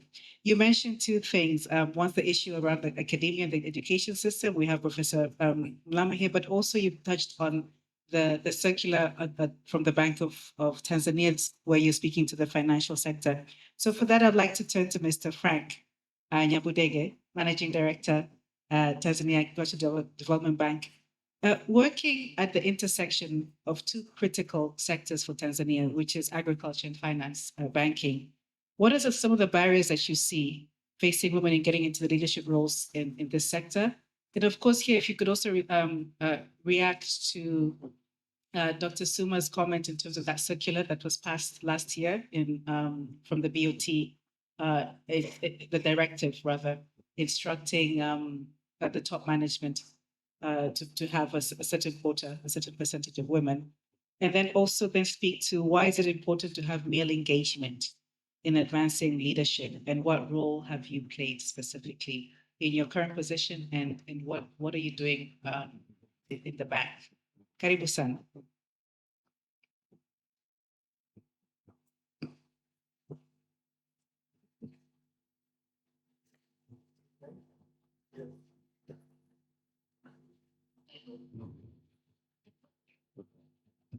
Thank you so much, Prof. Thank you so much, Namwaka. As you said, I'm the Managing Director of Tanzania Agricultural Development, which definitely works in two different sectors, which were the first one being the financial sector and the second one being the agricultural sector in Tanzania. So there is an intersection between the agricultural sector and the financing. And as we are saying, when looking into especially agricultural sector in Tanzania. Probably 80% of what we bring into the table, the food basket comes from or is produced by women. So definitely you can't underrate the women participation in the agricultural sector in Tanzania. But there are a lot of challenges that women do face, especially in the agricultural sector. And then I'll come to speak about financing especially.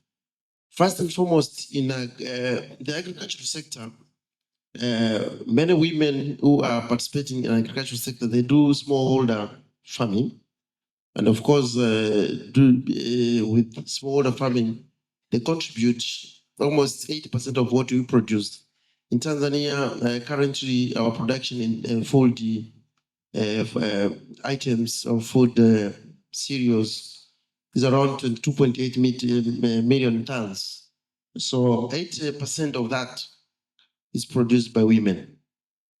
And I understand that most of you who have come from the villages in Tanzania here, you will know that the village settings, many of the men will not probably go to the farms.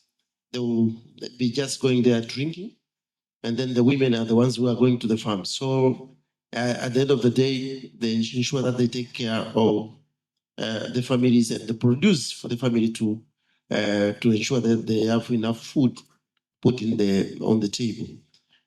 So when you look into how financing or the challenges they can be able to get, definitely when you look into the banking sector or the financial institutions, in terms of lending, most of the banks, they require what we call collaterals as security. But structurally, women, not only in Tanzania, but even in Africa, they don't own collaterals because it has been structurally or it has been norms for the families that land is owned by women. And then when you go to the banks, they want land as collateral. But again, these women are the ones who are producing, or they are the farmers who are going to the farm for the family. So it becomes a challenge. Now, a few things that for us as TADB we've been able to do. When Dr. Suma was speaking, she's mentioned about issues of system structures and policies.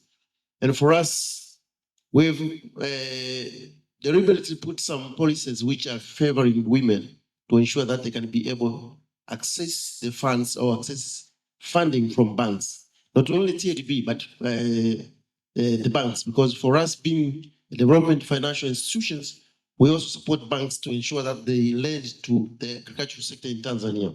So within our policies, we have created one is to ensure that women, we understand that they don't have security. So when they go to these banks, they'll be told you don't have security, so you don't qualify, and you can't get funding or can't get financing to go and develop what you're doing in the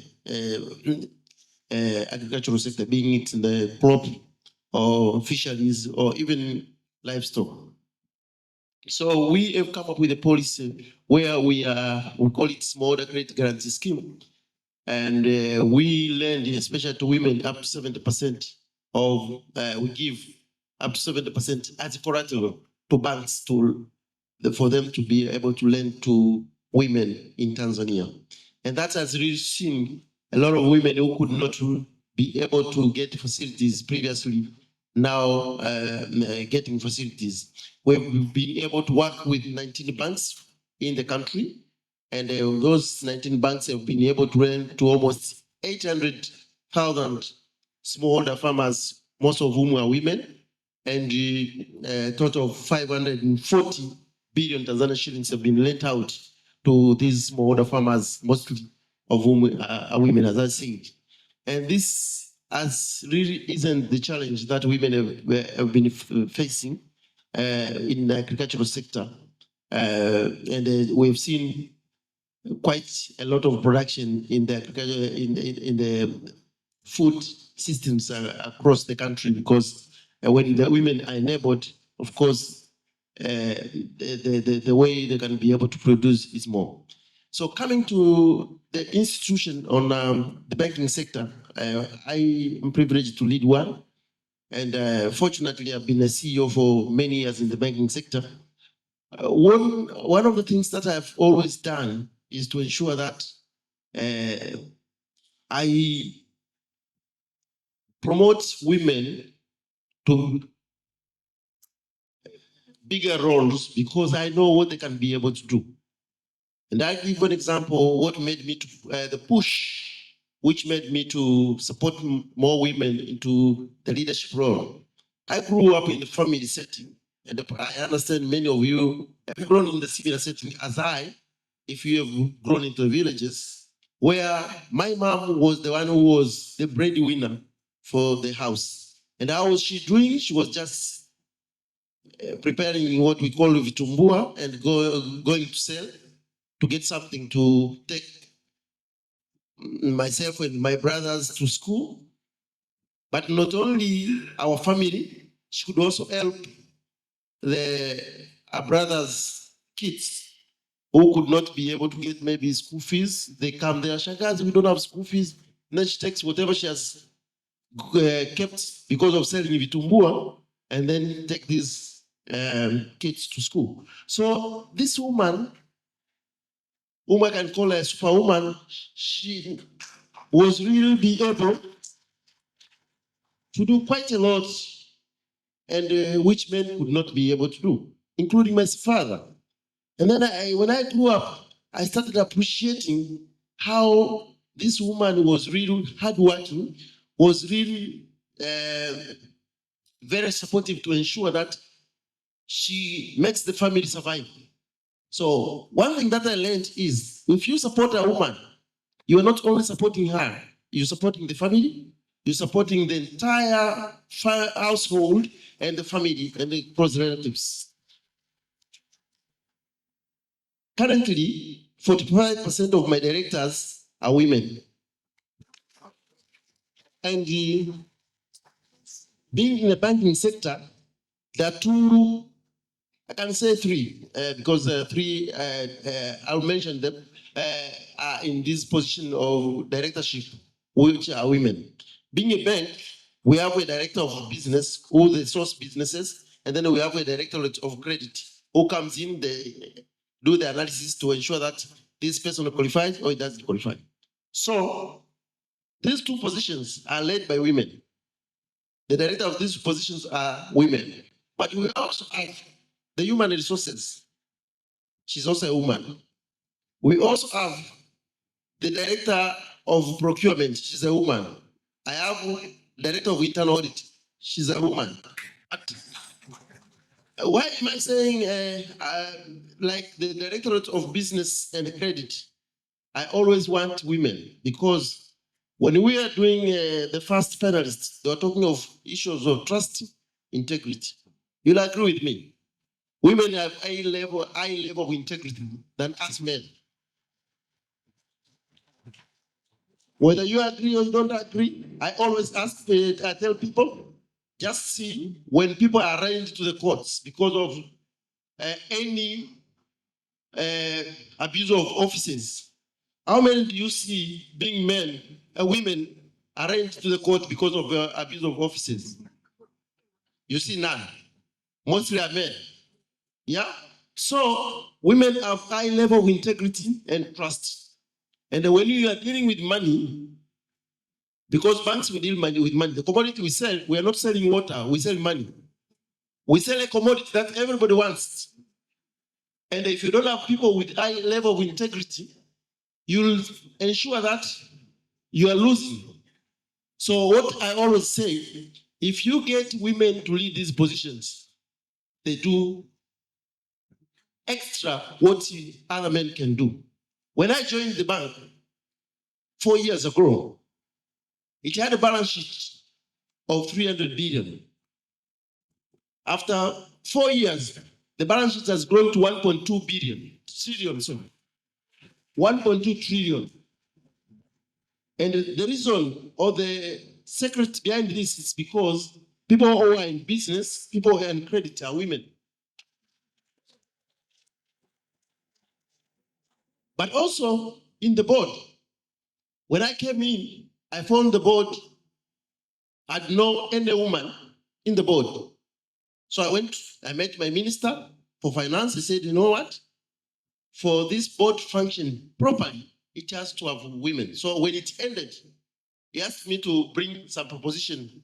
And then I sent names of women. And now 40% of the board members are women. And you know why? They support us a lot, and that's why even the performance, those who are following the performance of TADB has been exemplary, very good. And it's because from the board, we have women who can support us. And the women have always been, when you give a woman task, she does it better because she can be able to multitask. Even at the family settings, you have a woman who is cooking, who is washing some dishes, at the same time doing other activities. Try a man. I can tell you, we're going to struggle.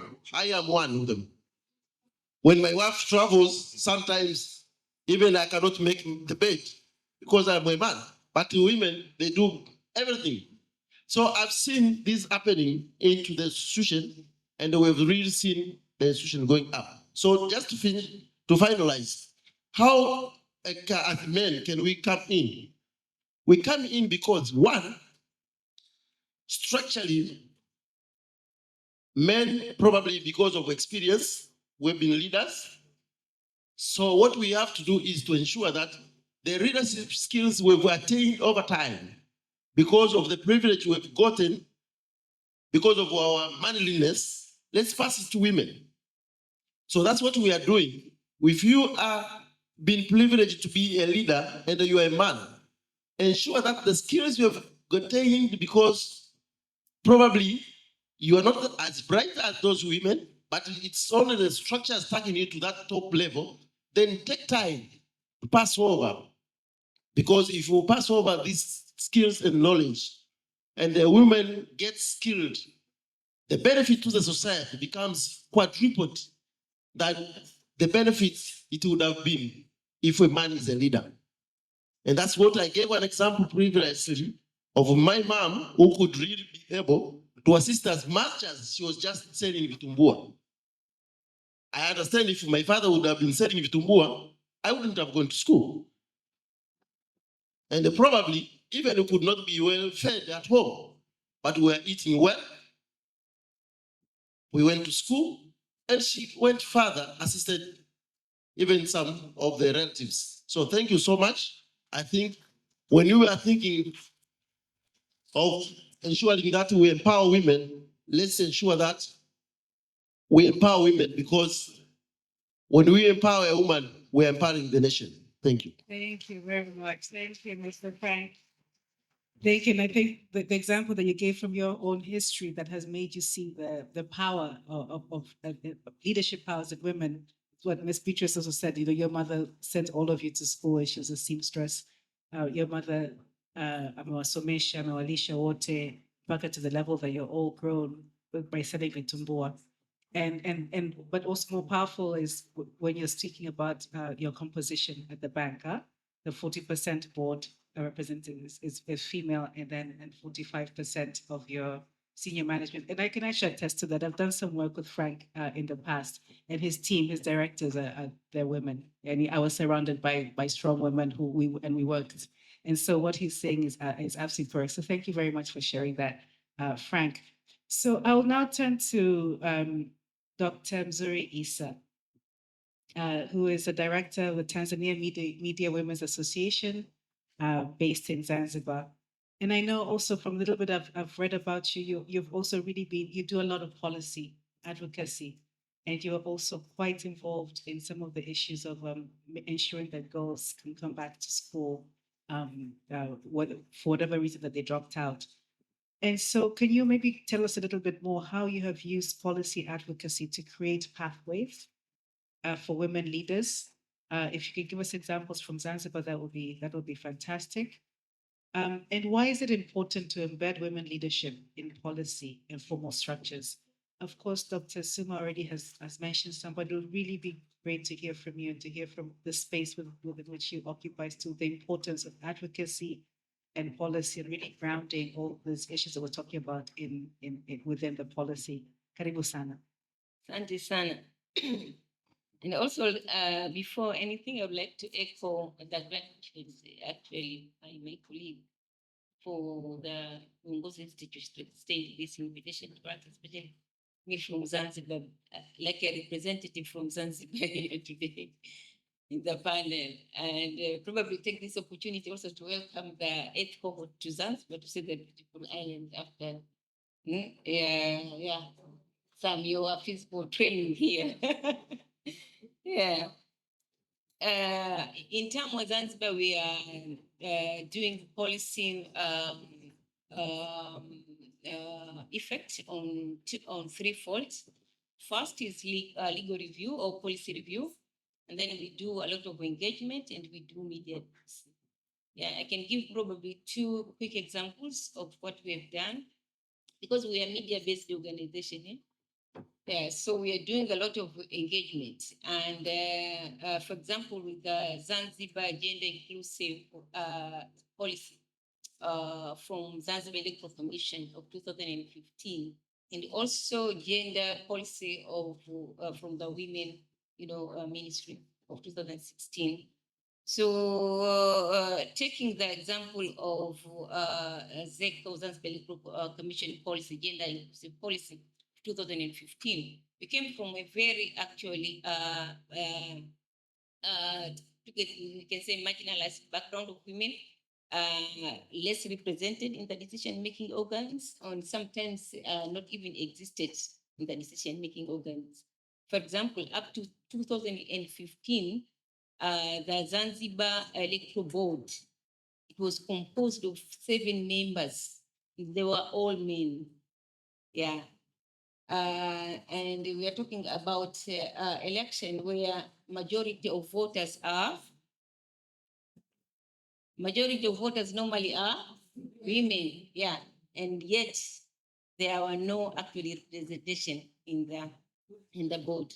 So we did a lot of advocacy on that ground, and we can say that we are happy to say that the gender inclusive policy then came out of a very nice one and very accommodative in many ways. It talks about systematic data collection. It talked about, it had a lot of things, and through advocacy and engagement, now we can say that we started with one. They started with one actually board member. Now we have 2, at least board members out of 7.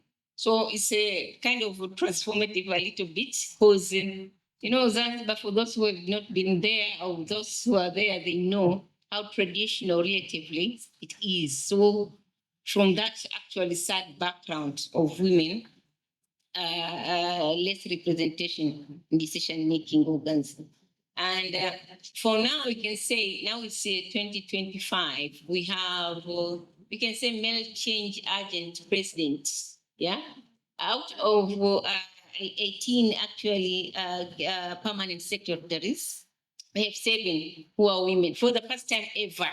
Yeah, because we used to have like either nil or I remember those years when I was working with the government, it was like when we asked why no women in the permanent secretary or minister say, no, there are no women who are educated, women don't have confidence, But now we're talking about 7. Yeah.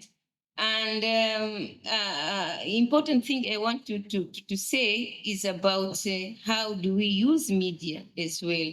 So we use media a lot to talk about it, and even in our gender policy now and the laws that are enacted actually, they have a phrase that talk about consider gender equality. In many laws, when ministers or even the president establish boards or committees, because in the beginning it would have gone without a woman at all.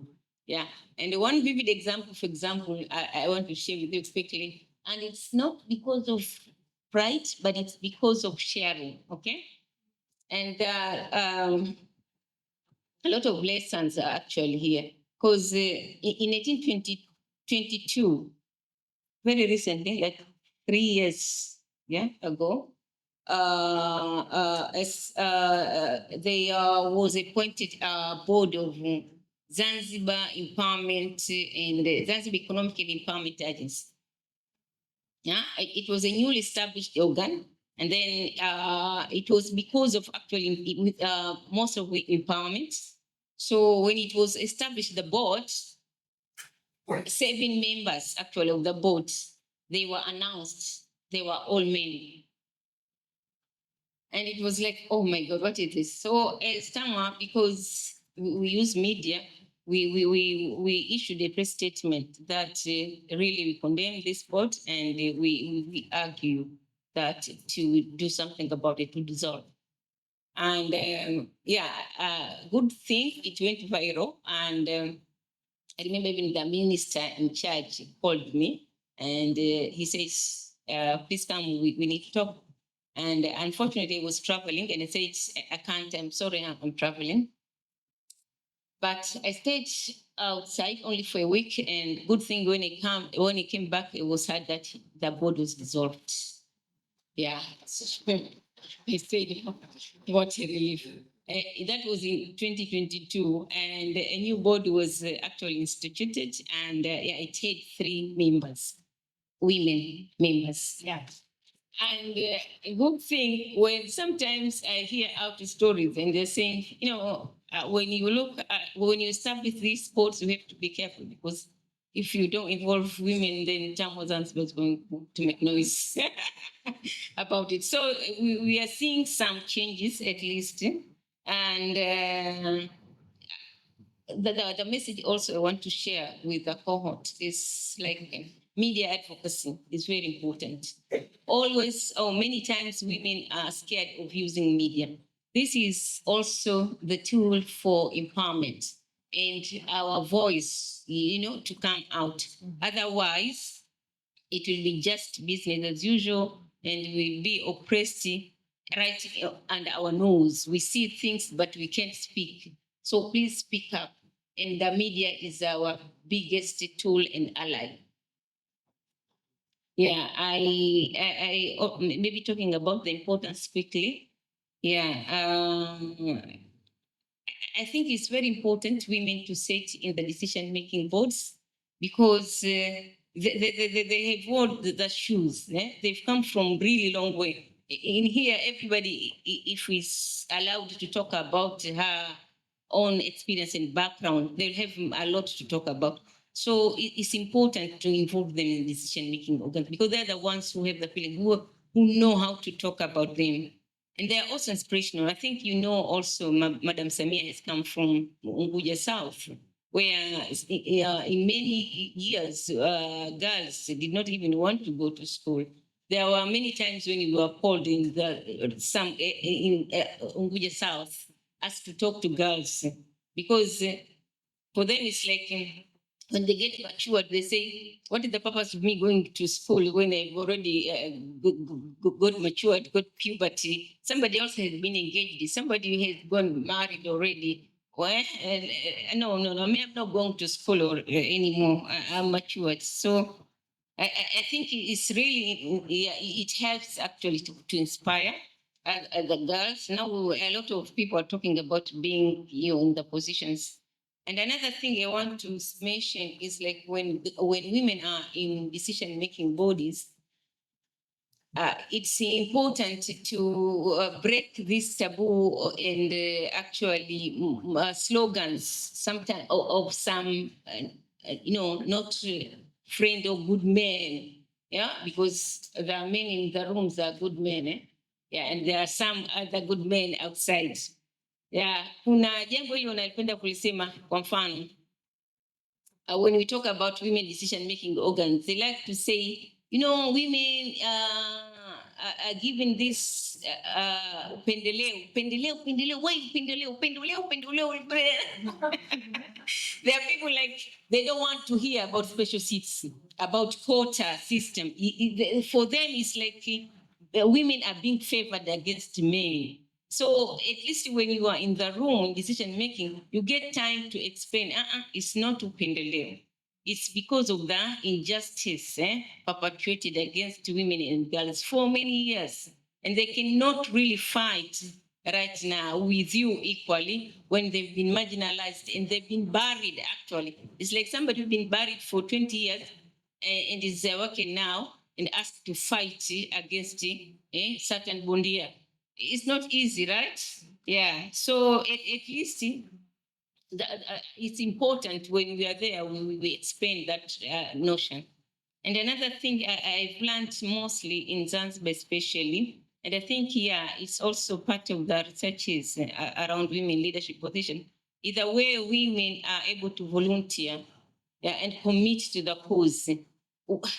Sometimes, for us, we do a lot of community interventions and also nationwide. When you go to rural areas, when you go to some places, you talk about something being maybe circles, village groups, committees. Men are not scared, they're not afraid to ask, how much are you going to pay us? Yeah. But for women, no, they're willing to do, they're happy. Yeah, doing it. Yeah, we're going to do it. We're going to do volunteer this and this. And so I think, it's really good. It's like a payback for them, really, to be in the decision-making organs. And they will volunteer in any way, with or without money or resources. Thank you so much. Yeah. Thank you so much, Dr. Mzuri. And I think that's a really good segue into our last panelist, Professor Penina Mlama, who I left her to last because part of her story, Carol already shared some of it during her presentation. But we'll give her a chance to tell us a little bit more about, in all the years, Professor Mlama, of working with academia and in academia, you've pushed against some of the systemic barriers facing women. And again, Carol alluded and spoke to some of this, the barriers that face women getting into leadership and other decision-making positions. What are some of the key changes that you implemented during your tenure at the university? And why were these changes important? And finally, I think I'm just going to do the two-in-one here, so because we are out of time. And what structures, if instituted, will remove some of the barriers? Like what more, basically, essentially, what more can be done? You've done a lot, but what more could be done? Karibu sana, Professor Mlama.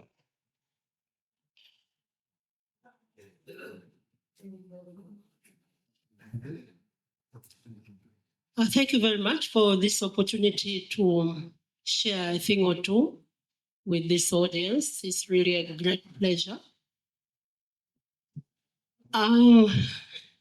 Talking of my experience, I'll be going back many years back because of my age, as you know. But I thought I needed to share with you what happened in terms of policy changes to bring about changes that would advance the cause of women. So I would like, if you allow me, to give a very specific example. And I'm doing that because I want to say that generally in Africa, or in Tanzania specifically, we have policies at the national level. The national frameworks provide good policies for gender equality.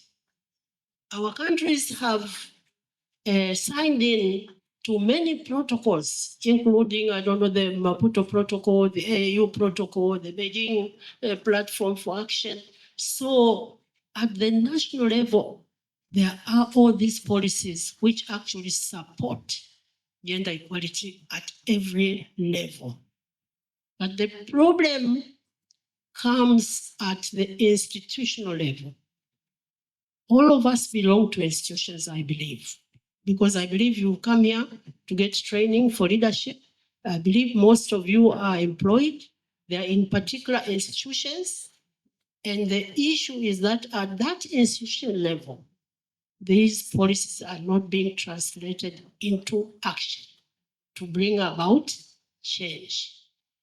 So I was, to begin with, going to challenge each one of us in terms of what are we doing to ensure that these policies that are already there are being translated into action at our own institutions where we're working. Because we can't sit and complain that women are not getting equal opportunities in this and in that. In our own institution, we can't sit and complain that there are no members of the board, there are not enough directors, there are not enough managers who are women, and we are sitting right there doing nothing about it. So the challenge is, what do we do ourselves to bring about this change? Because unless we take action and do something, those policy frameworks, the national policy frameworks, are going to be there forever. I mean, take Tanzania, for example. For a long time, Tanzania has ratified the Maputo and the AU protocol that leadership must be 50-50, men and women. But many institutions have not reached that level. And many institutions, other institutions have ended just at 30%. Yeah? Because that is the easy one. But the protocol says at least 30%. But once they reach that 30%, then they don't move on.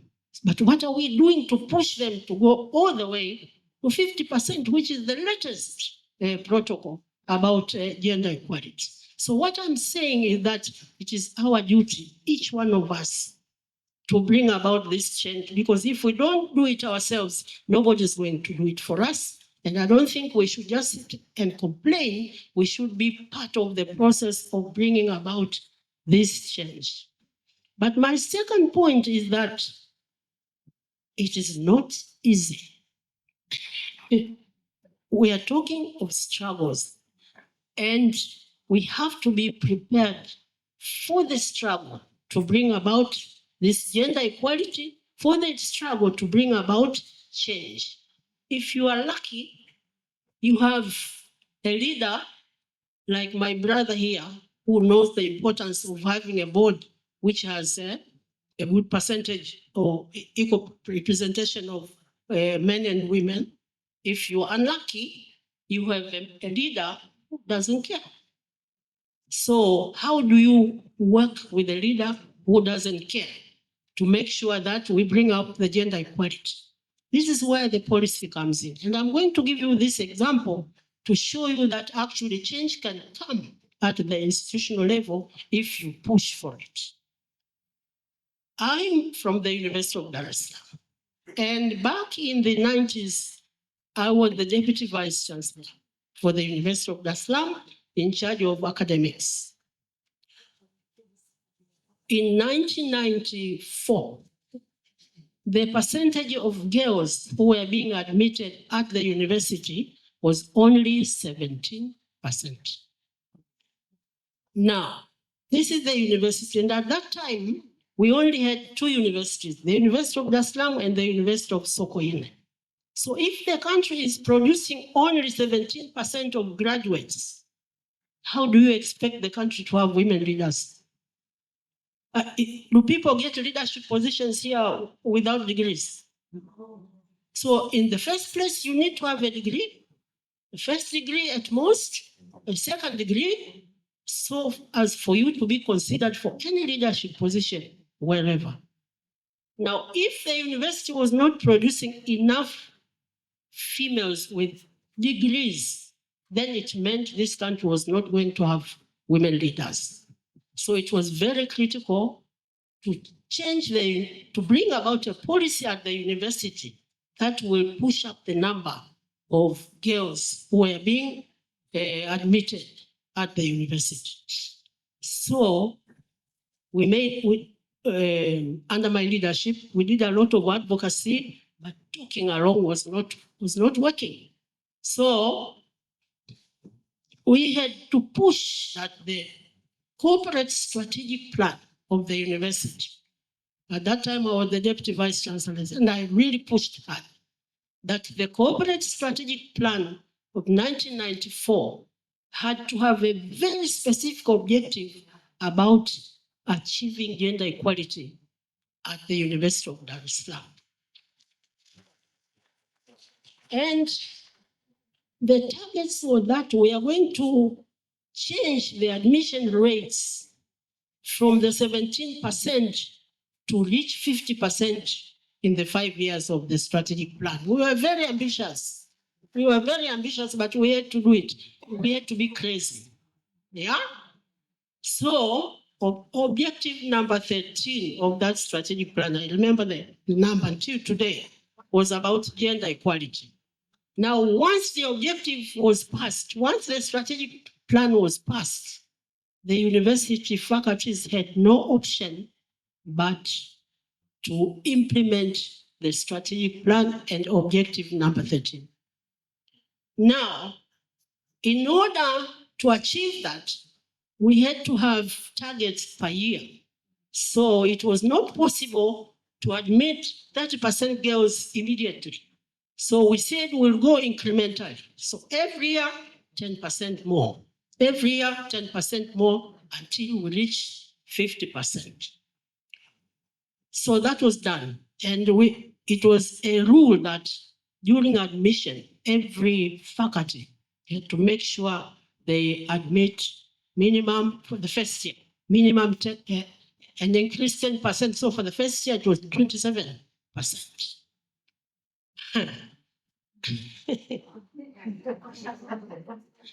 There was a lot of resistance, I'll give you just one example, which I love giving all the time. The Faculty of Law at that time, now during the University Admission Board meeting, the Faculty of Law came to the meeting without following that provision. They just didn't admit the 17% that was required, the 10% extra.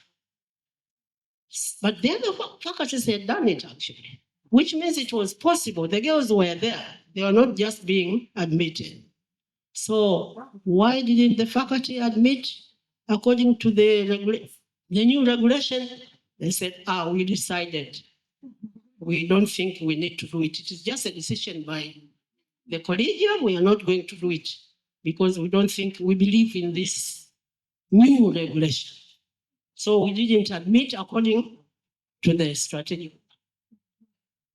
Now, because it was in the strategic plan and because it was university policy, they had to go back and admit.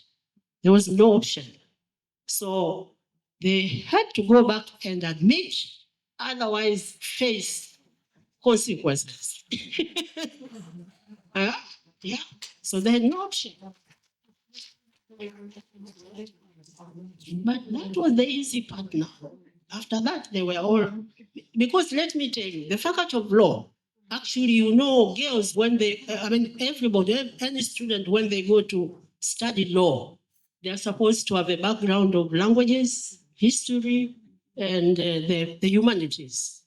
So in actual fact, the Faculty of Law did not have shortage of candidates because a lot of girls were going into the humanities and the arts. So a lot of girls were passing in those subjects. So they couldn't come up with an argument to say that there were no people to admit. It was just some kind of resistance. But then the problem came with the sciences. Now, the sciences came up and said, okay, Professor, this new rule of yours, we don't have girls who are passing well enough to go into the sciences. So we can't admit because they are not there. So we had to come up with the various structures now to address those kind of gaps. The first step that we took, at that time, the whole country was admitting, University of Dar es Salaam and Sokoine University was admitting only about 3,000 students because there were no other universities at that time. But the passing candidates who had the qualification enter the university were about 7,000. So about 4,000 were being left out because there were no spaces at the university. So because we knew there were candidates who were not being admitted because of spaces, so we came up with a new structure, which was made a temporary policy that we are going to have affirmative action for girls' admission. So girls would be admitted by half a point less than the boys. Not that they didn't qualify, because let's say the qualifying point was 3 points. Because there weren't enough passes, we were admitting only at 6 points. So what we did was then girls would be admitted at 5.5. Yeah? So in that way, the numbers of the girls went up. But still, it was not enough for the sciences. Because of the many problems of science education at the secondary school level, girls were not performing very well in the sciences. So we had to come up with another structure. So for the sciences, the girls who applied to go to the sciences, if they didn't qualify to enter the university by 0.5% or 0.5 points, they were admitted. But after admission, they went through a course for 8 weeks. They went through a course that was run by the university for 8 weeks. And if they passed that course, they were admitted like regular students like the others. Now, by using that pre-entry program in the sciences and in engineering, in the 5 years of the strategic plan, we were able to admit 777 girls into the sciences. We didn't reach the 50% at the end of the strategic plan, but because it now became a policy and mandatory,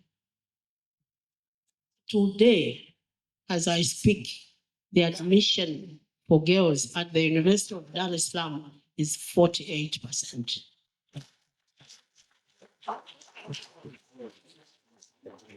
So you see, maybe in a few years, in 2 or 3 years' time, they will reach 50-50. But that would not have happened without that very specific action to have very specific institutional policy and institutional structures at the University of Dar es Salaam. I'm giving you this example because what I want to say is that we can actually bring about change at our own institutions by making sure that policies are instituted, structures are instituted to address the gender gaps that we're talking about. And I'm sure if each one of us does it at their own level, the change will come. Because if we had waited for the government to bring about the changes at the University of Dar es Salaam, it would never have happened. So I'm just appealing to all of us that when we are talking of policy for transformation, it's about us, each one of us doing something at their level. What was it? In terms of what more can be done? What more can be done? The issue of at the in academia, yes, academia. A lot more still ways to be done. This I gave us only one example, but this gender equality policy at the University of Dar es Salaam specifically, but at higher education level generally, calls for a lot of other action. For example, at the University of Dar es Salaam, we were also talking of recruitment, because you have to increase the recruitment rate in order to improve the gender parity in terms of staffing. We came up also with mainstreaming gender into management, in the government structures, governance structures, in all areas, so that you have to take into account gender aspects in whatever aspect of the running of the university. So you are not only talking of student admission, you are talking of staff recruitment, both academic and administrative. You are talking of mainstreaming gender into the academic programs, so that you also teach gender. And in fact, now it has been so successful, they are now even offering a PhD in gender. We even managed to set up a gender center. We started as a committee, then it became a gender center. Now it's a fully fledged teaching unit, which is even giving PhDs on gender. Now, despite all these steps, the situation still needs a lot of action. For example, we instituted a sexual policy, anti-sexual harassment policy at the University of Dar es Salaam. But believe you me, 2 years ago, there was a study that was done by the TAKUKURU, and was it the institute? Was it this institute? TAKUKURU, and I think it was a Women Fund. Gender, sexual harassment, sextortion is still very rampant at the university. So a lot of action still needs to be taken to address sextortion. Because when you talk of sextortion, you are talking of people's mindsets, right?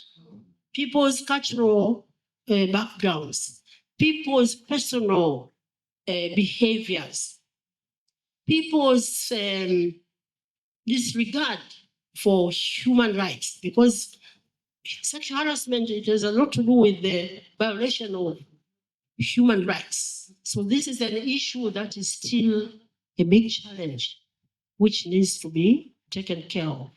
So we need not only the anti-sexual harassment policy, but we need much more action to change this mindset, which makes a person think that they need to apply sextortion for a student to pass, or for a staff to be promoted, or for whatever.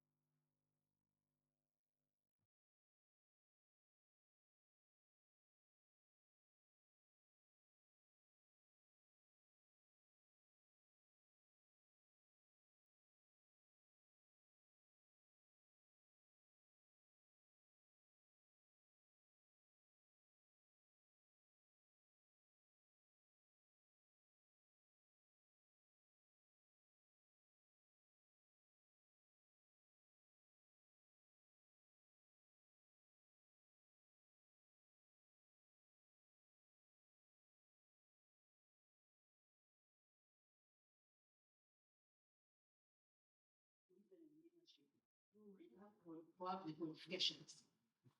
Do these women lack qualifications?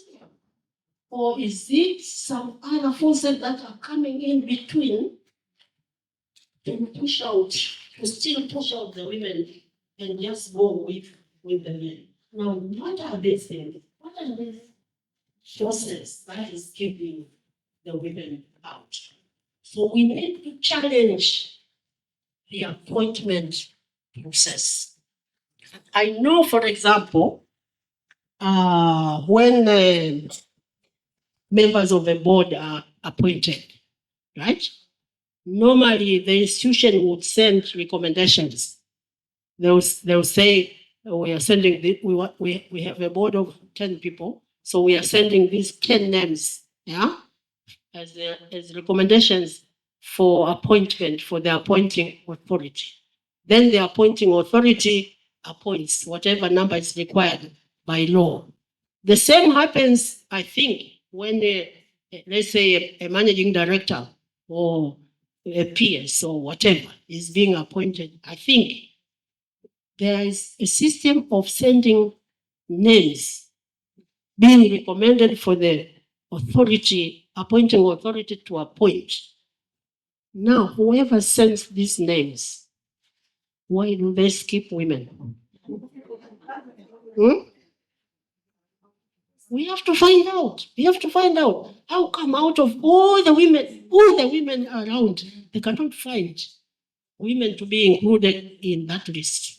So if we really have to improve the rate or the ratio of men to women in the leadership positions, at least in my country, we need to do research in terms of what are the criteria for appointment. Because we don't know them. And maybe some of you know, but I don't know, because I don't understand why women don't come out. So, in short, what I'm saying is that there's still a lot of work that needs to be done to overcome these many gaps that still seem to confront us in terms of hampering gender equality. But I still insist that we are the ones who should be the champions of bringing about this change. Of course, I'm not saying that the men should not be part of this work, but we're not going to sit there and wait for the men to do it for us. Right. Because they're already in power. In fact, they're the ones who are sending this list of people to be appointed. So either we work with the men to encourage them, to make sure that, or to influence them to make sure that they also send names of women, but we have to challenge them to say, why aren't we there? Thank you. Thank you very much. And a big round of applause for our fantastic four panelists. And so thank you. Thank you. You've highlighted all the themes that have emerged from the morning to this session. Really, the importance of intentionality, the importance of mentorship. Dr. Suma, you mentioned sponsorship, which I think alludes to some of the questions that Mama Lama is having, that why are the lists not having names of competent women? So I think here what we'll also learn the difference between mentorship and sponsorship, the importance of embedding all of this, what we're discussing in policy, in systems and in structures. The examples have been clear, what Frank is doing at the bank, what Mama Lama did at the university, what Dr. Issa is doing through the Media Association in Zanzibar, and what, of course, Dr. Suma is doing on so many different levels, working in different organizations. So sisi tunawashukuru sana, asanteni sana, thank you. Please, you can take a seat. We're at the end.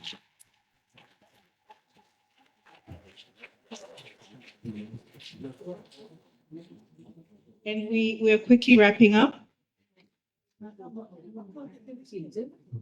We're quickly wrapping up. We've kept you, but I think you can all agree, cohorts, especially I'm looking at cohort 7, cohort 8, it was worth it. It was worth you sitting through the extra hour to hear from these seasoned speakers, seasoned panelists, experts in their field, and to show you the work that has been done, but also the work that is ahead of you. I think that the guest of honor also said, you're the present, and the future leaders. Yes?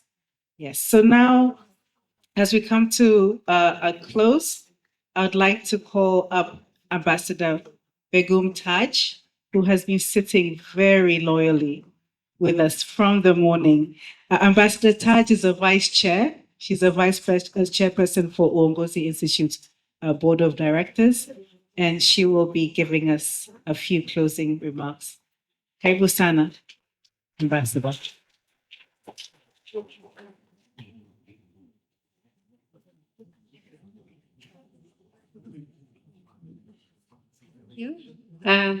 Indeed, it was worthwhile, the extra hour, because what we had was very interesting and very important. Good afternoon, ladies and gentlemen. It's been a long day, and I hope we're still awake. Those who are sleeping, could you please raise your hands? No hands, so it means no one is sleeping. Thank you for your attention. Distinguished leaders, cohort participants, invited guests, ladies and gentlemen, nawasalimu kwa jina la Jamhuri ya Muungano wa Tanzania. Thank you. At the outset, I would like to express our sincere gratitude to the guest of honor, Dr. John Jingu, Permanent Secretary of the Ministry of Community Development, Gender, Women, and Social Special Groups, for accepting the invitation to attend this important forum. We thank you. He's not here, but I'm still addressing him since he was here with us this morning. We thank you for your insightful speech, which underscored key milestones, developments, and achievements of the government of the United Republic of Tanzania in promoting gender equality and women leadership, both of which are very crucial for the country's progress. We noted the emphasis of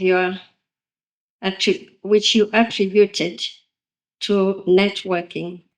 And in your own words, and I quote, "Your network is your network."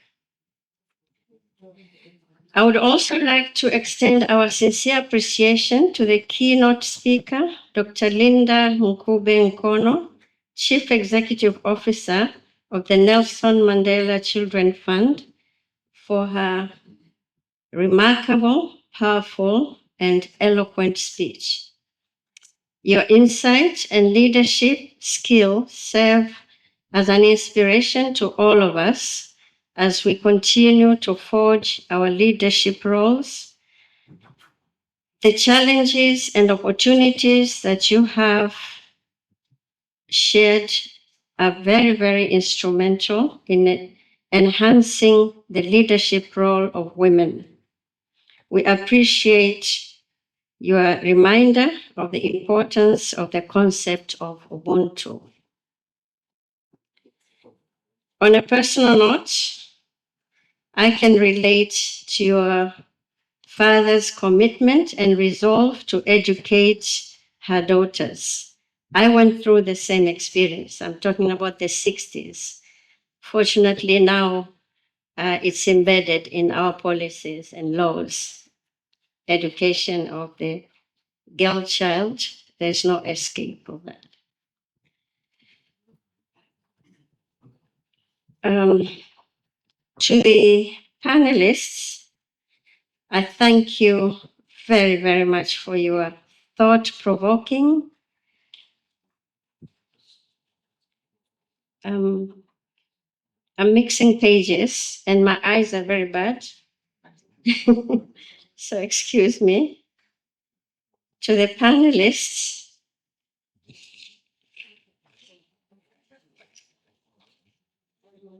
I just turned 71, by the way. So you can do this 3-4 days ago. To the panelists, We thank you very much for your thought-provoking and enlightening and rich discussion. Thank you for sharing your immense experiences with us. We have learned a lot from you. From the discussions, you have shown that as women leaders, there were two gentlemen as well, we have so much potential to contribute to impactful leadership by rising above challenges. We can challenge the status quo, leading with influence and inspire lasting change. Together, we can close the gender gap and shape a more equal and inclusive Africa. Let me thank you all for dedicating your valuable time to participate in this important forum. Your contributions to the discussion have been both valuable and commendable. I know that there was a summary of what you said, but I will endeavor also to mention a few takeaways that I had from the panel discussions. As I said, there were very rich discussions, and these are my takeaways. Education of the girl child, which fortunately is now embedded in our laws, and parents have no choice but to send their daughters to school. 2, empowerment of women, and in this case, training women to become leaders, which the Wongozi Institute is charged with. Thank you, Wongozi Institute. 3, gender equality in leadership positions in both public and private sectors. Most of you have mentioned this. And promotion of women to positions of leadership and equal representation in boards. Professor Mlama, thank you again for your very, very forceful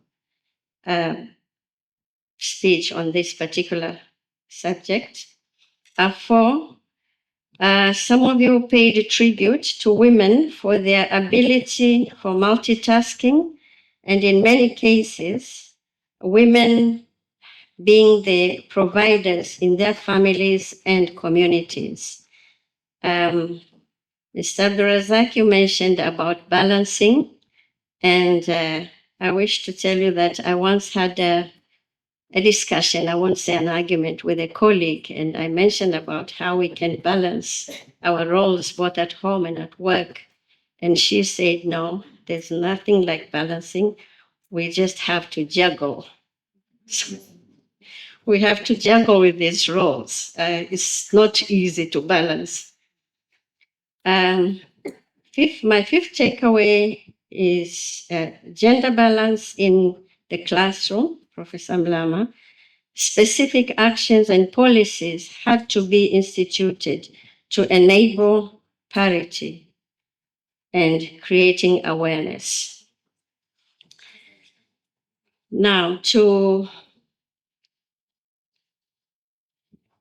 our sincere thanks to all respondents, to the respondents who participated in the Wongozi Institute research study, from whose findings were shared today. Thank you for sharing your leadership journey and experiences. We truly appreciate that without your willingness and readiness to participate, the research would not have been possible.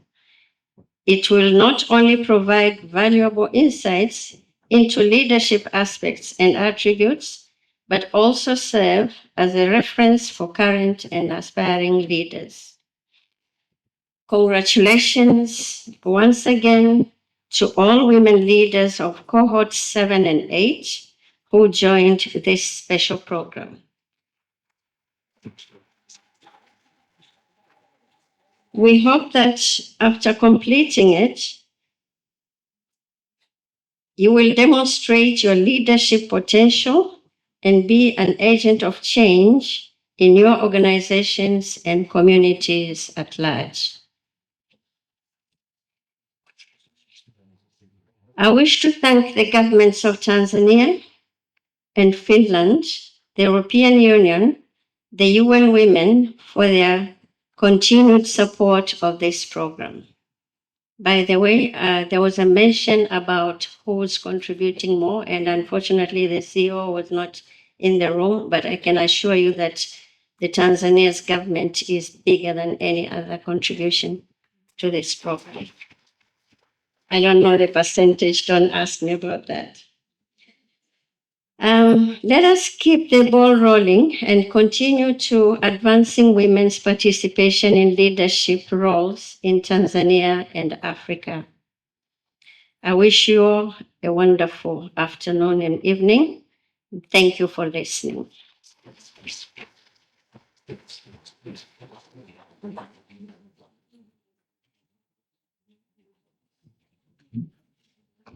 Asante sana, Ambassador Taj, and again, our Vice Chair for the Uongozi Institute's Board of Directors.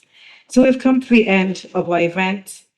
A few housekeeping rules, or not housekeeping rules, just a few housekeeping announcements rather. Lunch will be at the terrace. I believe the Uongozi staff and some of the interns will show you all to where the terrace is, but I believe when you come out of the door, you'll be going to your left. But very important, we have evaluations. I'm not sure if, can you please project the evaluation code? It'll look like this up on your screens. And so you'll find it here, yes, on the screens here, but also immediately when you go out of the door, the QR code is there. So please sign and give us evaluation in terms of your thoughts and how we can improve going forward. And then after lunch, there will be buses for cohort 7 and cohort 8. They'll be on standby for those who are going back to Bunju, and I believe cohort 8, you're now going to Bunju, right? You're like switching, you're finishing, and they're starting the in-person part. And any other housekeeping arrangements, I believe Uongozi Institute staff are around to help. If you have any questions, please do not hesitate to ask. You've seen some of them, you can also ask myself and I can direct you accordingly. So thank you very much, Nawashukuru sana. So that we remember, we're pushing the needle forward. Remember your challenges, cohort 7 and 8. But with that, I believe there are lunch coupons. Caroline, yes? Are there lunch coupons? When you leave, when you're going out the doors, the coupons that you should get, and without that, you won't eat. So please, hakikisheni mnapata coupon zenu. And with that, I'll wish you all a pleasant rest of the afternoon, and hopefully we'll all see each other very soon. And cohort 7, all the best. The new ones, cohort 8, all the best. Karibuni sana.